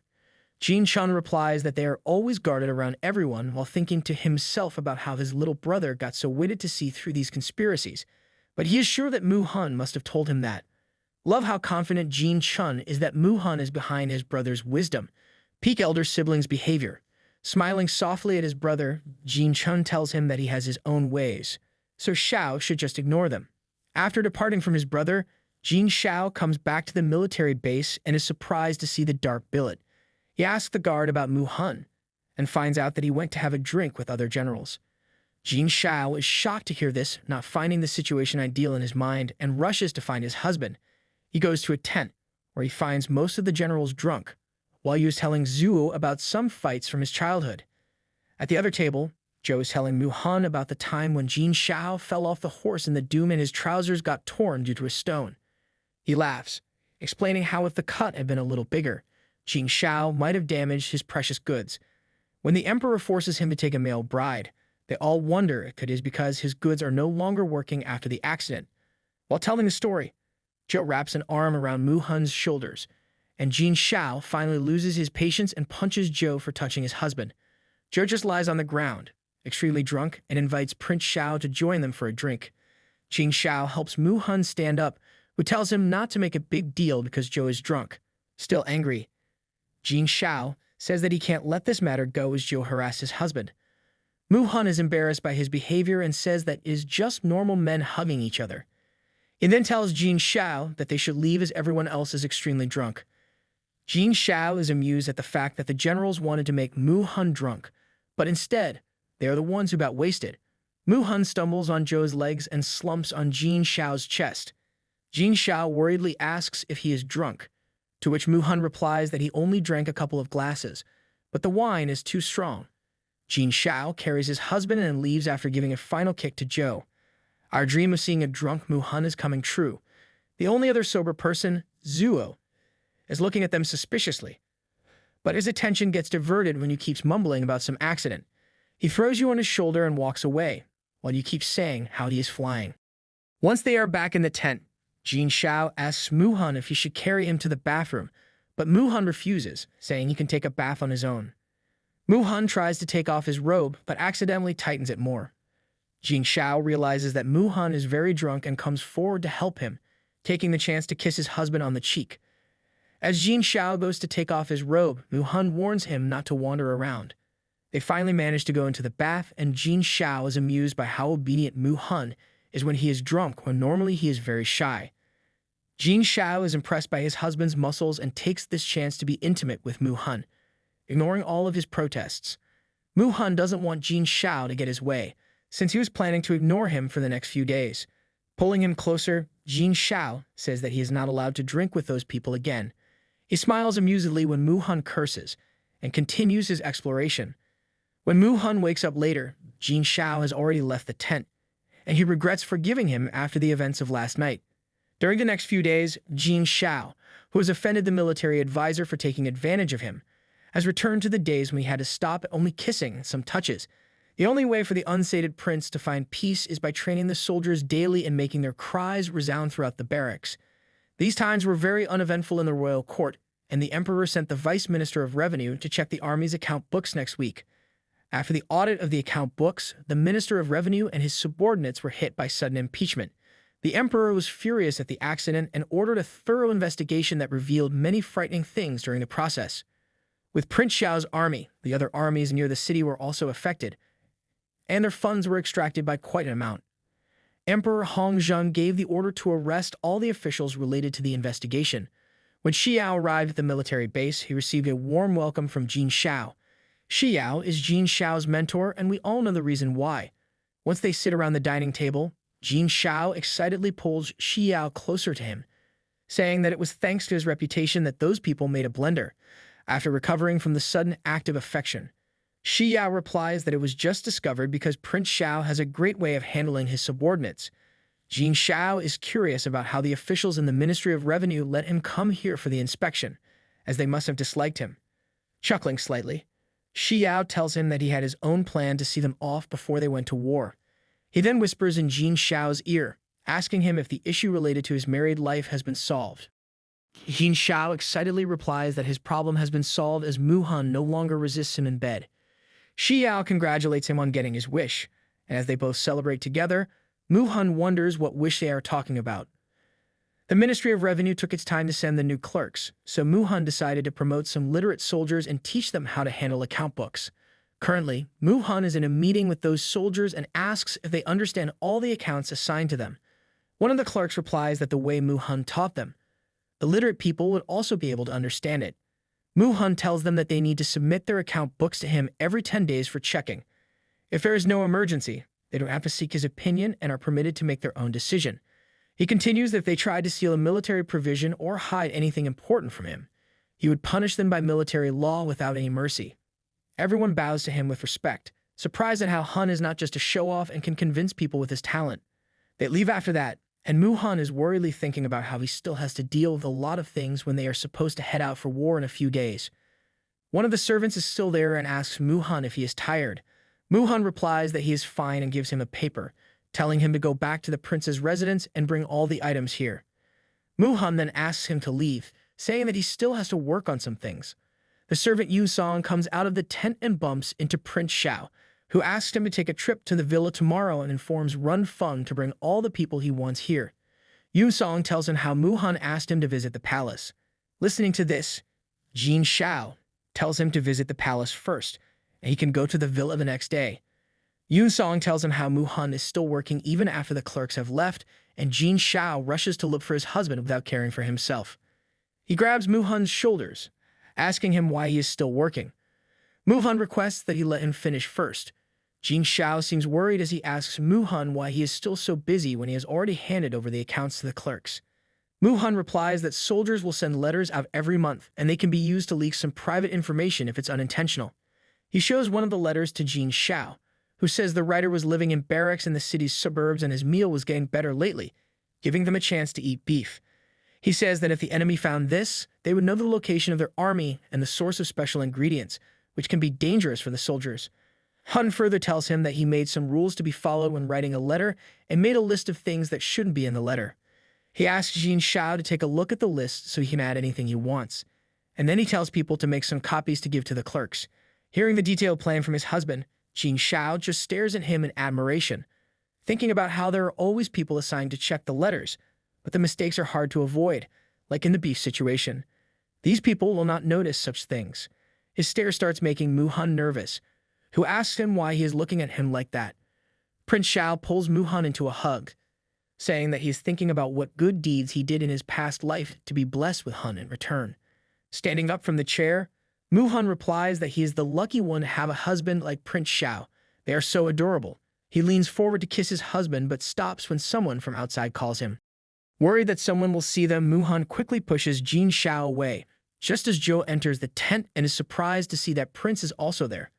Mu Han has sat back on the chair, while Jin Shao is standing beside him with his hand tightly clenched, furious at being interrupted like that by the general. Just then, Yu comes into the tent, followed by Zhuo, and starts complaining to Zhou for leaving them behind. Mu Han asks them why they came here, and on Zhou's signal, Yu starts explaining how they are planning to buy some new stuff as the army is doing better financially now. Zhuo slightly tugged at his arm to make him stop talking, but he just got dismissed by Yu. Zhou is annoyed at them for dragging this out and deciding to take matters into his own hands. He says that it is not good that Mu-hun keeps staying with Prince, so with a new budget, they could buy him a separate tent. Jin Shao's anger grows at their suggestion, as he rarely gets a chance even to kiss Mu-hun when they are living together, and now the others want them to stay apart. He doesn't show his anger and instead says that it is better if Hun continues to live with him so he can protect him if he gets attacked by assassins, as Mu-hun doesn't know how to fight. Garyu argues that there is hardly any chance of assassins in the military camp, and even if someone gets attacked, it would be Prince Shao and not their military advisor. He goes to say something else, but Zhu pinches him again, and his attention gets diverted. Mu-hun finally takes part in the conversation and says that he needs a separate tent because he can't keep living in the camp. However, since they are about to leave this place in a few days, if they set up his tent, they will have to move others, so they can delay this matter until the march. Jin Shao smiles widely at his suggestions, agreeing to them immediately, and he tells everyone to leave, saying that they will discuss this matter later. Once they are left alone, Jin Shao hugs his husband and asks if he is really going to live in another tent. Prince looks so innocent like that, but we all know he's far from being this innocent. Mu-hun gently caresses his cheek and replies that he is Jin Shao's military advisor here, so they have to hide the truth if they don't want public criticism. Jin Shao is dejected at the fact that they will have to live apart. His mood brightens quickly when Mu-hun suggests that he can come to his tent late at night to discuss some important military affairs. Without wasting any time, Jin Shao grabs Mu-hun's hand and starts pulling him toward their tent, saying that they need to have a discussion immediately. The next day, Mu-hun is sitting in his tent, playing the flute in his hand, when Jin Shao comes there to tell him something. Seeing the flute in Mu-hun's hand, he grows curious about it and inquires about it. Mu-hun tells him that it will be an arduous march, so he asks Yun-song to fetch something from the mansion that can be needed in emergencies. Taking the flute in his hand, Jin Shao asks Hun if he knows how to play it, to which Mu-hun replies that he learned the flute in his childhood. Since Guqin is so heavy and he can't carry it properly, he is planning to use a flute instead. Mu-hun suggests that they can even pawn it if they are short of money on the way. His statement surprises Jin Shao, as he knows the literati usually cherish their instruments, but Mu-hun is very different. Remembering something, Mu-hun asks his husband what he wanted to say when he came here. Jin Shao replies that Yun-song is going to the mansion once the army leaves, and since Mu-hun needs a servant, he is called a maid. Mu-hun is surprised to hear this, and when Jin Shao removes the curtain, his surprise only increases when he sees Ji Ruo standing there. Hey everyone, welcome back. It's been a while since we last explored this story, and I know you've been curious about what happened with Jin Shao and Mu-han. Let's jump right back in and see where their journey takes them next. Surrounded by military tents, Prince Shao introduces Mu-han to Ro-yi, his new maid. Mu-han does not seem convinced that Ro-yi is up for the task. He notices that the woman appears to have come from far away. Ro-yi assures him that she is skilled in self-defense and that she will gladly become his maid. Eager to repay the prince's kindness, finally, Mu-han relents and accepts her as his maid, making her promise not to reveal his true identity as she bows to him respectfully. In a matter of days, Jin Shao starts to lead the troops, with soldiers atop mighty steeds following him to war. Other troops from various directions plan to convene near the border. One day, Jin Shao orders his troops to stop. A soldier approaches him, reporting that their path is blocked by the mountainous terrain and they must take a detour. Getting off his course, Prince Jin Shao instructs the soldiers to rest, declaring that they will resume their journey the next day. Jin Shao then goes to the carriage, where the maid, Ro-yi, greets him respectfully. He tells her to rest and to resume her duties the next day. He will accompany the military advisor, and she thanks him. Sneakily, Jin Shao looks around as he enters the carriage. After confirming that no one is watching, he calls out for Mu-han's name and dives inside, unaware that Zhu has been watching. Meanwhile, Jia approaches Ro-yi, asking if she has served the military advisor since childhood. She ignores him, however, the soldier is persistent. Finally, giving up, the soldier complains to his friend, who has been reading the tassels attached to his words. His friend comforts him but offhandedly chides him for having loose lips, remarking that the maid is better at keeping secrets, which leaves Jia looking dejected. Zhu sits on the ground and tells his friend that they should start a camp soon, and Jia agrees he does not want to sleep in a cramped room with Zhu. Soon, Zhu and Jia set up camp. Zhu splits a twig in two with a snap, and then, opening the flap of the completed tent, announces that his tent is broken and asks his friend if he can share it. Zhu unabashedly lies down on the bed, though Jia objects, not wanting to sleep on the same bed as Zhu. In the end, Jia has no choice but to lie down on the cot beside his friend. Deciding to let him off one last time, night finally comes. A hand, adorned with a silver vambrace, pokes at one of the flags on their war board that shows the terrain of the land. General Zhao argues that his formation is weak, while Jia heatedly disagrees, insisting that marching without a single line is unwise. Soon, they hear a voice asking what the argument is about. The military advisor enters the tent, with Prince Shao close behind. Zhu bows, informing them that General Zhao and Jia are planning the best way to cross the mountain. Jia then asks the military advisor for an alternative formation to navigate the steep mountains, and Mu Han considers before stepping forward. General Zhou insists on his point, warning that a single-line formation leaves them vulnerable. Shao clenches his fist, worried that Mu Han, being a scholar, knows little of warfare.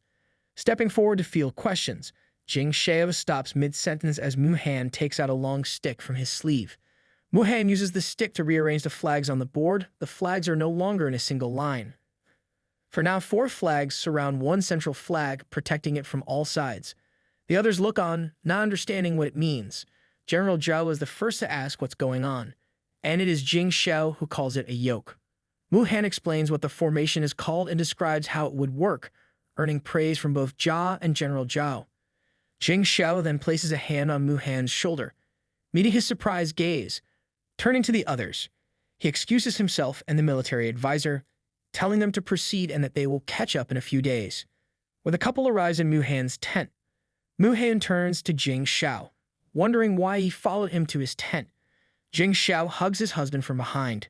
Mu Han shyly wonders why such a hug is necessary when all Shao really needs is advice. Leaning in, Shao asks how Mu Han knows about the rushing yoke. He teasingly warns that Mu Han won't leave the tent tonight without an answer. Shao hugs Mu Han from behind. Mu Han admits that he used to read war books in his youth to impress his father. Mu Han looks up sadly and explains that, as a concubine's son, he could never inherit a title, rendering his efforts pointless. Shao pities his husband and comforts him by hugging him tighter. Mu Han then turns to face Shao and confesses that he once saw Shao when he was just a kid. He recalls that the emperor once visited his home dressed like a commoner to play chess with his father, with Shao trailing behind the emperor at that time. Curious as a child, Mu Han wanted to see what the prince looked like, but he wasn't allowed to get close. He could only sneak a peek behind a rock to watch the prince and his brother play.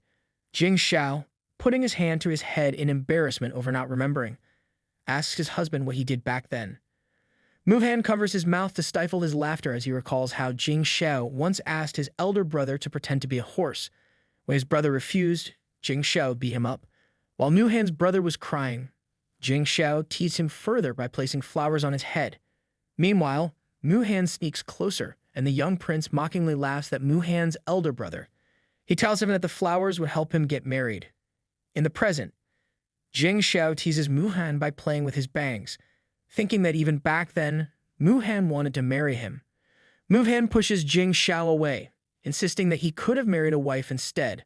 Blushing, he adds that if he had known he would one day marry the prince, he would have kept the flowers just for him. After pulling away, Shao asks why, and Mu Han explains that he should return to the barracks before his men grow suspicious. In response, Shao playfully clings to his husband, complaining that he cannot sleep alone and that he would feel sad and cold.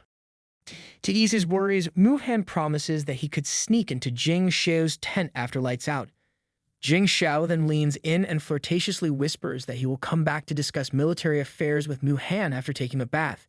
He follows this by kissing his husband on the cheek, and soon, they share a warm hug, content in each other's arms.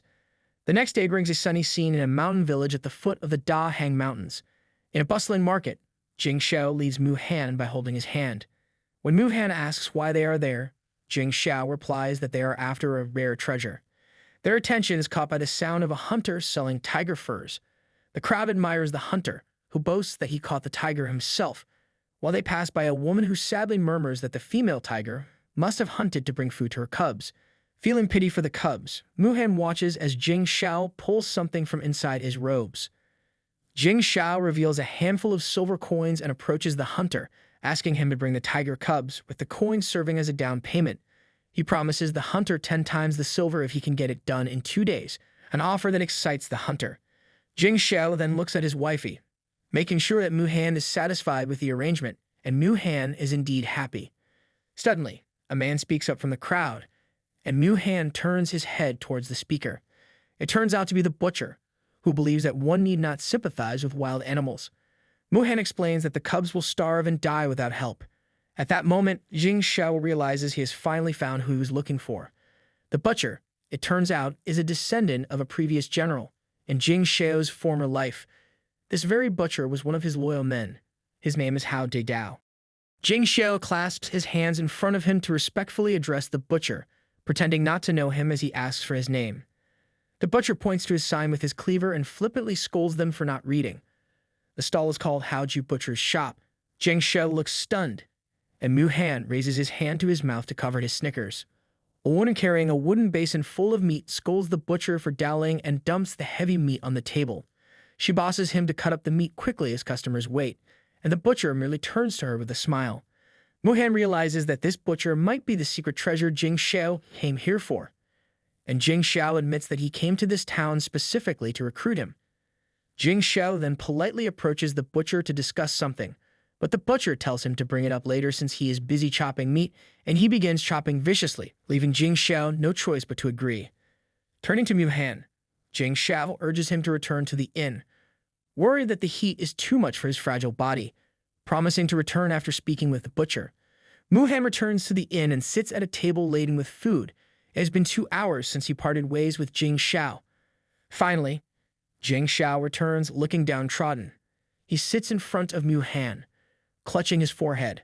When Mu-Han asks if he wasn't able to persuade the butcher, Shao explains that he waited for 2 hours, clutching his cup tightly and adding that, since the man is a descendant of a former general, he must be frustrated with his life as a butcher. What Shao did not realize was that Hao Dao is satisfied with his life, making good money butchering pigs, and has no intention of risking his life for battle. Shao gulps his drink in frustration as Mu-Han urges patience, reminding him that they have time to convince Hao Dao before the army circles the mountain. Shao grows worried that he may not persuade Hao Dao in time, and Mu-Han explains that taking in a general follows the same rituals as taking in a wife. One must be patient, though there is a more pressing matter at hand. Shao asks what that is, and Mu-Han confides that he is worried the inn's beds are infested with fleas. Mu-Han then adds more vegetables to Shao's food and reveals his plan to buy new beddings and blankets after eating, so that they can simply change the covers and bear with it for the night.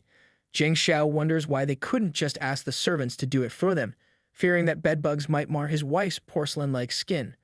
Mu-Han warns that they must stay low-key, especially after Shao gave the hunters so much silver, while Shao reassures him by noting that many merchants buy in bulk, so they won't stand out.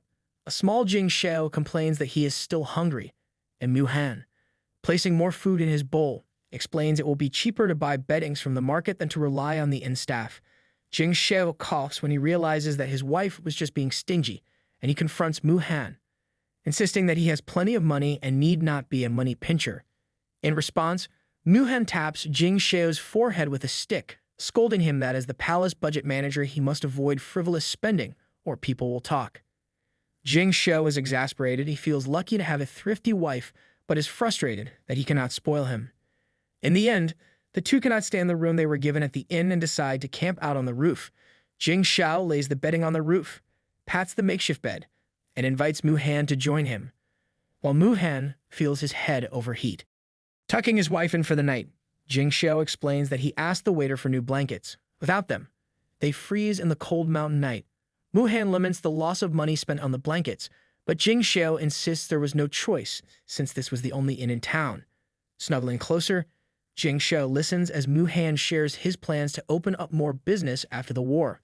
Though Shao wholeheartedly supports the idea, suggesting they could move to Jiangnan for better opportunities, Mu-Han hesitates. Shao then puts a little distance between them and lifts Mu-Han's face so they can meet eyes, asking why he worries so much about money. Mu-Han explains he's heard rumors that the treasury might soon be emptied due to corruption. Under the starry sky, he warns that the embezzlement of military funds, likely the work of the Count of Yongcheng and the Fourth Prince, will soon be exposed, putting them at risk if the Fourth Prince is indeed stealing the money. Still, Jing Shao hugs his husband close, reassuring him that they can worry about such matters later. Right now, their priority is to convince Hao Dao to join the army, and Jing Shao wants Mu Han's help with this. Lifting his head from the pillow as Jing Shao supports his cheek with a fist, Mu Han asks for more information about Hao Dao. Jing Shao explains that the Hao family refused to support the new imperial family, ending up in the Dahang Mountains where they took to butchering.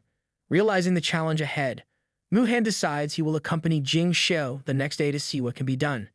Sitting up, Jing Shao coyly asks Mu Han if he'd resent him for asking to do more work. In playful response, Mu Han flicks Jing Shao's nose, and when Jing Shao grabs his husband's fist and calls him spoiled, their fingers intertwine in quiet affection.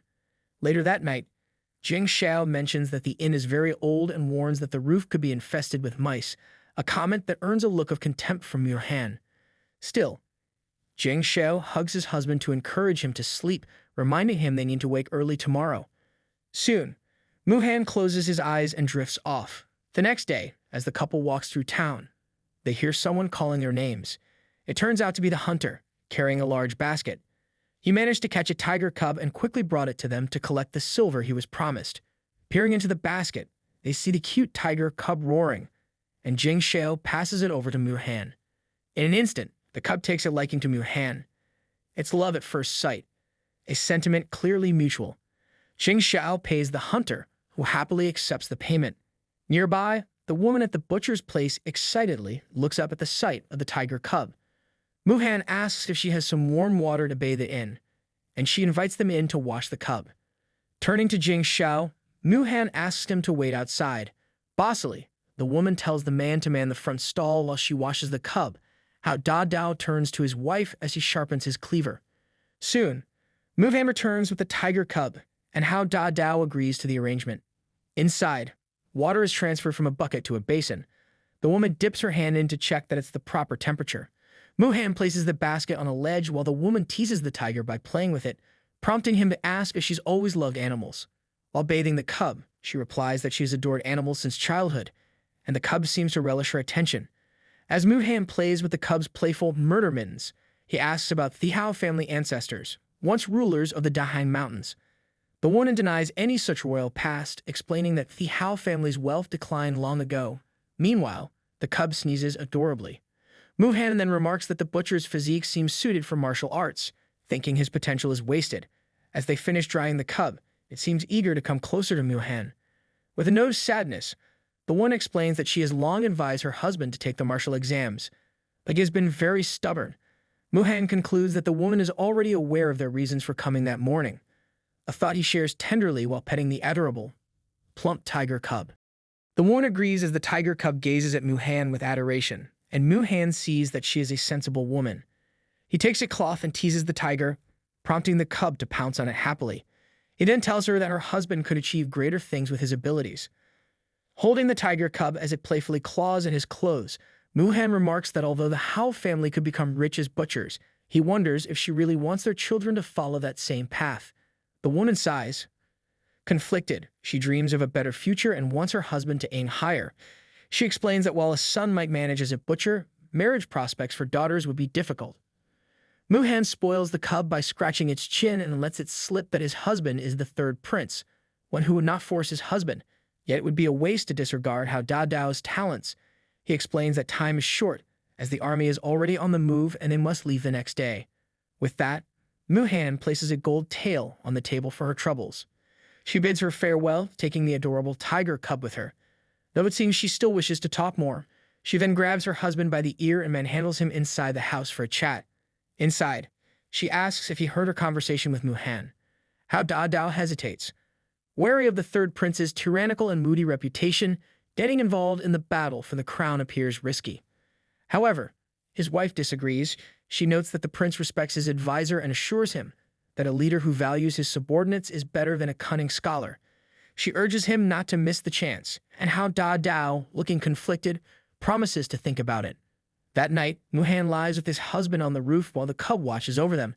They have already given an offer, and now it is up to Hao Dao to decide. Meanwhile, the tiger cub plays with Jing Shao's hair. Annoyed, Jing Shao grabs the cub and threatens to throw it down the building. The cub, upset at being picked up by the neck, roars at Jing Shao to complain, and Jing Shao notices that the cub is a boy.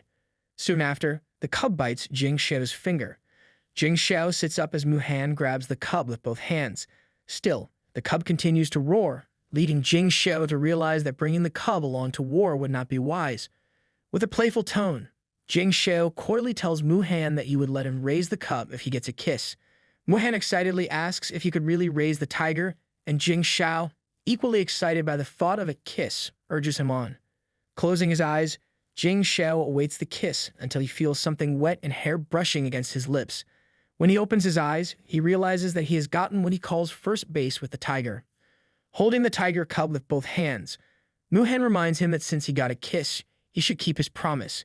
In response, Jing Shao cries tears of regret. He insists that the tiger kiss should not count and that Mu Han was clearly cheating, for he really wants a kiss from his husband. Meanwhile, the tiger cub yawns as it stretches. At the butcher's shop, the woman mans the stall with a chestnut horse standing beside it. Soon, the royal couple approaches the shop. The woman wipes her hands with a cloth as she tells them that she will call her husband.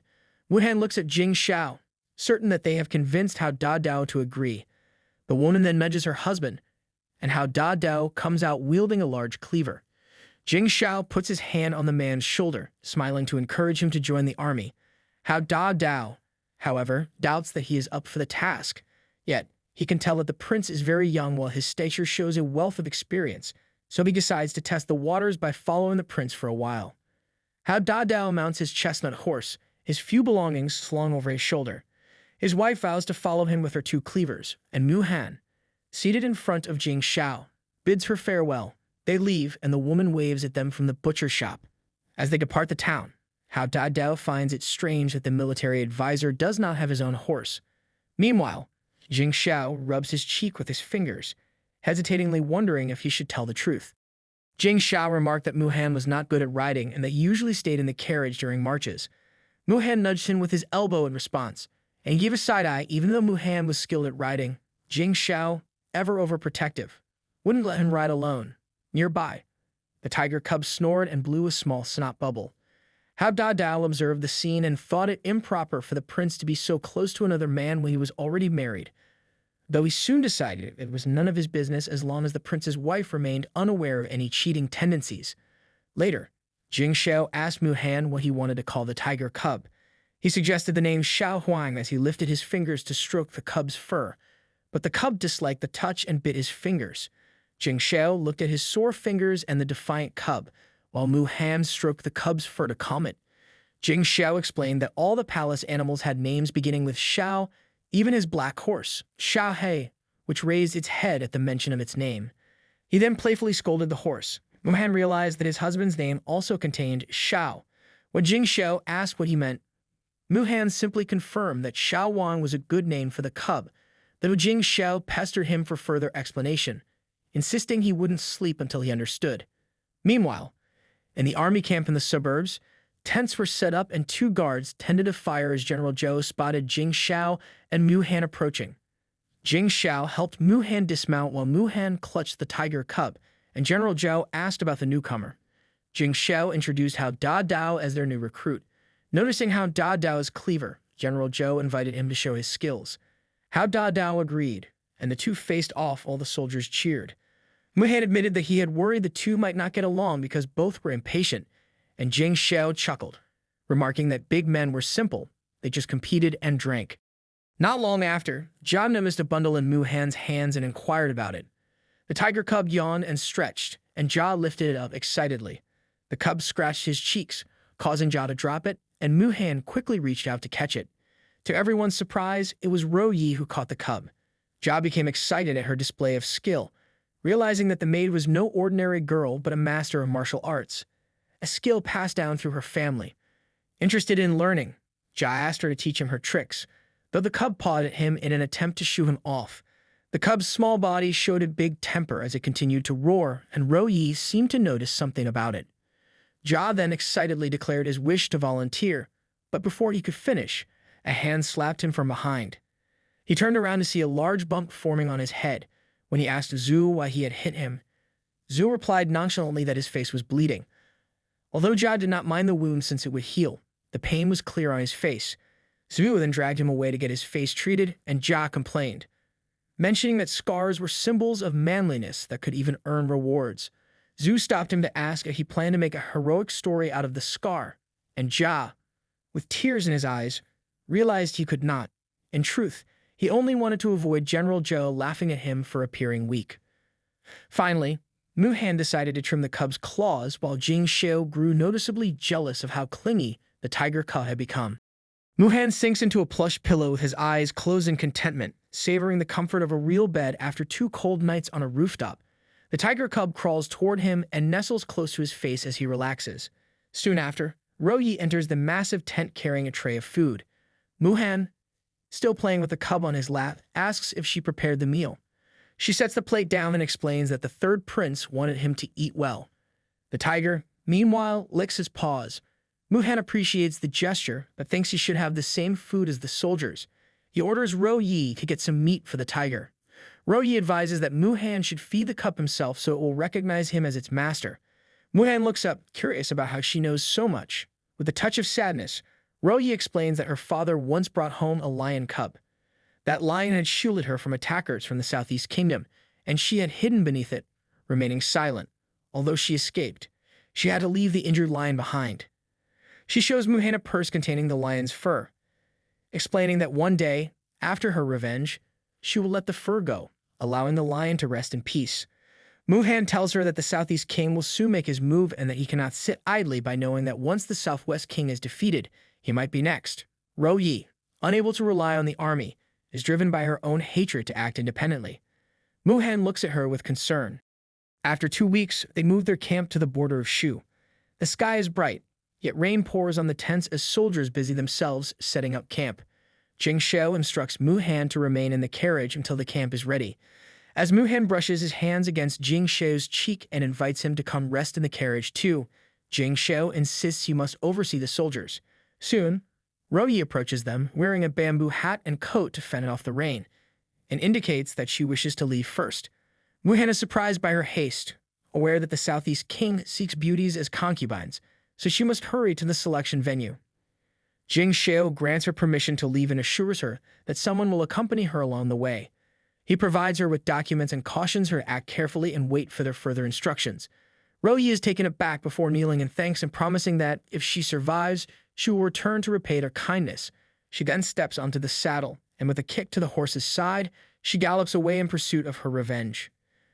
Jing Shao remarks on how fearsome Rouyi is, confident that she will soon exact her revenge. Mu Han and Jing Shao watch her leave until a soldier approaches to inform them that the camp is set up. Jing Shao tells everyone to rest and to resume work only after the rain stops. He then warns Mu Han to be careful, as he might fall or get wet, and Mu Han teases him that Jing Shao wouldn't mind being his coachman. Jing Shao pulls the reins and looks serious, contemplating that all the chess pieces are falling into place. It is still raining when Jing Shao insists on helping Mu Han off the carriage. Mu Han is still carrying the tiger cub, Shao Wan, and he carefully hands the cub to Jing Shao, worried he might drop it. Jing Shao pouts as he holds the cub by the scruff of its neck, and the cub roars at him. Jing Shao reminds the cub, in his own way, that he's only holding it because Mu Han asked, which causes Mu Han to look at him in exasperation. Later, Mu Han is seen playing with the tiger cub in his bed. Jing Shao then makes his move on Mu Han, but Mu Han pushes him away since it is still daylight. The tiger cub jumps onto Mu Han, coming between him and Jing Shao. Finally, Jing Shao holds the cub by the scruff of its neck and tells it to go away, thereby staking his claim on Mu Han. Mu Han set the tiger cub down and told it to go away and play by itself, but the cub clung to his arm. Mu Han laughed at his husband, and Jing Shao slapped his forehead in exasperation. The mood was ruined. Mu Han then suggested they lie in bed to rest, so Jing Shao had no choice but to accept and rested his head on Mu Han's chest. Even as Jing Shao looked at the cub in annoyance, the cub watched them cuddle. In September, with the weather cleared, 100,000 troops assembled at the southwest border. A soldier knelt in salute while Jing Shao, atop his horse, looked down at him. Jing Shao decided to camp 100 miles away from the city, and soldiers roamed the barracks in perfect formation. Later, while examining a diorama of the land, General Shao advised that they should go through Shengjing to enter the Southwest Kingdom. Jing Shao discussed strategies with his advisor and remembered the ambush attacks and casualties of his previous life. He clenched his fist as he decided on the best course of action, and Hao Dao pointed out that there was only one path to take. The terrain was steep and strange, so they could only pass in a single file. All the while the tiger cubs sat happily on Mu Han's lap. Mu Han noted that they would be susceptible to attacks, and although General Zhou got frustrated, he agreed with the military advisor. Jing Shao had a plan that was clever, but needed to be executed exactly as instructed. Aware that his methods might not be well received, he called a stop to the meeting, and the generals agreed to meet again the next day. Jing Shao grew frustrated, knowing what they should do but unable to express it. Mu Han, worried that he had received bad news, asked about it, and Jing Shao hugged him. Mu Han then joked that he could read minds, but Jing Shao explained that there were things he wasn't sure about yet and did not want to hide his thoughts. Mu Han offered to listen and help. Jing Shao explained his risky plan, which required precise execution based on valuable intel from their spies in the southwest. The generals might not trust the plan, but they had to make a move soon, and Jing Shao believed he could capture the Southwest King if all orders were followed. When Mu Han asked why he thought the plan was best, Jing Shao said it was because they had Hao Dao. Mu Han looked at him cheerfully, intending to persuade Hao Dao that night. Suspiciously, Jing Shao grabbed Mu Han's shoulders to ask how he could persuade the man, and Mu Han assured him he had his own techniques. Jing Shao told him not to go, staring meaningfully at him. Dropping all seriousness, Jing Shao hugged Mu Han, worried that Hao Dao might take advantage of him and that Mu Han would be helpless against a big man. He then begged Mu Han not to go and clung to him as Mu Han walked away, until Mu Han finally turned back to comfort his husband, thinking he was as clingy as their pets. Later that night, in the dark, Jing Shao sneaked toward Hao Dao's tent to make sure Hao Dao would not make a move on his wife. Mu Han explained that, though Hao Dao acted as a general, he lacked an official seal and needed to earn merit first. Hao Dao interrupted, urging Mu Han to get to the point. Before Jing Shao could hear the rest of the conversation, a hand tapped his shoulder. He turned to find Jia asking what he was doing there. Jia asked if Jing Shao had come to discuss swordsmanship with Hao Dao. Jing Shao was annoyed by the question, and Mu Han finally exited the tent, noticing his husband and soldier Jia outside. Jing Shao walked around, carefully inspecting his wife. Meanwhile, Jia explained that he had come to talk to Hao Dao about swordsmanship and had not expected the prince or the military advisor to be present. Mu Han then informed Jia that Hao Dao would lead his troops the next day and that Jia would be joining him. Zhuo might be willing to discuss swordsmanship with Jia since he did not need to go on the battlefield for a while. Jia agreed happily and left to find Zhuo. Mu Han walked away, with Jing Shao following him and asking whether Hao Dao had agreed. Mu Han confirmed that he had. Jing Shao was surprised at how quickly Mu Han had convinced him. Mu Han answers that Hao Dao was an ingenious man. Jing Shao followed him to ask for more details but was stopped by a hand as Mu Han said it was late and should come back later. Jing Shao rubbed his forehead, disappointed that he could not sleep with his wife. The next day, Jing Shao announced his decision and asked his trusted leaders who would take 3,000 men to Huaiguan. Hao Dao volunteered. He had already received instructions from the military advisor and needed this chance to prove himself. Jing Shao approved the order, and although General Zhou looked at Hao Dao suspiciously, the recruit set out as ordered. As Hao Dao left the tent, General Zhou asked Jing Shao if Shengjing would continue its attacks.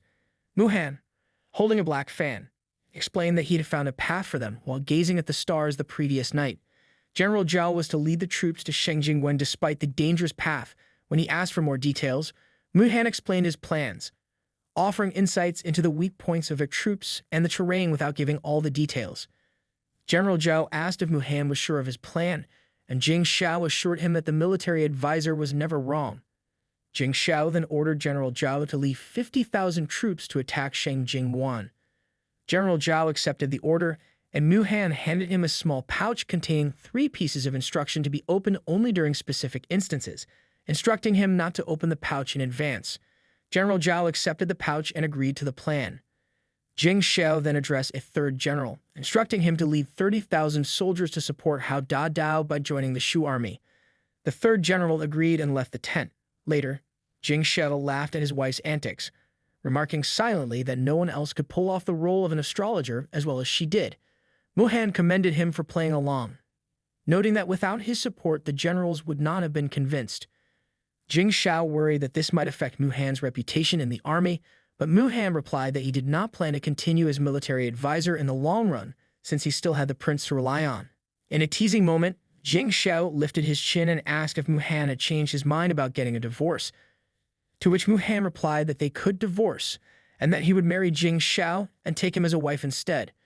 Jing Shao held Muhan and playfully showed him his kissy face, but Muhan walked away, remarking that there was no way he would marry a lazy glutton like Jing Shao.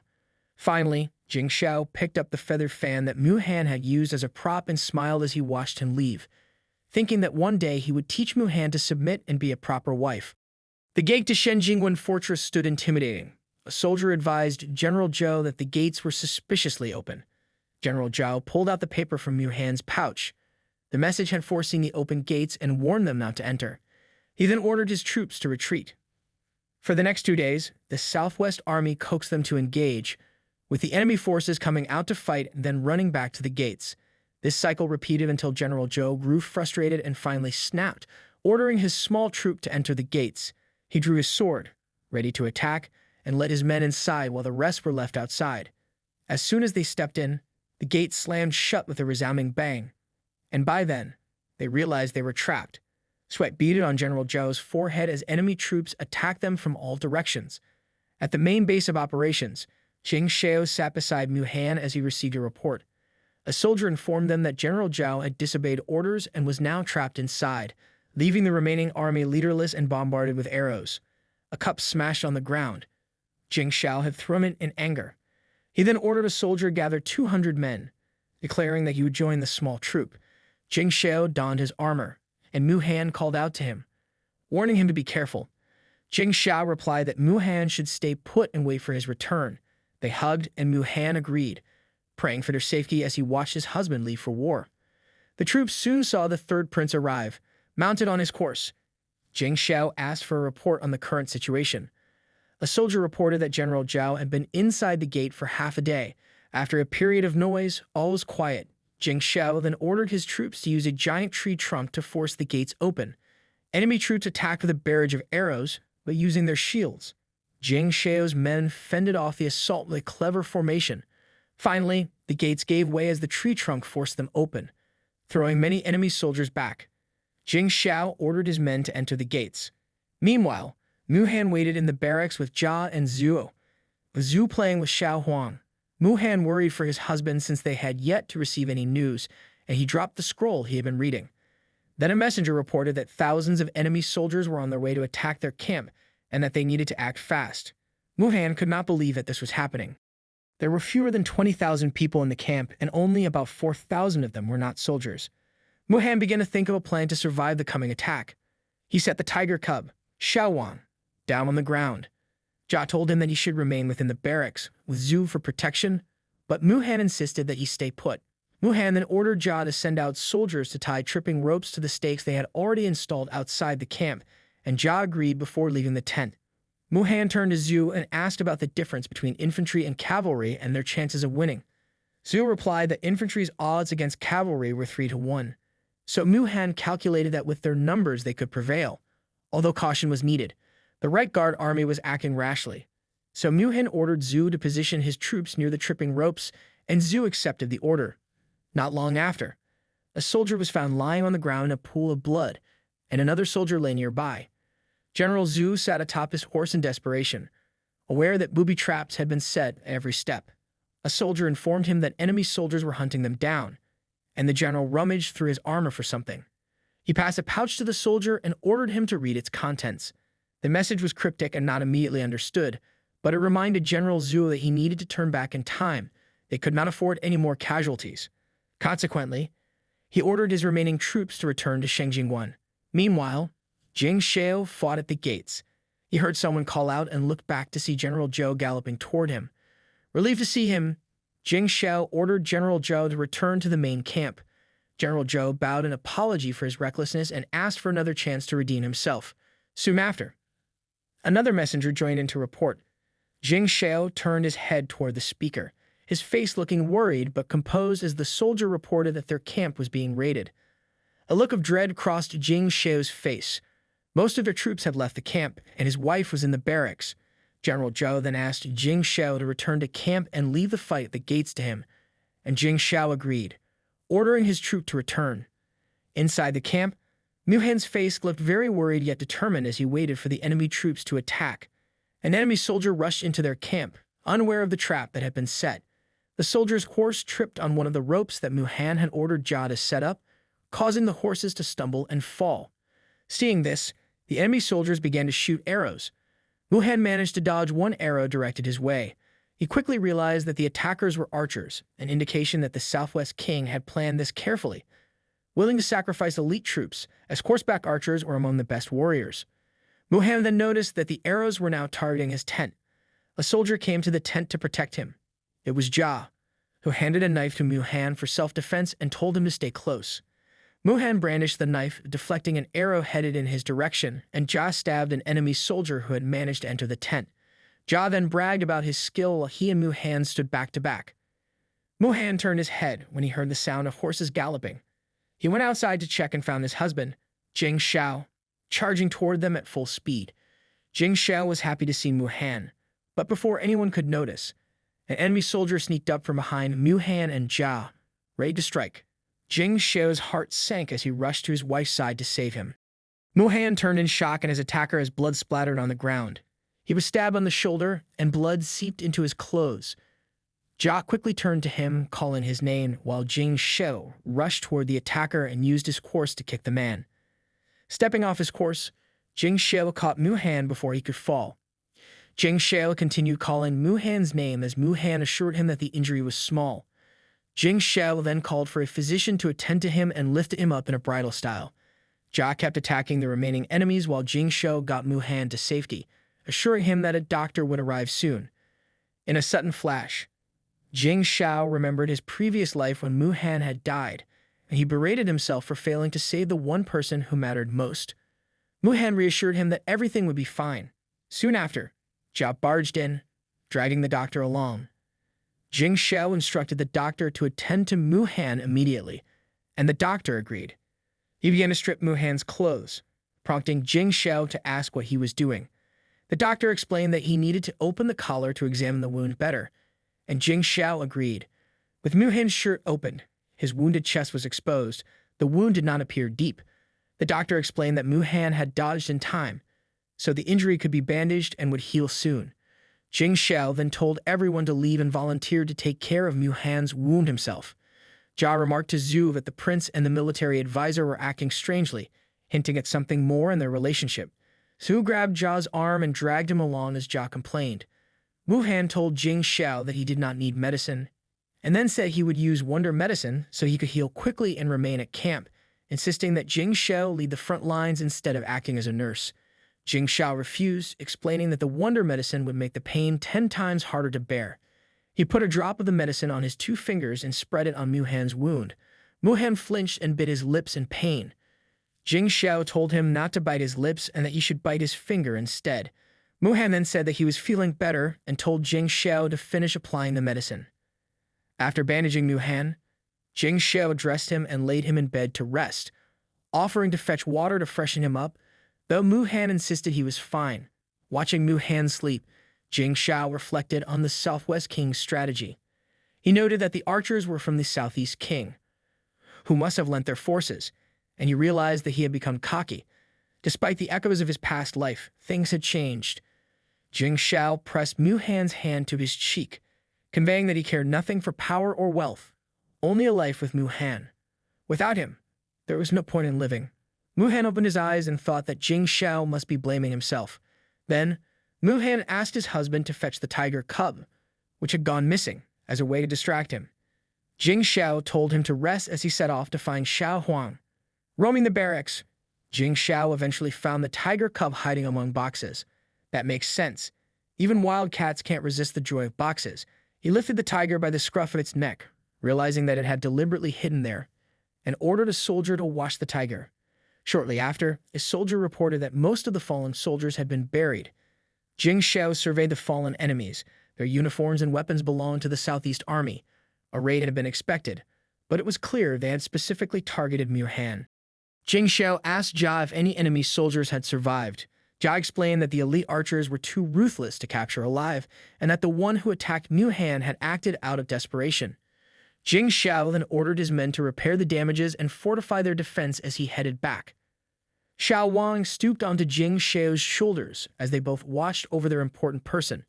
Mu Han slowly opened his eyes and attempted to get up, but Shao stopped him, and Shao Wang landed on the bed. A servant entered the tent carrying a bowl of noodles. Shao accepted the tray and dismissed the servant. He then asked Mu Han why he had ordered noodles that day when Mu Han usually preferred rice. Mu Han, while rubbing Shao Wang's head, explained that he had suddenly had a craving for noodles. Shao picked up some noodles with his chopsticks, although Mu Han insisted he could feed himself. Still, Shao continued to feed him, which made Mu Han blush. After they both ate from the same bowl, Shao declared these the best noodles he had ever had, and Mu Han invited him for a walk by the river. At the same time, the tiger cub tried to snatch some noodles. Later, sitting face to face, Shao urged Mu Han to finish his noodles. As night fell under a full moon in a sky full of stars, with fireflies lighting up the forest, Shao and Mu Han walked together by the river. During their walk, Mu Han touched his chest, which alarmed Shao, and he urged his husband to sit down. Mu Han sat on a rock while Shao knelt beside him, and Mu Han asked if Shao remembered what that day was. Shao admitted that he did not know and looked at Mu Han in confusion. Mu Han then took out a flute from his robes and offered to play it to remind him. Shao sat down, eager to listen, having always wanted to hear Mu Han play. Mu Han played the flute, and Shao listened as the sound filled the quiet night.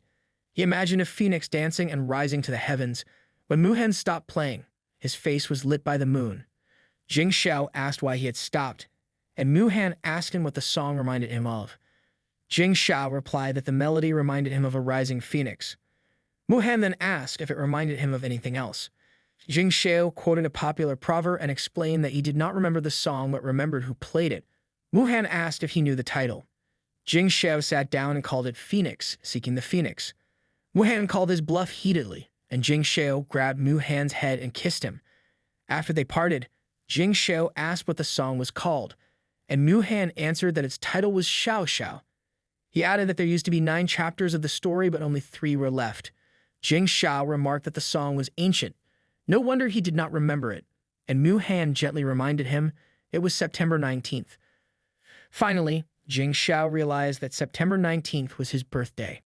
For Shao, who had spent most of his life in battle and rarely celebrated his birthday, that day finally made sense when he understood why Mu Han had chosen noodles. He hugged Mu Han warmly. Now 20 years old, while Mu Han silently felt regret that Shao could not be crowned on his birthday to secure his succession. Shao, however, thought it did not matter because he already had everything he wanted. Mu Han looked up at him with gentle eyes as Shao declared he should have an adult name and asked Mu Han to grant him one. Mu Han suggested the name Ju Shao, and Shao tried saying it, enjoying how the syllables rolled off his tongue. He recalled the name his parents had given him, Shao, meant to attract blessings from gods and phoenixes. At last, he understood that his destiny was not to fight for the throne as a crowned prince, but to secure Dakshin's peace. In a flashback, he remembered his mother asking the emperor about the chosen name after his birth, and the emperor had liked it. Shao realized that his fate had been sealed from the moment he was born, and he felt betrayed that his father had never reminded him of this intended destiny. Mu Han grew alarmed by Shao's sudden silence, wondering if the name had saddened him. Shao realized his mother had also foreseen that he would never be king. He looked up at the sky, imagining his queen mother watching and pleased to see him content. Turning back to his wife, Shao felt that Mu Han had made him so happy that day that he deserved a reward. He whispered that he could make Mu Han feel good too. And although Mu Han hesitated, thinking his husband might be bluffing, Shao seductively whispered into his ears. Mu Han felt the excitement and a warmth spread through him as Shao placed a hand on the small of his back. Even as Mu Han threw his head back, begging Shao to stop, Shao gloated, asking if what he had done could compare to a king's song. Mu Han held his husband's shoulders while looking into his eyes, and although Shao worried that Mu Han might not be able to tell good from bad, He sat back and urged his husband to finish what he had started, promising to give his verdict once it was done. Blushing, Muhan directed Jing Shao to where he wanted to be touched, leaning back until he was half lying on the ground. Muhan covered half his face in embarrassment, and from that position he saw two shooting stars chasing each other in the sky. Muhan called Jing Shao, Shao Shao. Wiping his mouth, Jing Shao looked at him quizzically, while Muhan then called his husband by the name of a hero from ancient times in a flirtatious tone. Jing Shao thought that must be Muhan's way of seducing him. Leaning toward his husband, Jing Shao, who had only intended to have a bit of fun, found himself aroused as Muhan seduced him. Jing Shao took out a jar of scented lube, and Muhan noted shyly that his husband always carried such a thing. Their clothes soon ended up scattered on the ground. Under the full moon, the couple enjoyed each other's company in the dark, while Muhan reminded Jing Shao to be gentle because his wound was not fully healed. Jing Shao pinned Muhan's wrist on the ground as sweat covered their skin. Even though Muhan's wound still hurt a little, Jing Shao's hand wrapped around Muhan's fingers, and Muhan felt the grass beneath him. Even in that uncomfortable moment, Muhan had never been happier. Their fingers clasped and intertwined while fireflies danced around them. In the dark forest, Jing Shao sat on the ground with Muhan on his lap, both now fully dressed. He opened Muhan's collar to inspect him and asked how he was feeling. Muhan leaned on Jing Shao's chest and assured him that he was all right, but Jing Shao soon noticed that Muhan's wound was bleeding again. Muhan suggested using the wonder medicine for faster healing, warning that movement and strain would only reopen the wound. But Jing Shao refused, feeling that the pain would be too much if they treated it now. He decided to check the wound again tomorrow. Muhan then told him to return to the military advisor's tent, so that no one would discover them the next morning. Jing Shao kissed Muhan's forehead and agreed to take him back to camp, lifting him in a bridal carry and deciding that it was best to sleep in Muhan's tent, away from the pesky tiger, so they could finally get proper rest. Meanwhile, an assassin sneaked into the camp and headed for Jing Shao's tent. The assassin lifted the tent flap and crawled under, then suddenly screamed. The scream alarmed the guards, who entered the tent and found the assassin clutching a knife in one hand and his bitten arm in the other. Soon, a tiger cub crawled out from under the blanket, licking its paws, and the guards sounded the alarm to alert everyone.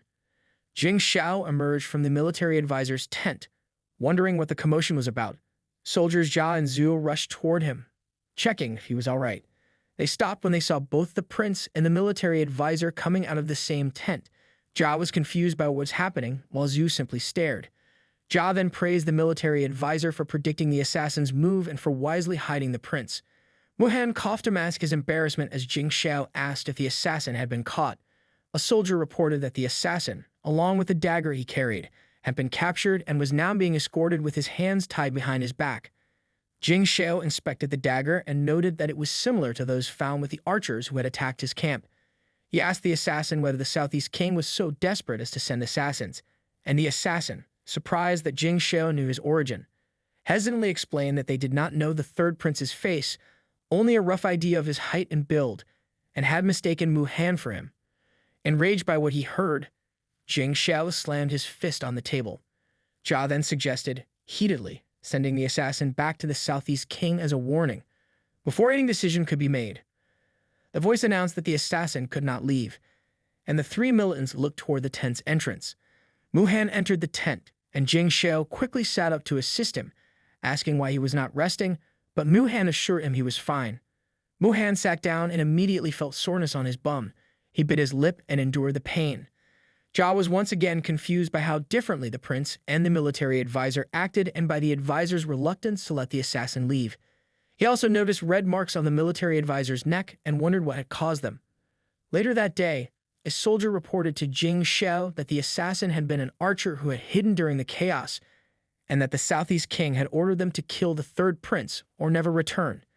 Jing Shao looked down at the captured assassin in confusion and asked why the attack had also targeted the military advisor. The assassin, now kneeling, explained hesitantly that they had mistaken Muhan for the third prince.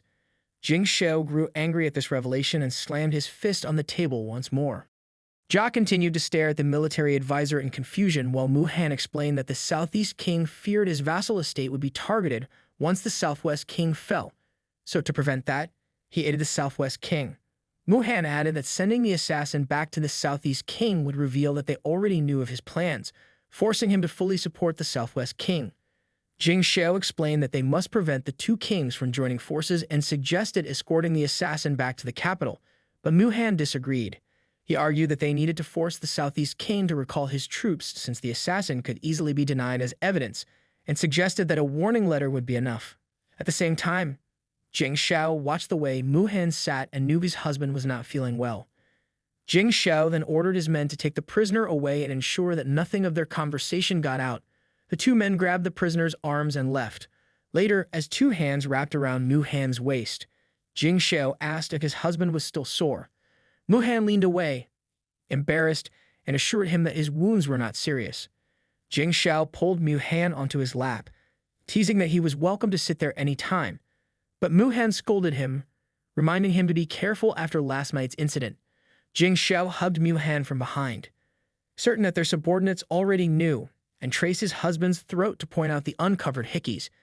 Mu Han froze, then pushed Jing Shao back while holding his neck in shock. He had not realized the hickeys were there, which explained the odd looks from Jia. Mu Han then walked out of the tent in a huff, and Jing Shao scrambled after him, knowing that the hickeys above his collar would be visible. When Mu Han opened the tent, he heard someone about to make a report and stood frozen. A horse galloped toward him, its reins barely under control by a soldier. Jing Shao rushed to Mu Han, but his husband remained frozen, his aching hips preventing him from moving, while neither noticed a man sneaking up behind in search of a chance for promotion. Jing Shao kicked the horse to prevent it from trampling Mu Han. Although Mu Han was safe, the man aiming for promotion tackled him, and an alarmed Jing Shao turned around. Jing Shao kicked the man, who accidentally hit Mu Han on the chest, reopening his wound and causing it to bleed. Jing Shao continued to kick the man until he begged for forgiveness. The man's name was Wang Er. Mu Han sat on the ground in pain, and Jing Shao asked if he was all right. Jing Shao lifted his husband in a bridal carry, and while he took Mu Han away for treatment, Jia beat up Wang Er for drawing unwanted attention and causing more harm. Jing Shao then brought Mu Han back to his tent, opened his collar to check the bleeding bandages, and sat down gritting his teeth, angry at Wang Er for worsening Mu Han's wounds, even as Mu Han protested. Soon, Zhu entered to report that General Hao had succeeded in his tasks and had opened the gates to allow General Zhao's army into the fortress, without turning his head from Mu Han. Jing Shao ordered Zhu to send word to the generals to merge forces and attack Cloud City relentlessly. Jia heeded the command and asked when the army would set off. Jing Shao hesitated, holding a piece of cloth in his hand, knowing that with Mu Han injured it would be dangerous to travel since his wounds would take longer to heal. He told Zhu to wait a few more days, but Mu Han squeezed his hand while shaking his head. Jing Shao sighed and instructed Zhu to deliver the message and then return. He wiped Mu Han's forehead, and despite Mu Han's protest, Jing Shao insisted that the general's troops had 3 days' worth of food and that Mu Han needed to rest before departing. Mu Han sat up and scolded Jing Shao for putting his own needs before those of the whole army, and Jing Shao looked back at him in anger. Jing Shao urged Mu Han to lie back down, assuring him not to worry and that he would take care of him before they discuss anything else. Mu Han looked him in the eye and announced that he would use the wonder medicine so he could heal faster, but Jing Shao disagreed. Mu Han sighed and removed Jing Shao's hands from his shoulder, not wanting to cause any delay. Jing Shao then assured him that he would not be blamed, but Mu Han fought back by reminding Jing Shao that he was responsible for thousands of lives and couldn't put his own feelings before the safety of his men. Those words finally made an impact on Jing Shao, and he smirked as he kissed Mu Han on the cheeks, praising him and showing how lucky he was to have such a sensible wife. Mu Han pushed him off, astounded by how quickly Jing Shao had agreed, and let out an exasperated sigh. Mu Han then removed his clothes, teasing Jing Shao to stop looking at him as if he were a delicate maiden. Jing Shao rummaged through his drawers and finally found a white bottle of wonder medicine, which he showed to Mu Han as Mu Han removed his bandage in preparation. Jing Shao warned that the medicine would intensify the pain and told Mu Han not to bite his lips when it got unbearable, taking a drop of the cream on his fingertip. Chibi Jing Shao hesitated to apply the medicine on Mu Han's chest, but Mu Han told him to hold him if he was too worried. Jing Shao positioned himself behind Mu Han and offered his arms for Mu Han to bite, then finally applied the medicine. Mu Han flinched from the pain and squeezed Jing Shao's arm, So Jing Shao offered his fist for Mu Han to bite into for relief. After a moment of hesitation, Mu Han slumped forward and fainted from the pain, and Jing Shao quickly carried him to bed. Soon, Jia and Zhou entered the tent, and without looking back, Jing Shao asked what was going on. A third person reported finding something in Wanger's belongings, and Zhu announced a letter from Prince Ru's mansion while Jia had nothing to add. Jing Shao gently covered Mu Han with a blanket, then accepted the scroll with both hands. He unfurled the scroll and grew angry at what he saw, a black and white painting of Mu Han. Suspecting that Wanger harbored lustful thoughts about Mu Han, Jing Shao ordered the man to investigate and uncover any other crimes committed by Wanger. When the third guard turned to leave, Jing Shao asked his name, and the guard introduced himself as Jiang Lang, the son of Imperial Physician Jiang. Jing Shao then realized that Mu Han had found him another talented soldier. Jing Shao addressed Jia and Zhu, and although Jia began to speak, Zhu interrupted by handing over the letters to Jing Shao and announcing that they would set out tomorrow after some preparations.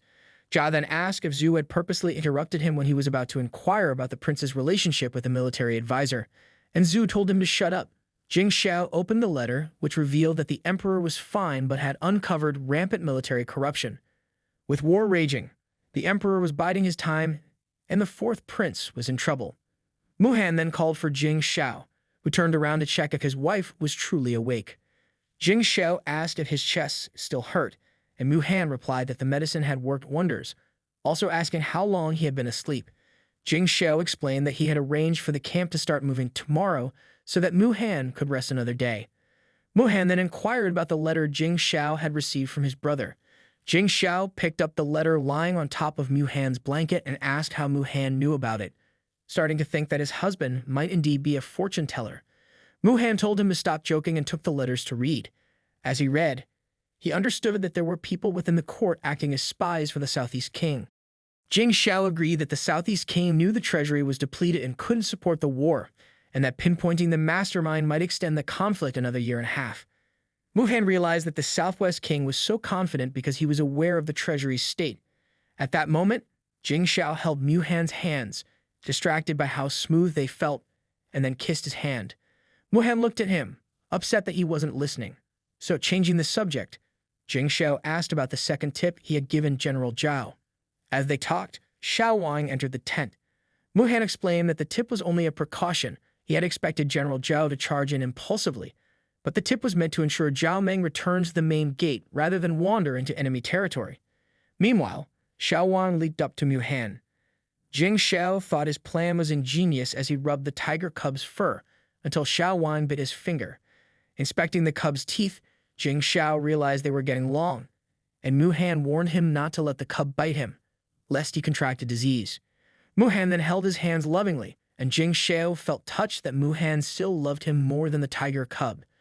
Jing Shao wondered what they would have done if Zhou Meng had not broken through and seen the kit, but Mu Han explained that Zhao Meng could only have grasped the kit if he had been trapped in an enemy camp, and that Mu Han must simply invent an alternative meaning for his words. He noted that ancient counselors and advisors often withheld information not out of secrecy, but from uncertainty. Jing Shao hugged Mu Han affectionately, though Shao Wang got squeezed as collateral damage. Mu Han slept with the tiger cub on his head until Jia called for him and entered the tent. Mu Han woke with his tiger cap on as the cub yawned, and Jia laughed at how comical he looked. Jia reported that the prince's investigation had led to Wanger's arrest. Wanger, who was in charge of the grain account, meant to track all grain consumption. Mu Han then provided further instructions on whom Jia should bring to court to testify against Wanger. Unable to hold his questions, Jia asked what was going on between Mu Han and the third prince. The question caught Mu Han off guard, and he told Jia not to concern himself with matters outside his duties. This made Jia suspect that the third prince might be forcing the military advisor into a strange relationship. Jia urged the military advisor not to fear or be bullied by the third prince, though he believed the third prince wasn't entirely lost. Calmly, Mu Han explained that there must be a misunderstanding, as his relationship with the crown prince was similar to the friendship between Jia and Zhu. Jia reflected on that similarity while Zhu wiped his sweat in a manner reminiscent of how the crown prince had treated the military advisor, and then Zhu tucked him into bed. Finally, Zhu realized the truth, and Jia quickly turned around, excusing himself. Mu Han played with Shao Wang while gathering his thoughts. If the oblivious Jia could decipher them, The others likely already knew. There was also the matter of Wang Er's arrest. Realizing what had triggered Wang Er's investigation, Mu Han moved quickly so that even Shao Wan wouldn't see him leave the bed. He then went to the third prince's tent, where he saw Jiang Lang handing a stack of papers to the third prince. Jing Shao turned to Mu Han, holding the pile in one hand. Mu Han finally realized that the paperwork accounted for their food budget, and he asked where it had been found. Jing Shao replied that they had been found in Wang Er's baggage. Mu Han glared at the papers in shock, surprised that Wang Er had transcribed the food budget by hand. A note on the document revealed that Wang Er had also corresponded with someone outside the camp. Without a word, he handed the stack over to Jing Shao. Both of them silently understood that only the Southeast King would need such detailed ledgers of an army's provisions. Jing Shao then ordered Jiang Lang to have Zhu interrogate Wang Er further, so they could learn who he had been corresponding with and how. When Mu Han asked what made Jing Shao so suspicious of Wang Er, Jing Shao could only scratch his cheek. He hugged Mu Han and said that he had seen the greedy glint in Wang Er's eyes, though he could not tell Mu Han that he already knew all this from a previous life. While still hugging Mu Han, Jing Shao savored the smell of the medicine on his husband's skin. Mu Han touched his cheeks and praised Jing Shao for being so attentive. Soon, Mu Han asked if they should report the matter to the emperor, and Jing Shao insisted that the emperor must know. They both agreed that, along with the report, they must also praise how Da Dao and the Shu army's valor. Jing Shao did not understand at first why the Shu army's merit should be recognized, but Mu Han reminded him that the Shu army had been part of the first prince's army, which had failed in the previous attempt against the Namen. With that, Jing Shao finally understood. Praising the Shu army would show the emperor that although they had failed under the first prince, they had excelled under another, thereby exposing the former's incompetence. Grateful that Mu Han had remained faithful, Jing Shao held his husband's hands tightly. Mu Han replied that if he had been married to someone else, he would not have helped so selflessly, for there was no one who could love Jing Shao as he did. Jing Shao then bragged that there was no one more handsome than he, to which Mu Han countered that there was no one more shameless. At that moment, Zhu entered the tent with a report that Wang Er had confessed to contacting a small-time official in Beijing. Jing Shao and Mu Han quickly parted, feigning no recent affection, as they learned that Wang Er had been in contact with the official since crossing Shu's border. Under the table, Jing Shao's hand grew restless, and he reached for Mu Han's finger. He gripped his other hand tightly as they both realized that the Southeast King used a ledger to count soldiers. A drop in rations was a sign of an ambush. Mu Han suspected that the small-time official was a spy planted by the Southeast King, while Jing Shao, looking dreamy rather than troubled, did not seem bothered. Mu Han then grabbed Jing Shao's knees and Zhu continued with his report. Jing Shao grew excited at Mu Han's boldness, but Mu Han squeezed his thigh to make him stop. Jing Shao could not keep his expression straight as he endured the feeling, and even Zhu noticed the change. Jing Shao urged him to continue with the report. Zhu mentioned that he had not found any letters in his room but had discovered something else, a paper containing Wang Er's new note that he had been unable to pass on to the spy, which listed the current number of soldiers in their army. Mu Han then took out a brush and decided to mislead the spy. He imitated Wang Er's brush strokes perfectly, altering the number of soldiers so that the enemy would hesitate to attack. Zhu then asked whether they should execute Wang Er, noting that they had kept him alive only to write letters to the spy. Since the military advisor could replicate his handwriting, he was no longer needed. Jing Shao ordered the traitor's execution. Later, in a mountainous region under a clear sky, Jing Shao and Mu Han traveled in a carriage, with Shao Wan watching the scenes through the window. Jing Shao suspected that their misleading letter had worked. During the ride, Shao Wan, the tiger cub, annoyed Shao Heng, the black horse, and Shao Heng retaliated by blowing hot air toward the cub. As a result, Shao Wan toppled over and landed on the carriage floor, letting out a cute meow. Jing Shao found the cub amusing and rubbed its head, while Mu Han pinched Jing Shao's ears, urging him to ride outside instead of staying inside the carriage. Jing Shao made an excuse that he needed to take care of the strategist's health, but Mu Han reminded him that the soldiers would think ill of him. Unconcerned with others' opinions, Jing Shao settled himself on his wife's lap and mused that Mu Han's rising popularity had sparked secret crushes, so much so that their relationship should be public before things spiraled out of control. Mu Han let him sleep, knowing it would be hard for Jing Shao to catch up on sleep once they reached Yunqing. Later, Jing Shao hugged him tighter, wanting them to sleep together. even though he had taken Xiao Huang's favorite spot, a move that meant trouble for the little tiger cub. They finally arrived at the Yunqing camp, where General Zhou greeted them enthusiastically while Hao Dao kept a respectful distance. General Zhao praised Mu Han for the 3 kits he had provided, his tone full of approval for the military advisor. Shortly after, the 3rd prince stepped out and asked about the noise. General Zhao teased that he had wondered where the prince was, only to find him lazing in the carriage. Mu Han then came out of the carriage holding Shao Wan, and he was surprised by this sight. Jing Shao carried Mu Han in a bridal style, prompting Mu Han to give him a side-eye for his action. The generals and soldiers were taken aback by the sight of the two being so affectionate. Jing Shao told Mu Han that he was injured and should not move around too much. Although Mu Han knew it was done on purpose, General Zhao approached them to ask about Mu Han's injuries, and Mu Han assured him that he was all right. General Zhao remarked that scars were a man's trophy and was about to playfully smack Mu Han's shoulder when a hand stalked him. Jing Shao explained that Mu Han's injuries had not healed fully, so General Shao needed to be careful with him. General Shao laughed it off while Hao Dao, observing from behind, thought that the prince and military advisor were being inappropriate. Still, he chose not to voice his concerns and instead bowed respectfully to the 3rd prince. Jing Shao then praised Hao Dao for his contributions and officially bestowed on him the title of general, which Hao Dao accepted. General Zhou joined in the praise, and the two were like brothers. Jing Shao then stopped General Zhou's cheer by pointing out that Zhou's impulsive gate breach had caused many casualties, and Zhou bowed, accepting any punishment he deserved. Jing Shao dismissed the soldiers, explaining that he and Mu Han still had much to discuss. He checked to see if anyone was watching as Mu Han wondered what he was up to, then lifted Mu Han in his arms, insisting that his husband should avoid further injury by letting him carry him to the tent. Mu Han suggested that Jing Shao simply sleep in his own tent each night, but Jing Shao argued that sleeping alone made one susceptible to assassination. Mu Han pointed out that his husband was just being incredibly shameless, and Jing Shao agreed. Meanwhile, the soldiers gossiped among themselves, noticing that the 3rd prince had not slept in his tent since the assassination. Zhao approached them from behind and scolded them for their gossip, ordering them to get back to work. The soldiers scrambled off running. Later, General Zhao asked Zhao about the prince's relationship with the military advisor, admitting that he had never known the prince like men, especially after the prince had protested a male marriage, but Zhao was unsure. Hao Dao grew incensed, saying he did not know that the prince's wife was male.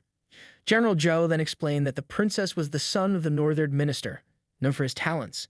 Hao Dao thought what the prince was doing was inappropriate and decided that he must clarify things with the military advisor, though General Zhou tried to stop him. The military advisor sat on a stone by the lake, and at his foot, Shao Wan attempted to catch a butterfly. Soon, he heard a booming voice calling out, and Hao Dao approached him for counsel.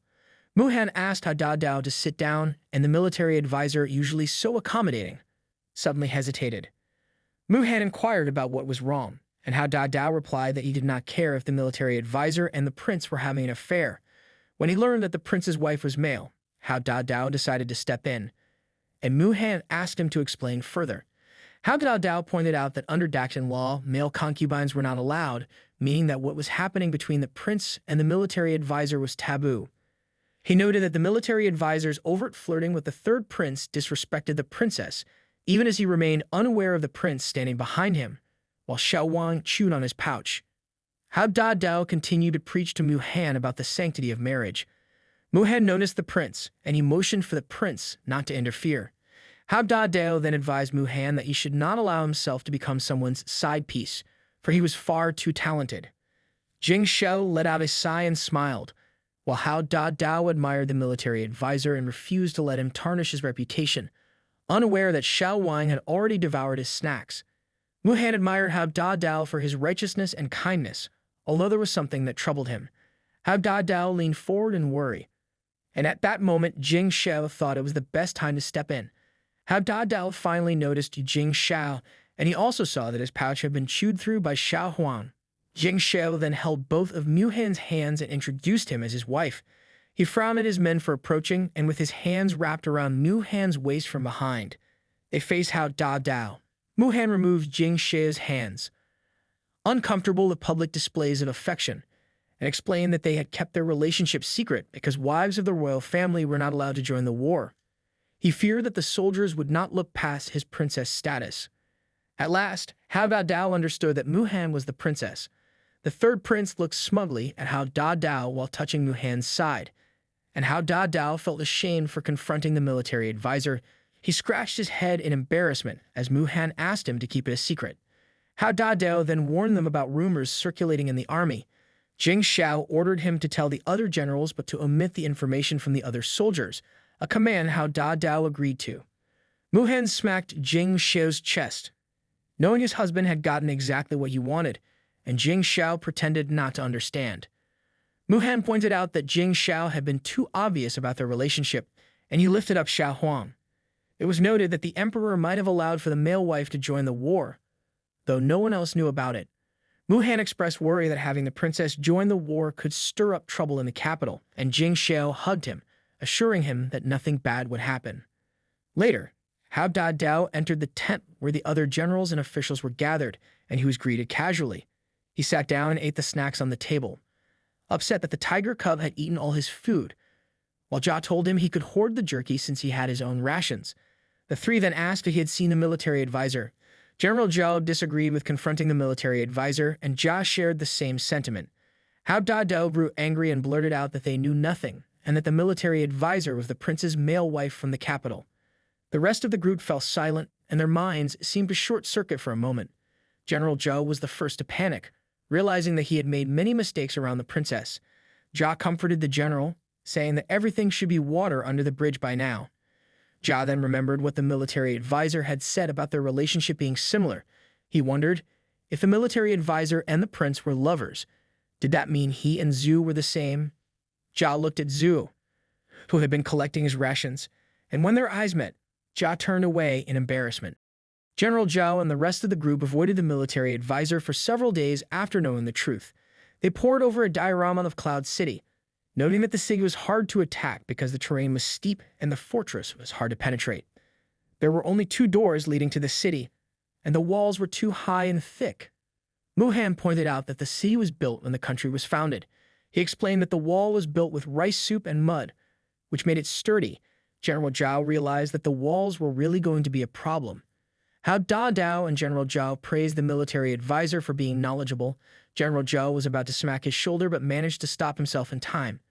The 2 generals nervously stood as they realized that this brilliant man was actually a princess.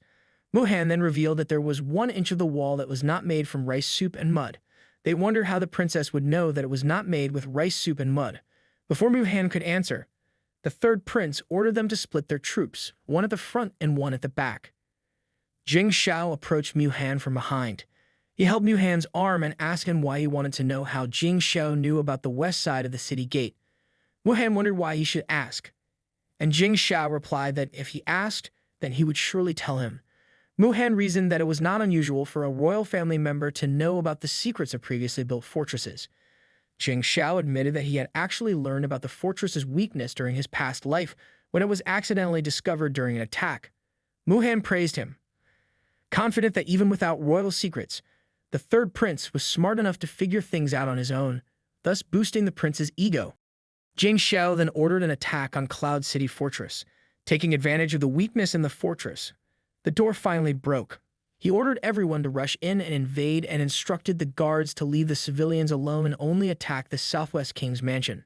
A child, no older than 10, knelt on the ground with his eyes downcast in fear, suppressing his tears. Muhan pitied the child and reassured him that they meant no harm. He asked where the adults had gone, and the child replied that his grandpa and uncles had left days ago. Shao realized that the Southwest King must have escaped, and Hao Dao asked him what to do next. The prince then ordered troops to track the Southwest King and to escort the children and concubines back to the capital, while Muhan continued comforting the child as the prince watched. Shao invited Muhan to tour the mansion, and Muhan took his hand while smiling. They headed straight to the king's study, where all the valuables seemed to have been taken. Shao noted that there were some treasures left. He commented that the servants in the palace must have taken all the valuable goods, and the place looked like it had been ransacked. Shao compared his past life with the Southwest King. He led Muhan to a wall that had once been hidden behind a tapestry, and pondering his luck over the Southwest King for having Muhan, he ordered him to step back before kicking the wall. He kicked the wall, and they peered inside the hole. The wall was hollow, and a secret room appeared. Inside the walls were treasures. The Southwest King had almost emptied the room. A sitting Buddha was displayed with boxes of precious items laid in front of it as offerings. Shao roamed the place, hoping that everything he remembered as valuable was still in place. He opened a box and found a dagger. Luckily for him, the Southwest King was not good at praising valuable items. Holding the dagger in his hand, Shao called for Mu Han to come over, but Mu Han was busy appraising the paintings and literary works in the room. Since the Southwest King had hurriedly fled, the books and paintings were not convenient to take with him. Mu Han admired the dagger and unsheathed it. Shao then instructed him to see if the dagger could cut a strand of hair by blowing on it, and Mu Han thought that his husband was joking. Shao said they could bet on it, and if the dagger could do as he said, that he wanted a prize. Mu Han wondered if he'd made the right decision to bet with his husband as Shao placed a strand of hair against the knife. Mu Han went ahead and started blowing on the hair strand while Shao was not ready. The hair strand snapped in two, and Shao became upset that he hadn't been able to lay out the bet's terms before it was completed. While Mu Han enthusiastically admired the treasure, Shao then bragged that the knife could even cut iron, prompting Mu Han to pull at his cheek. Shao excitedly stabbed an iron Buddha statue on the side, and the knife created a dent on the iron. When they looked closely, they found gold inside the iron. Mu Han suspected that the Southwest King had painted the Buddha black to make it appear as if it were made of iron. Shao ordered the soldiers to move the treasures and send them all to the capital, then whispered that they wouldn't be able to take the gold but could keep the paintings and the dagger for themselves. Mu Han laughed and Shao gave the knife to Mu Han to protect himself. Mu Han thought the dagger was wasted on him until Shao asked if he knew the knife's name. It was called Hanzhong, which fit well since Mu Han's full name was Mu Hanzhong. Suddenly, a voice called out from outside, surprising the two, and a soldier reported that there was a secret passageway under the Buddha statue. Shao was surprised, as this was the first time he heard of the passageway, and he ordered the soldier to inform General Zhao Meng to lead the troops and follow the Southwest King. They then headed to the study for General Zhou's report. The report stated that the secret road led to a dry well 10 miles from the city, while Shao Wang teased them. At one point, the Southwest King was carrying his treasures, and the tiger cub even climbed up to General Zhou's butt. Mu Han turned to Shao and advised that the carriage must be full of treasures that the Southwest King had escaped with to the southeast. Shao then ordered a stop to the chase of the Southwest King. However, General Zhao Meng disagreed, insisting that the Southwest King needed to be annihilated now to avoid future trouble, a sentiment shared by Hao Dao. Shao assured them that he had his own plans, while Shao Wang reached General Zhou's pouch and began chewing on his rations. Shao told everyone to take a rest at any pavilion of their choosing. Zhao was especially interested in the little bamboo houses. Shao Wang jumped into Mu Han's lap and chewed on the pouch he'd gotten from General Zhao. Zhu then followed Zhao, wanting to join him in testing out the little bamboo huts. The two generals watched as two guards bickered, and Zhao insisted that they should not go together. Shao placed his hand on the table, planning their next move, and must capture Yongcheng and report that the Southwest King was fleeing to the southeast. Mu Han watched as his husband wrote the report, knowing that branding the Southwest King a traitor would implicate the Southeast King as an accomplice if he helped him. Mu Han grew suspicious of Shao while stroking the sleeping Shao Huang's fur, wondering if the servants were aware of their secret. He then asked Shao why he was so eager to attack the southeast, and Shao replied that he wanted to return home for the new year. For him, war was inevitable. The sooner it ended, the better, since he kept pressing matters at the capital. Shao brushed something in midair when Mu Han asked how he knew about the secret room. Shao admitted he had lied about finding a secret zither with ancient writings, realizing later that he'd been careless while trying to show off to his wife. Mu Han stood up with Shao Wang in his arms, seemingly accepting the explanation, though Shao knew his husband would remain suspicious without a more convincing story. Shao then wondered how one could explain time travel without sounding crazy, and he hugged his husband from behind. Later, Shao picked up Shao Wang from Mu Han's arms, but the cub was not happy with being dangled like a purse. Shao dropped Shao Wang on a mat, calling him fat, and Mu Han laughed at his antics. Shao then held Mu Han close, reassuring him that some things eluded even his understanding, though Mu Han still remained dissatisfied. Finally, Shao placed his head on Mu Han's chest and asked if he believed in ghosts and gods, and whether he had dreams of the past and present. Jing Shao told Mu Han that he had a dream that gave him many hints about the future. He settled Mu Han on his lap and held one of his hands, then placed his hand on Mu Han's knees, telling him not to overthink things because the best explanation was that he had a premonitory dream. Mu Han replied that the dream might be a message from a god. Jing Shao perked up and asked if Mu Han believed him, and Mu Han smiled and said he did. Jing Shao then placed a hand behind Mu Han's head, making him blush, and Mu Han assured him he would always believe in him. The two kissed, but soon Mu Han broke the kiss, remembering he had another thing he needed to ask. He was surprised when Jing Shao lifted him up and placed him on top of the desk. Mu Han understood what Jing Shao wanted, but he told him that they should not do it because someone might come in and see them. Jing Shao replied that if he made enough noise, then people would not come in. He took out some scented balm and used it to lubricate his finger. And Mu Han, now slumping face down on the desk and blushing, shuddered at the sensation. Jing Shao then clasped Mu Han's hand and said that he thought Mu Han looked cute. He assured Mu Han that Jing Lang was guarding the door so no one would come in, leaning in close with his front pressed against Mu Han's back. Outside, Jing Lang could hear the noises the couple was making. He had heard many things about the royal family, but he never expected to encounter something like this. Soon, a man approached for the stack of books, but Jing Lang prevented him from coming in. Jing Lang then thought about how his father would be proud of him. Although he felt bad being his father's heir and even mused that he would be glad to marry a male wife, just like the third prince did. That night, Jing Shao thought Mu Han was as cute as a baby and kissed him on the cheek. He hoped that Mu Han would forget his earlier question, and Mu Han soon fell asleep soundly. If Mu Han later asked about the dream after their wedding night, he would think that Jing Shao was only nice to him because a god had told him to be. Jing Shao watched his husband sleep, and meanwhile, Shao Wang passed by his leg. Jing Shao looked at the little tiger cub in irritation, then used his toes to pinch Shao Huang's ear, which made the cub angry. The cub started to attack Jing Shao's leg, and Jing Shao, in his wishful thinking, wanted to throw the cub into the stable. After 2 months on the battlefield, the soldiers finally had some free time, and the officials celebrated by drinking. Jing Shao claimed a bamboo building and had it cleaned, using it as a love nest for him and his princess, while Jing Lang remained their guard. Jing Shao was always amorous toward Mu Han, and his princess' neck was always full of hickeys, so much so that Mu Han couldn't even go out during the day. Mu Han refused to stay locked up in the bamboo house, especially when he saw Jia eyeing him, and the two moved back to the serious hall. After 10 days, an imperial decree praised Jing Shao and ordered him to quell a rebellion in the southeast, which he accepted, as the governor-general would manage the southwest government. The governor then arrived in the southwest and had a lot to deal with, being impressed that the third prince had brought peace to the southwest in just 2 months. In the carriage, Shao Wang sat by the window, enjoying the fresh air, while Mu Han and Jing Shao rode beside it. Shao Wang had grown too big and heavy for the horses, and the tiger cub cried, feeling fat-shamed.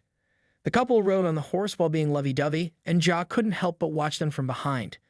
Jia felt tired, and Zhu quickly offered that they could ride together. Jia was then alarmed by the attention Zhu was showering on him. Jia looked affronted and shouted that he wasn't tired at all, then galloped away, leaving Zhu behind looking annoyed. It took the army 2 weeks to reach Lianyi Mountain in the southeast. Mu Han warned Hao Da Dao that the terrain was prone to ambushes and to stay alert, but Hao Da Dao reassured him that the fiefdom was still 100 miles away, so there was no need to worry. Mu Han settled down to read a book in the carriage with Shao Wang on his lap, and he talked with Jing Shao about his dreams. Jing Shao, who hadn't taken this road before, wasn't sure what would happen, while Shao Wang touched the book. Finding the book annoying, Shao Wang started viscously scratching it, and Mu Han flicked his head at the naughty cub. Shao Wang then looked at him pitifully, showing off his belly, as the tiger cub had gotten fat and its claws had grown a lot. Soon, Mu Han heard a call to stop the horses. He looked out the window and asked Jing Shao what had happened.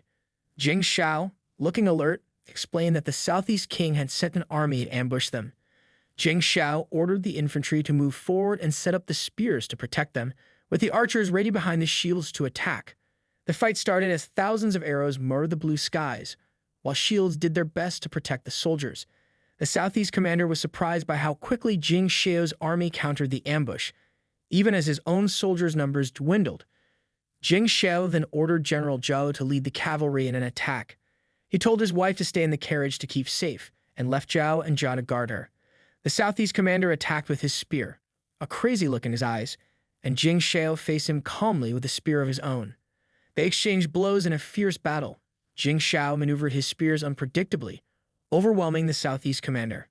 Although the commander managed to dodge in time and even grabbed the spear, he thought victory was his. But Jing Shao let go of the spear, surprising him, and swiftly drew his sword. In a blink of an eye, Jing Shao swung his sword at the Southeast commander, ensuring victory. Hao Dao praised Jing Shao for his skills, calling him a genius, while the divine arrow general pulled the string of his bow, ready to shoot 3 arrows at once. Jing Shao heard Hao Dao's warning and spotted the famous archer, remembering that this archer was hard to deal with, yet Jing Shao stayed calm as the arrows came his way. Meanwhile, in the carriage, Mu Hen panicked and threw himself halfway out the window, screaming Jing Shao's name. One arrow grazed Jing Shao's cheek, and the second slid against his shoulder guard.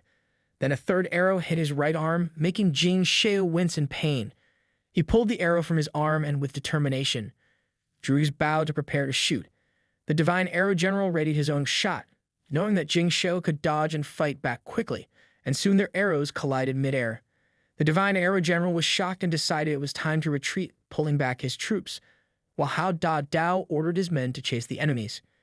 Jing Shao cautioned against chasing, explaining that the path ahead was narrow and might hold traps.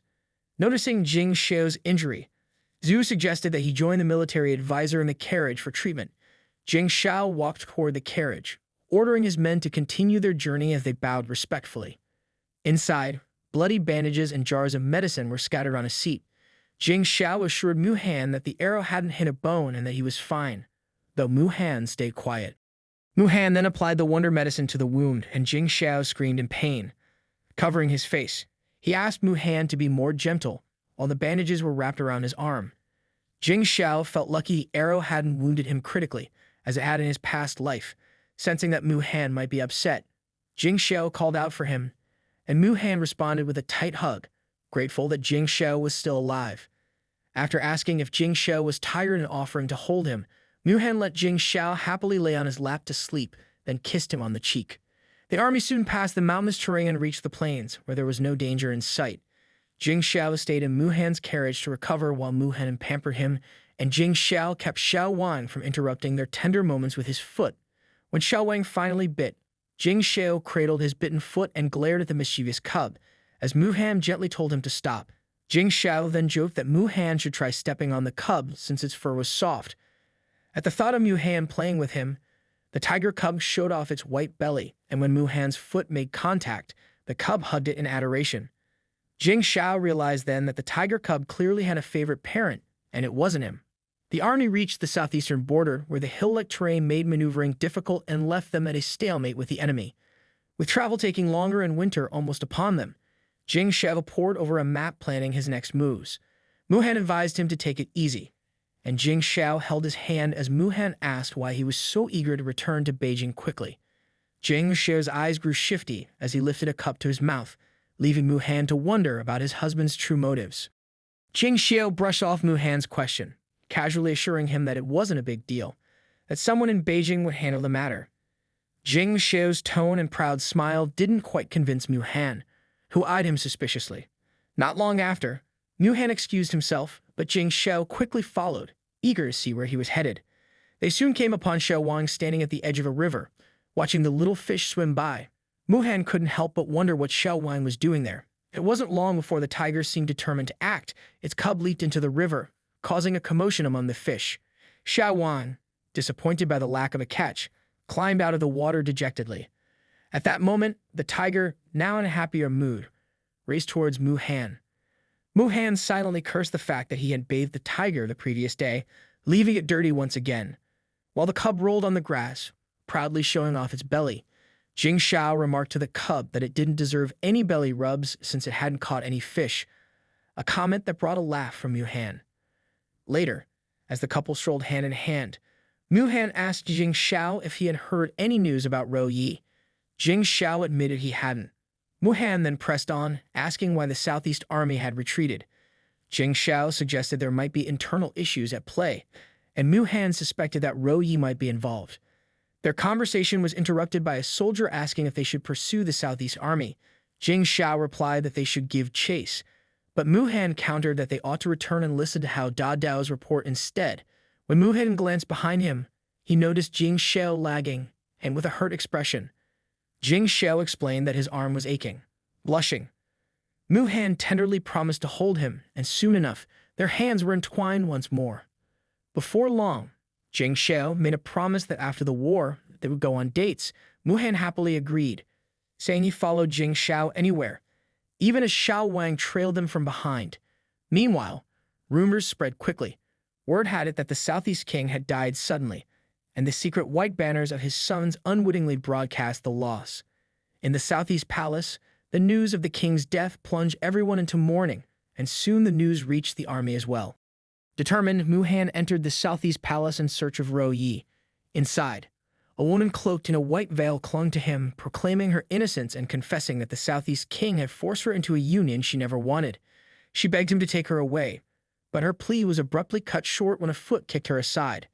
Turning around, Mu Han found Jing Shao clinging tightly to him. Jing Shao reassured him that Ro Yi was not in the palace, that she would come to them directly. Clearly protective, Jing Shao made it known that he would not allow the woman to seduce his Mu Han. Soon after, Jing Lang reported that they had found a house carved from stone. Smiling, Jing Shao instructed Jing Lang to lead them there. At the stone house, they noticed the door adorned with intricate patterns.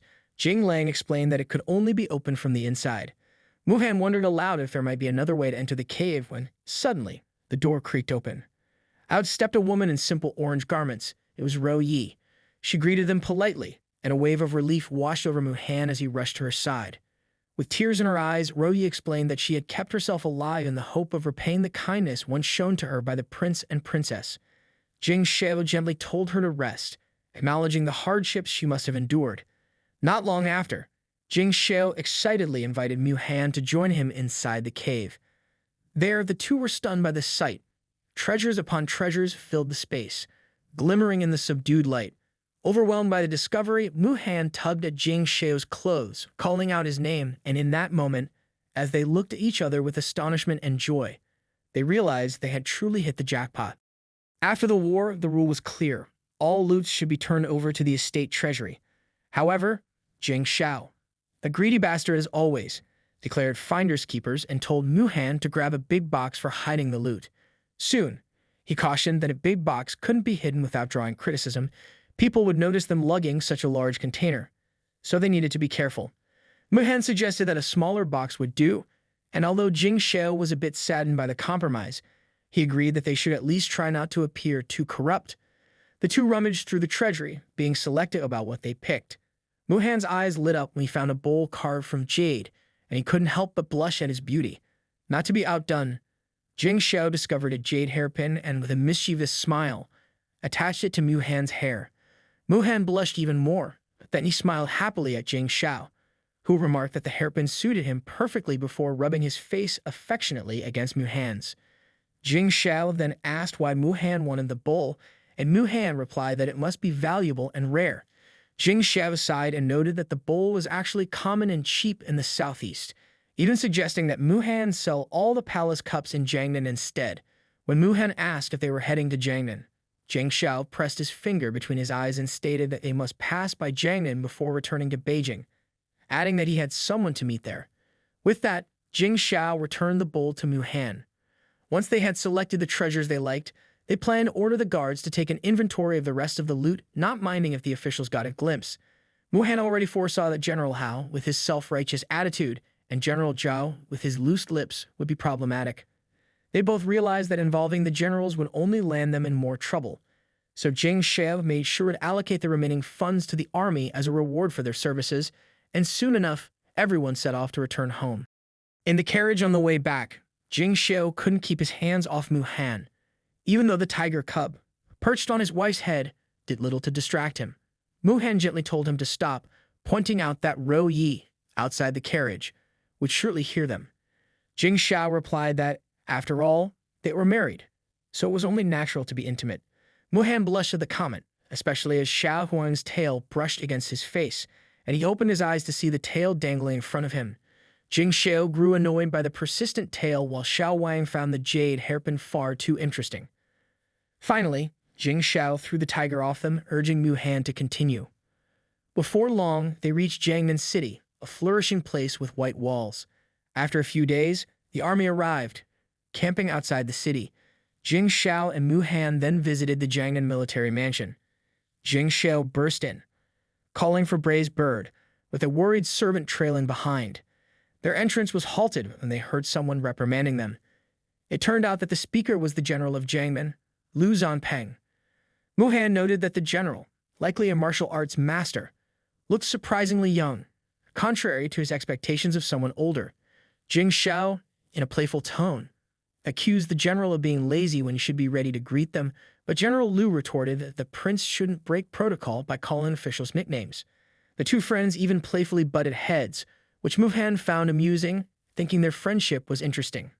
Eventually, General Lu noticed Mu Han and respectfully greeted him. Mu Han expressed his gratitude, especially noting the help the general had provided with his scented balm business. General Lu then mentioned that he accepted the business deal because he was friends with the third prince, who had the gall to keep calling him Braised Bird. The conversation lightened further as the two began to play fight once more, while Mu Han pretended to placate them. In the back garden, General Lu poured tea and began telling Mu Han stories about Jing Shao's younger days. He cheerfully recalled how the third prince, not being good at writing, once had his only name scribbled on a piece of paper by General Lu. Embarrassed at the thought of appearing illiterate, the prince had fabricated a name, Lu Neo, meaning Braised Bird. General Lu went on to describe how proud Jing Shao had been when he announced the name, prompting Mu Han to laugh along with him. Meanwhile, Jing Shao watched General Lu with a quiet, familiar affection. He remembered that when his own fortunes had faltered, this very man was implicated as well, and by the time he was exiled, the stress had turned his hair white, a memory that now seemed like ages ago. In a light-hearted exchange, Jing Shao told General Lu that in exchange for being called Braised Bird, he would give him a rare sword. He tossed the sheathed sword over, and as General Lu unsheathed it, his impressed reaction was met not with thanks, but with a teasing remark that he would happily die on that sword, a comment that sent chills down Jing Shao's spine. Mu Han mused that perhaps this was why Jing Shao had matured early, with General Lu as his reading companion. They must have spent more time playing than studying. Before long, Jing Shao got down to business. He wanted General Lu to help him find a house to purchase in Pingjiang. Surprised, General Lu asked if Jing Shao planned to settle down there. Jing Shao cut the question short by handing over 50,000 tolls in banknotes, and when General Lu inquired whether it was acceptable to buy property under the king of Huainan's jurisdiction, it was clear Jing Shao had other plans. Mu Han noted how perceptive and wise General Lu was, while Jing Shao remarked that the king of Huainan was indeed a threat to the emperor. General Lu then recalled meeting the king himself, confirming that he was difficult to deal with. Jing Shao, acknowledging that handling the king wasn't easy but not entirely undesirable, looked at Mu Han and suggested they still had time to sightsee, promising to return for dinner. As the couple continued their way, General Lu complained like an innkeeper and demanded payment, to which Jing Shao retorted that he expected vinegar fish when they returned. The day continued pleasantly, with a woman playing the pipa in the background at a high-end restaurant nestled in a beautiful garden. Soon, a waiter announced that two guests had arrived at the restaurant, renowned for serving sumptuous dishes like curry, intricately carved desserts, and dim sum. Mu Han fretted over the expense. 2 bowls of wontons cost a tael of silver, while Jing Shao reassured him that the ambience justified the price. Mu Han then remarked on Jing Shao's odd friendship with General Lu, and Jing Shao replied that they couldn't stay too long. Braised Bird would nag and added that if they had met as children, he would have taken Mu Han in, even making him sit on his lap just to hear his cute voice. Mu Han noted that being a concubine's child might disqualify him from the prince's company, believing young Jing Shao wouldn't appreciate his quiet demeanor, but Jing Shao quickly denied that, insisting he would have liked Mu Han regardless. Later, Jing Shao passed a bowl of dim sum to Mu Han to try, picking up a spoon and raising it to Mu Han's lips. Mu Han exclaimed at how delicious it was, and Jing Shao urged him to eat more, saying they should indulge so he could order even more. Mu Han blushed as he enjoyed his meal until suddenly, a handsome man with wild, flowing hair dressed in white and gold robes approached from behind, interrupting his meal. The stranger asked Mu Han about the dagger at his waist, recognizing it as a legendary sword. Mu Han explained that the dagger was a gift and that he knew little about it. As the man came closer, requesting a closer look, Muhan grew uncomfortable. Then, a hand clutched the stranger's collar, forcing him to step away from Muhan. Jing Shao raised his fist threateningly at the stranger's face, but the man blocked the punch, holding Jing Shao's fist determinedly, leaving Jing Shao surprised at the unexpected resistance. Taking advantage of Jing Shao's surprise, the stranger prepares to attack and seize his chance. Realizing that the situation is getting out of control, Jing Shao quickly gets into a defensive stance. Just as the stranger is about to strike, he suddenly stops before his blow connects with Jing Shao. Confused, Jing Shao asks him why he halted his attack. The man replies that sneaky attacks are not befitting the actions of a noble man, and at that moment, servants rush behind him in a clear panic. Jing Shao watches the man warily before turning to his husband to ask if he's all right. The stranger, however, seems to think that their display of intimacy in public is inappropriate.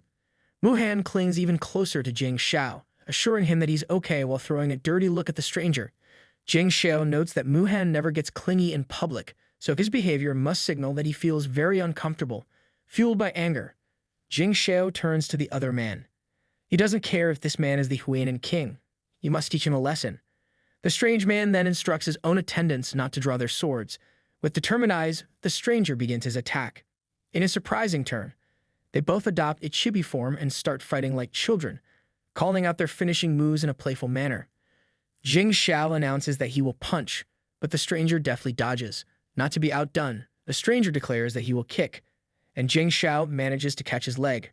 Meanwhile, Muhan stands by, not fully understanding what is happening, but realizing that these two are not being entirely serious.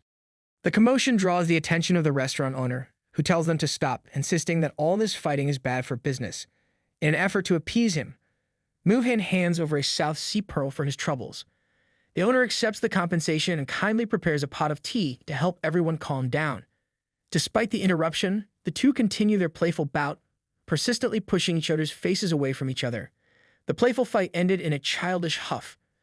The strange man lay on the ground, calling a stop to their bout, while Jing Shao sat, still visibly mad at him. Soon, the stranger sat up and admitted that he was wrong for hitting on another man's wife, casually telling Jing Shao that if he was still angry, he could hit him again. In a final childish gesture, Jing Shao kicked his leg one more time, prompting Muhan to pull him back and scold him for reigniting the fight. The man looked at them, amused, thinking that although their encounter had started on the wrong foot, they could eventually become friends. Jing Shao recalled that he had fought this man in a past life, not as an enemy, but more as a rival. He had come here expecting an amicable deal, yet they ended up fighting instead.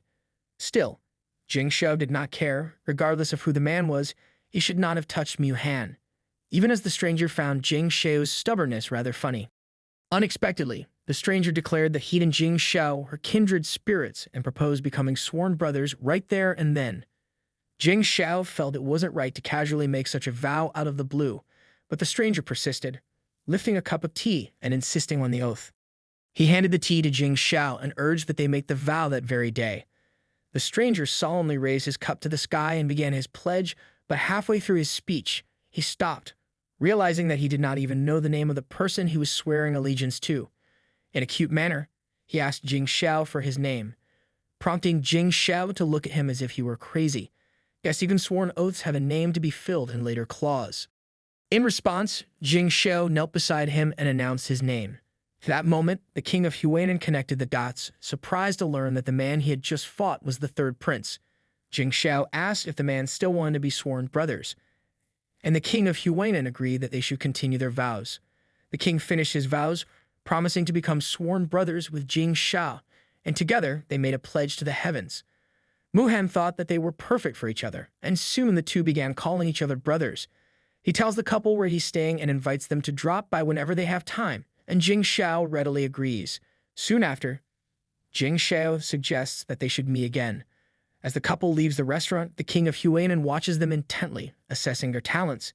In his eyes, they pose no problem when dealt with separately. One possesses an academic mind, while the other is brave with military might, but together, they could be a significant threat.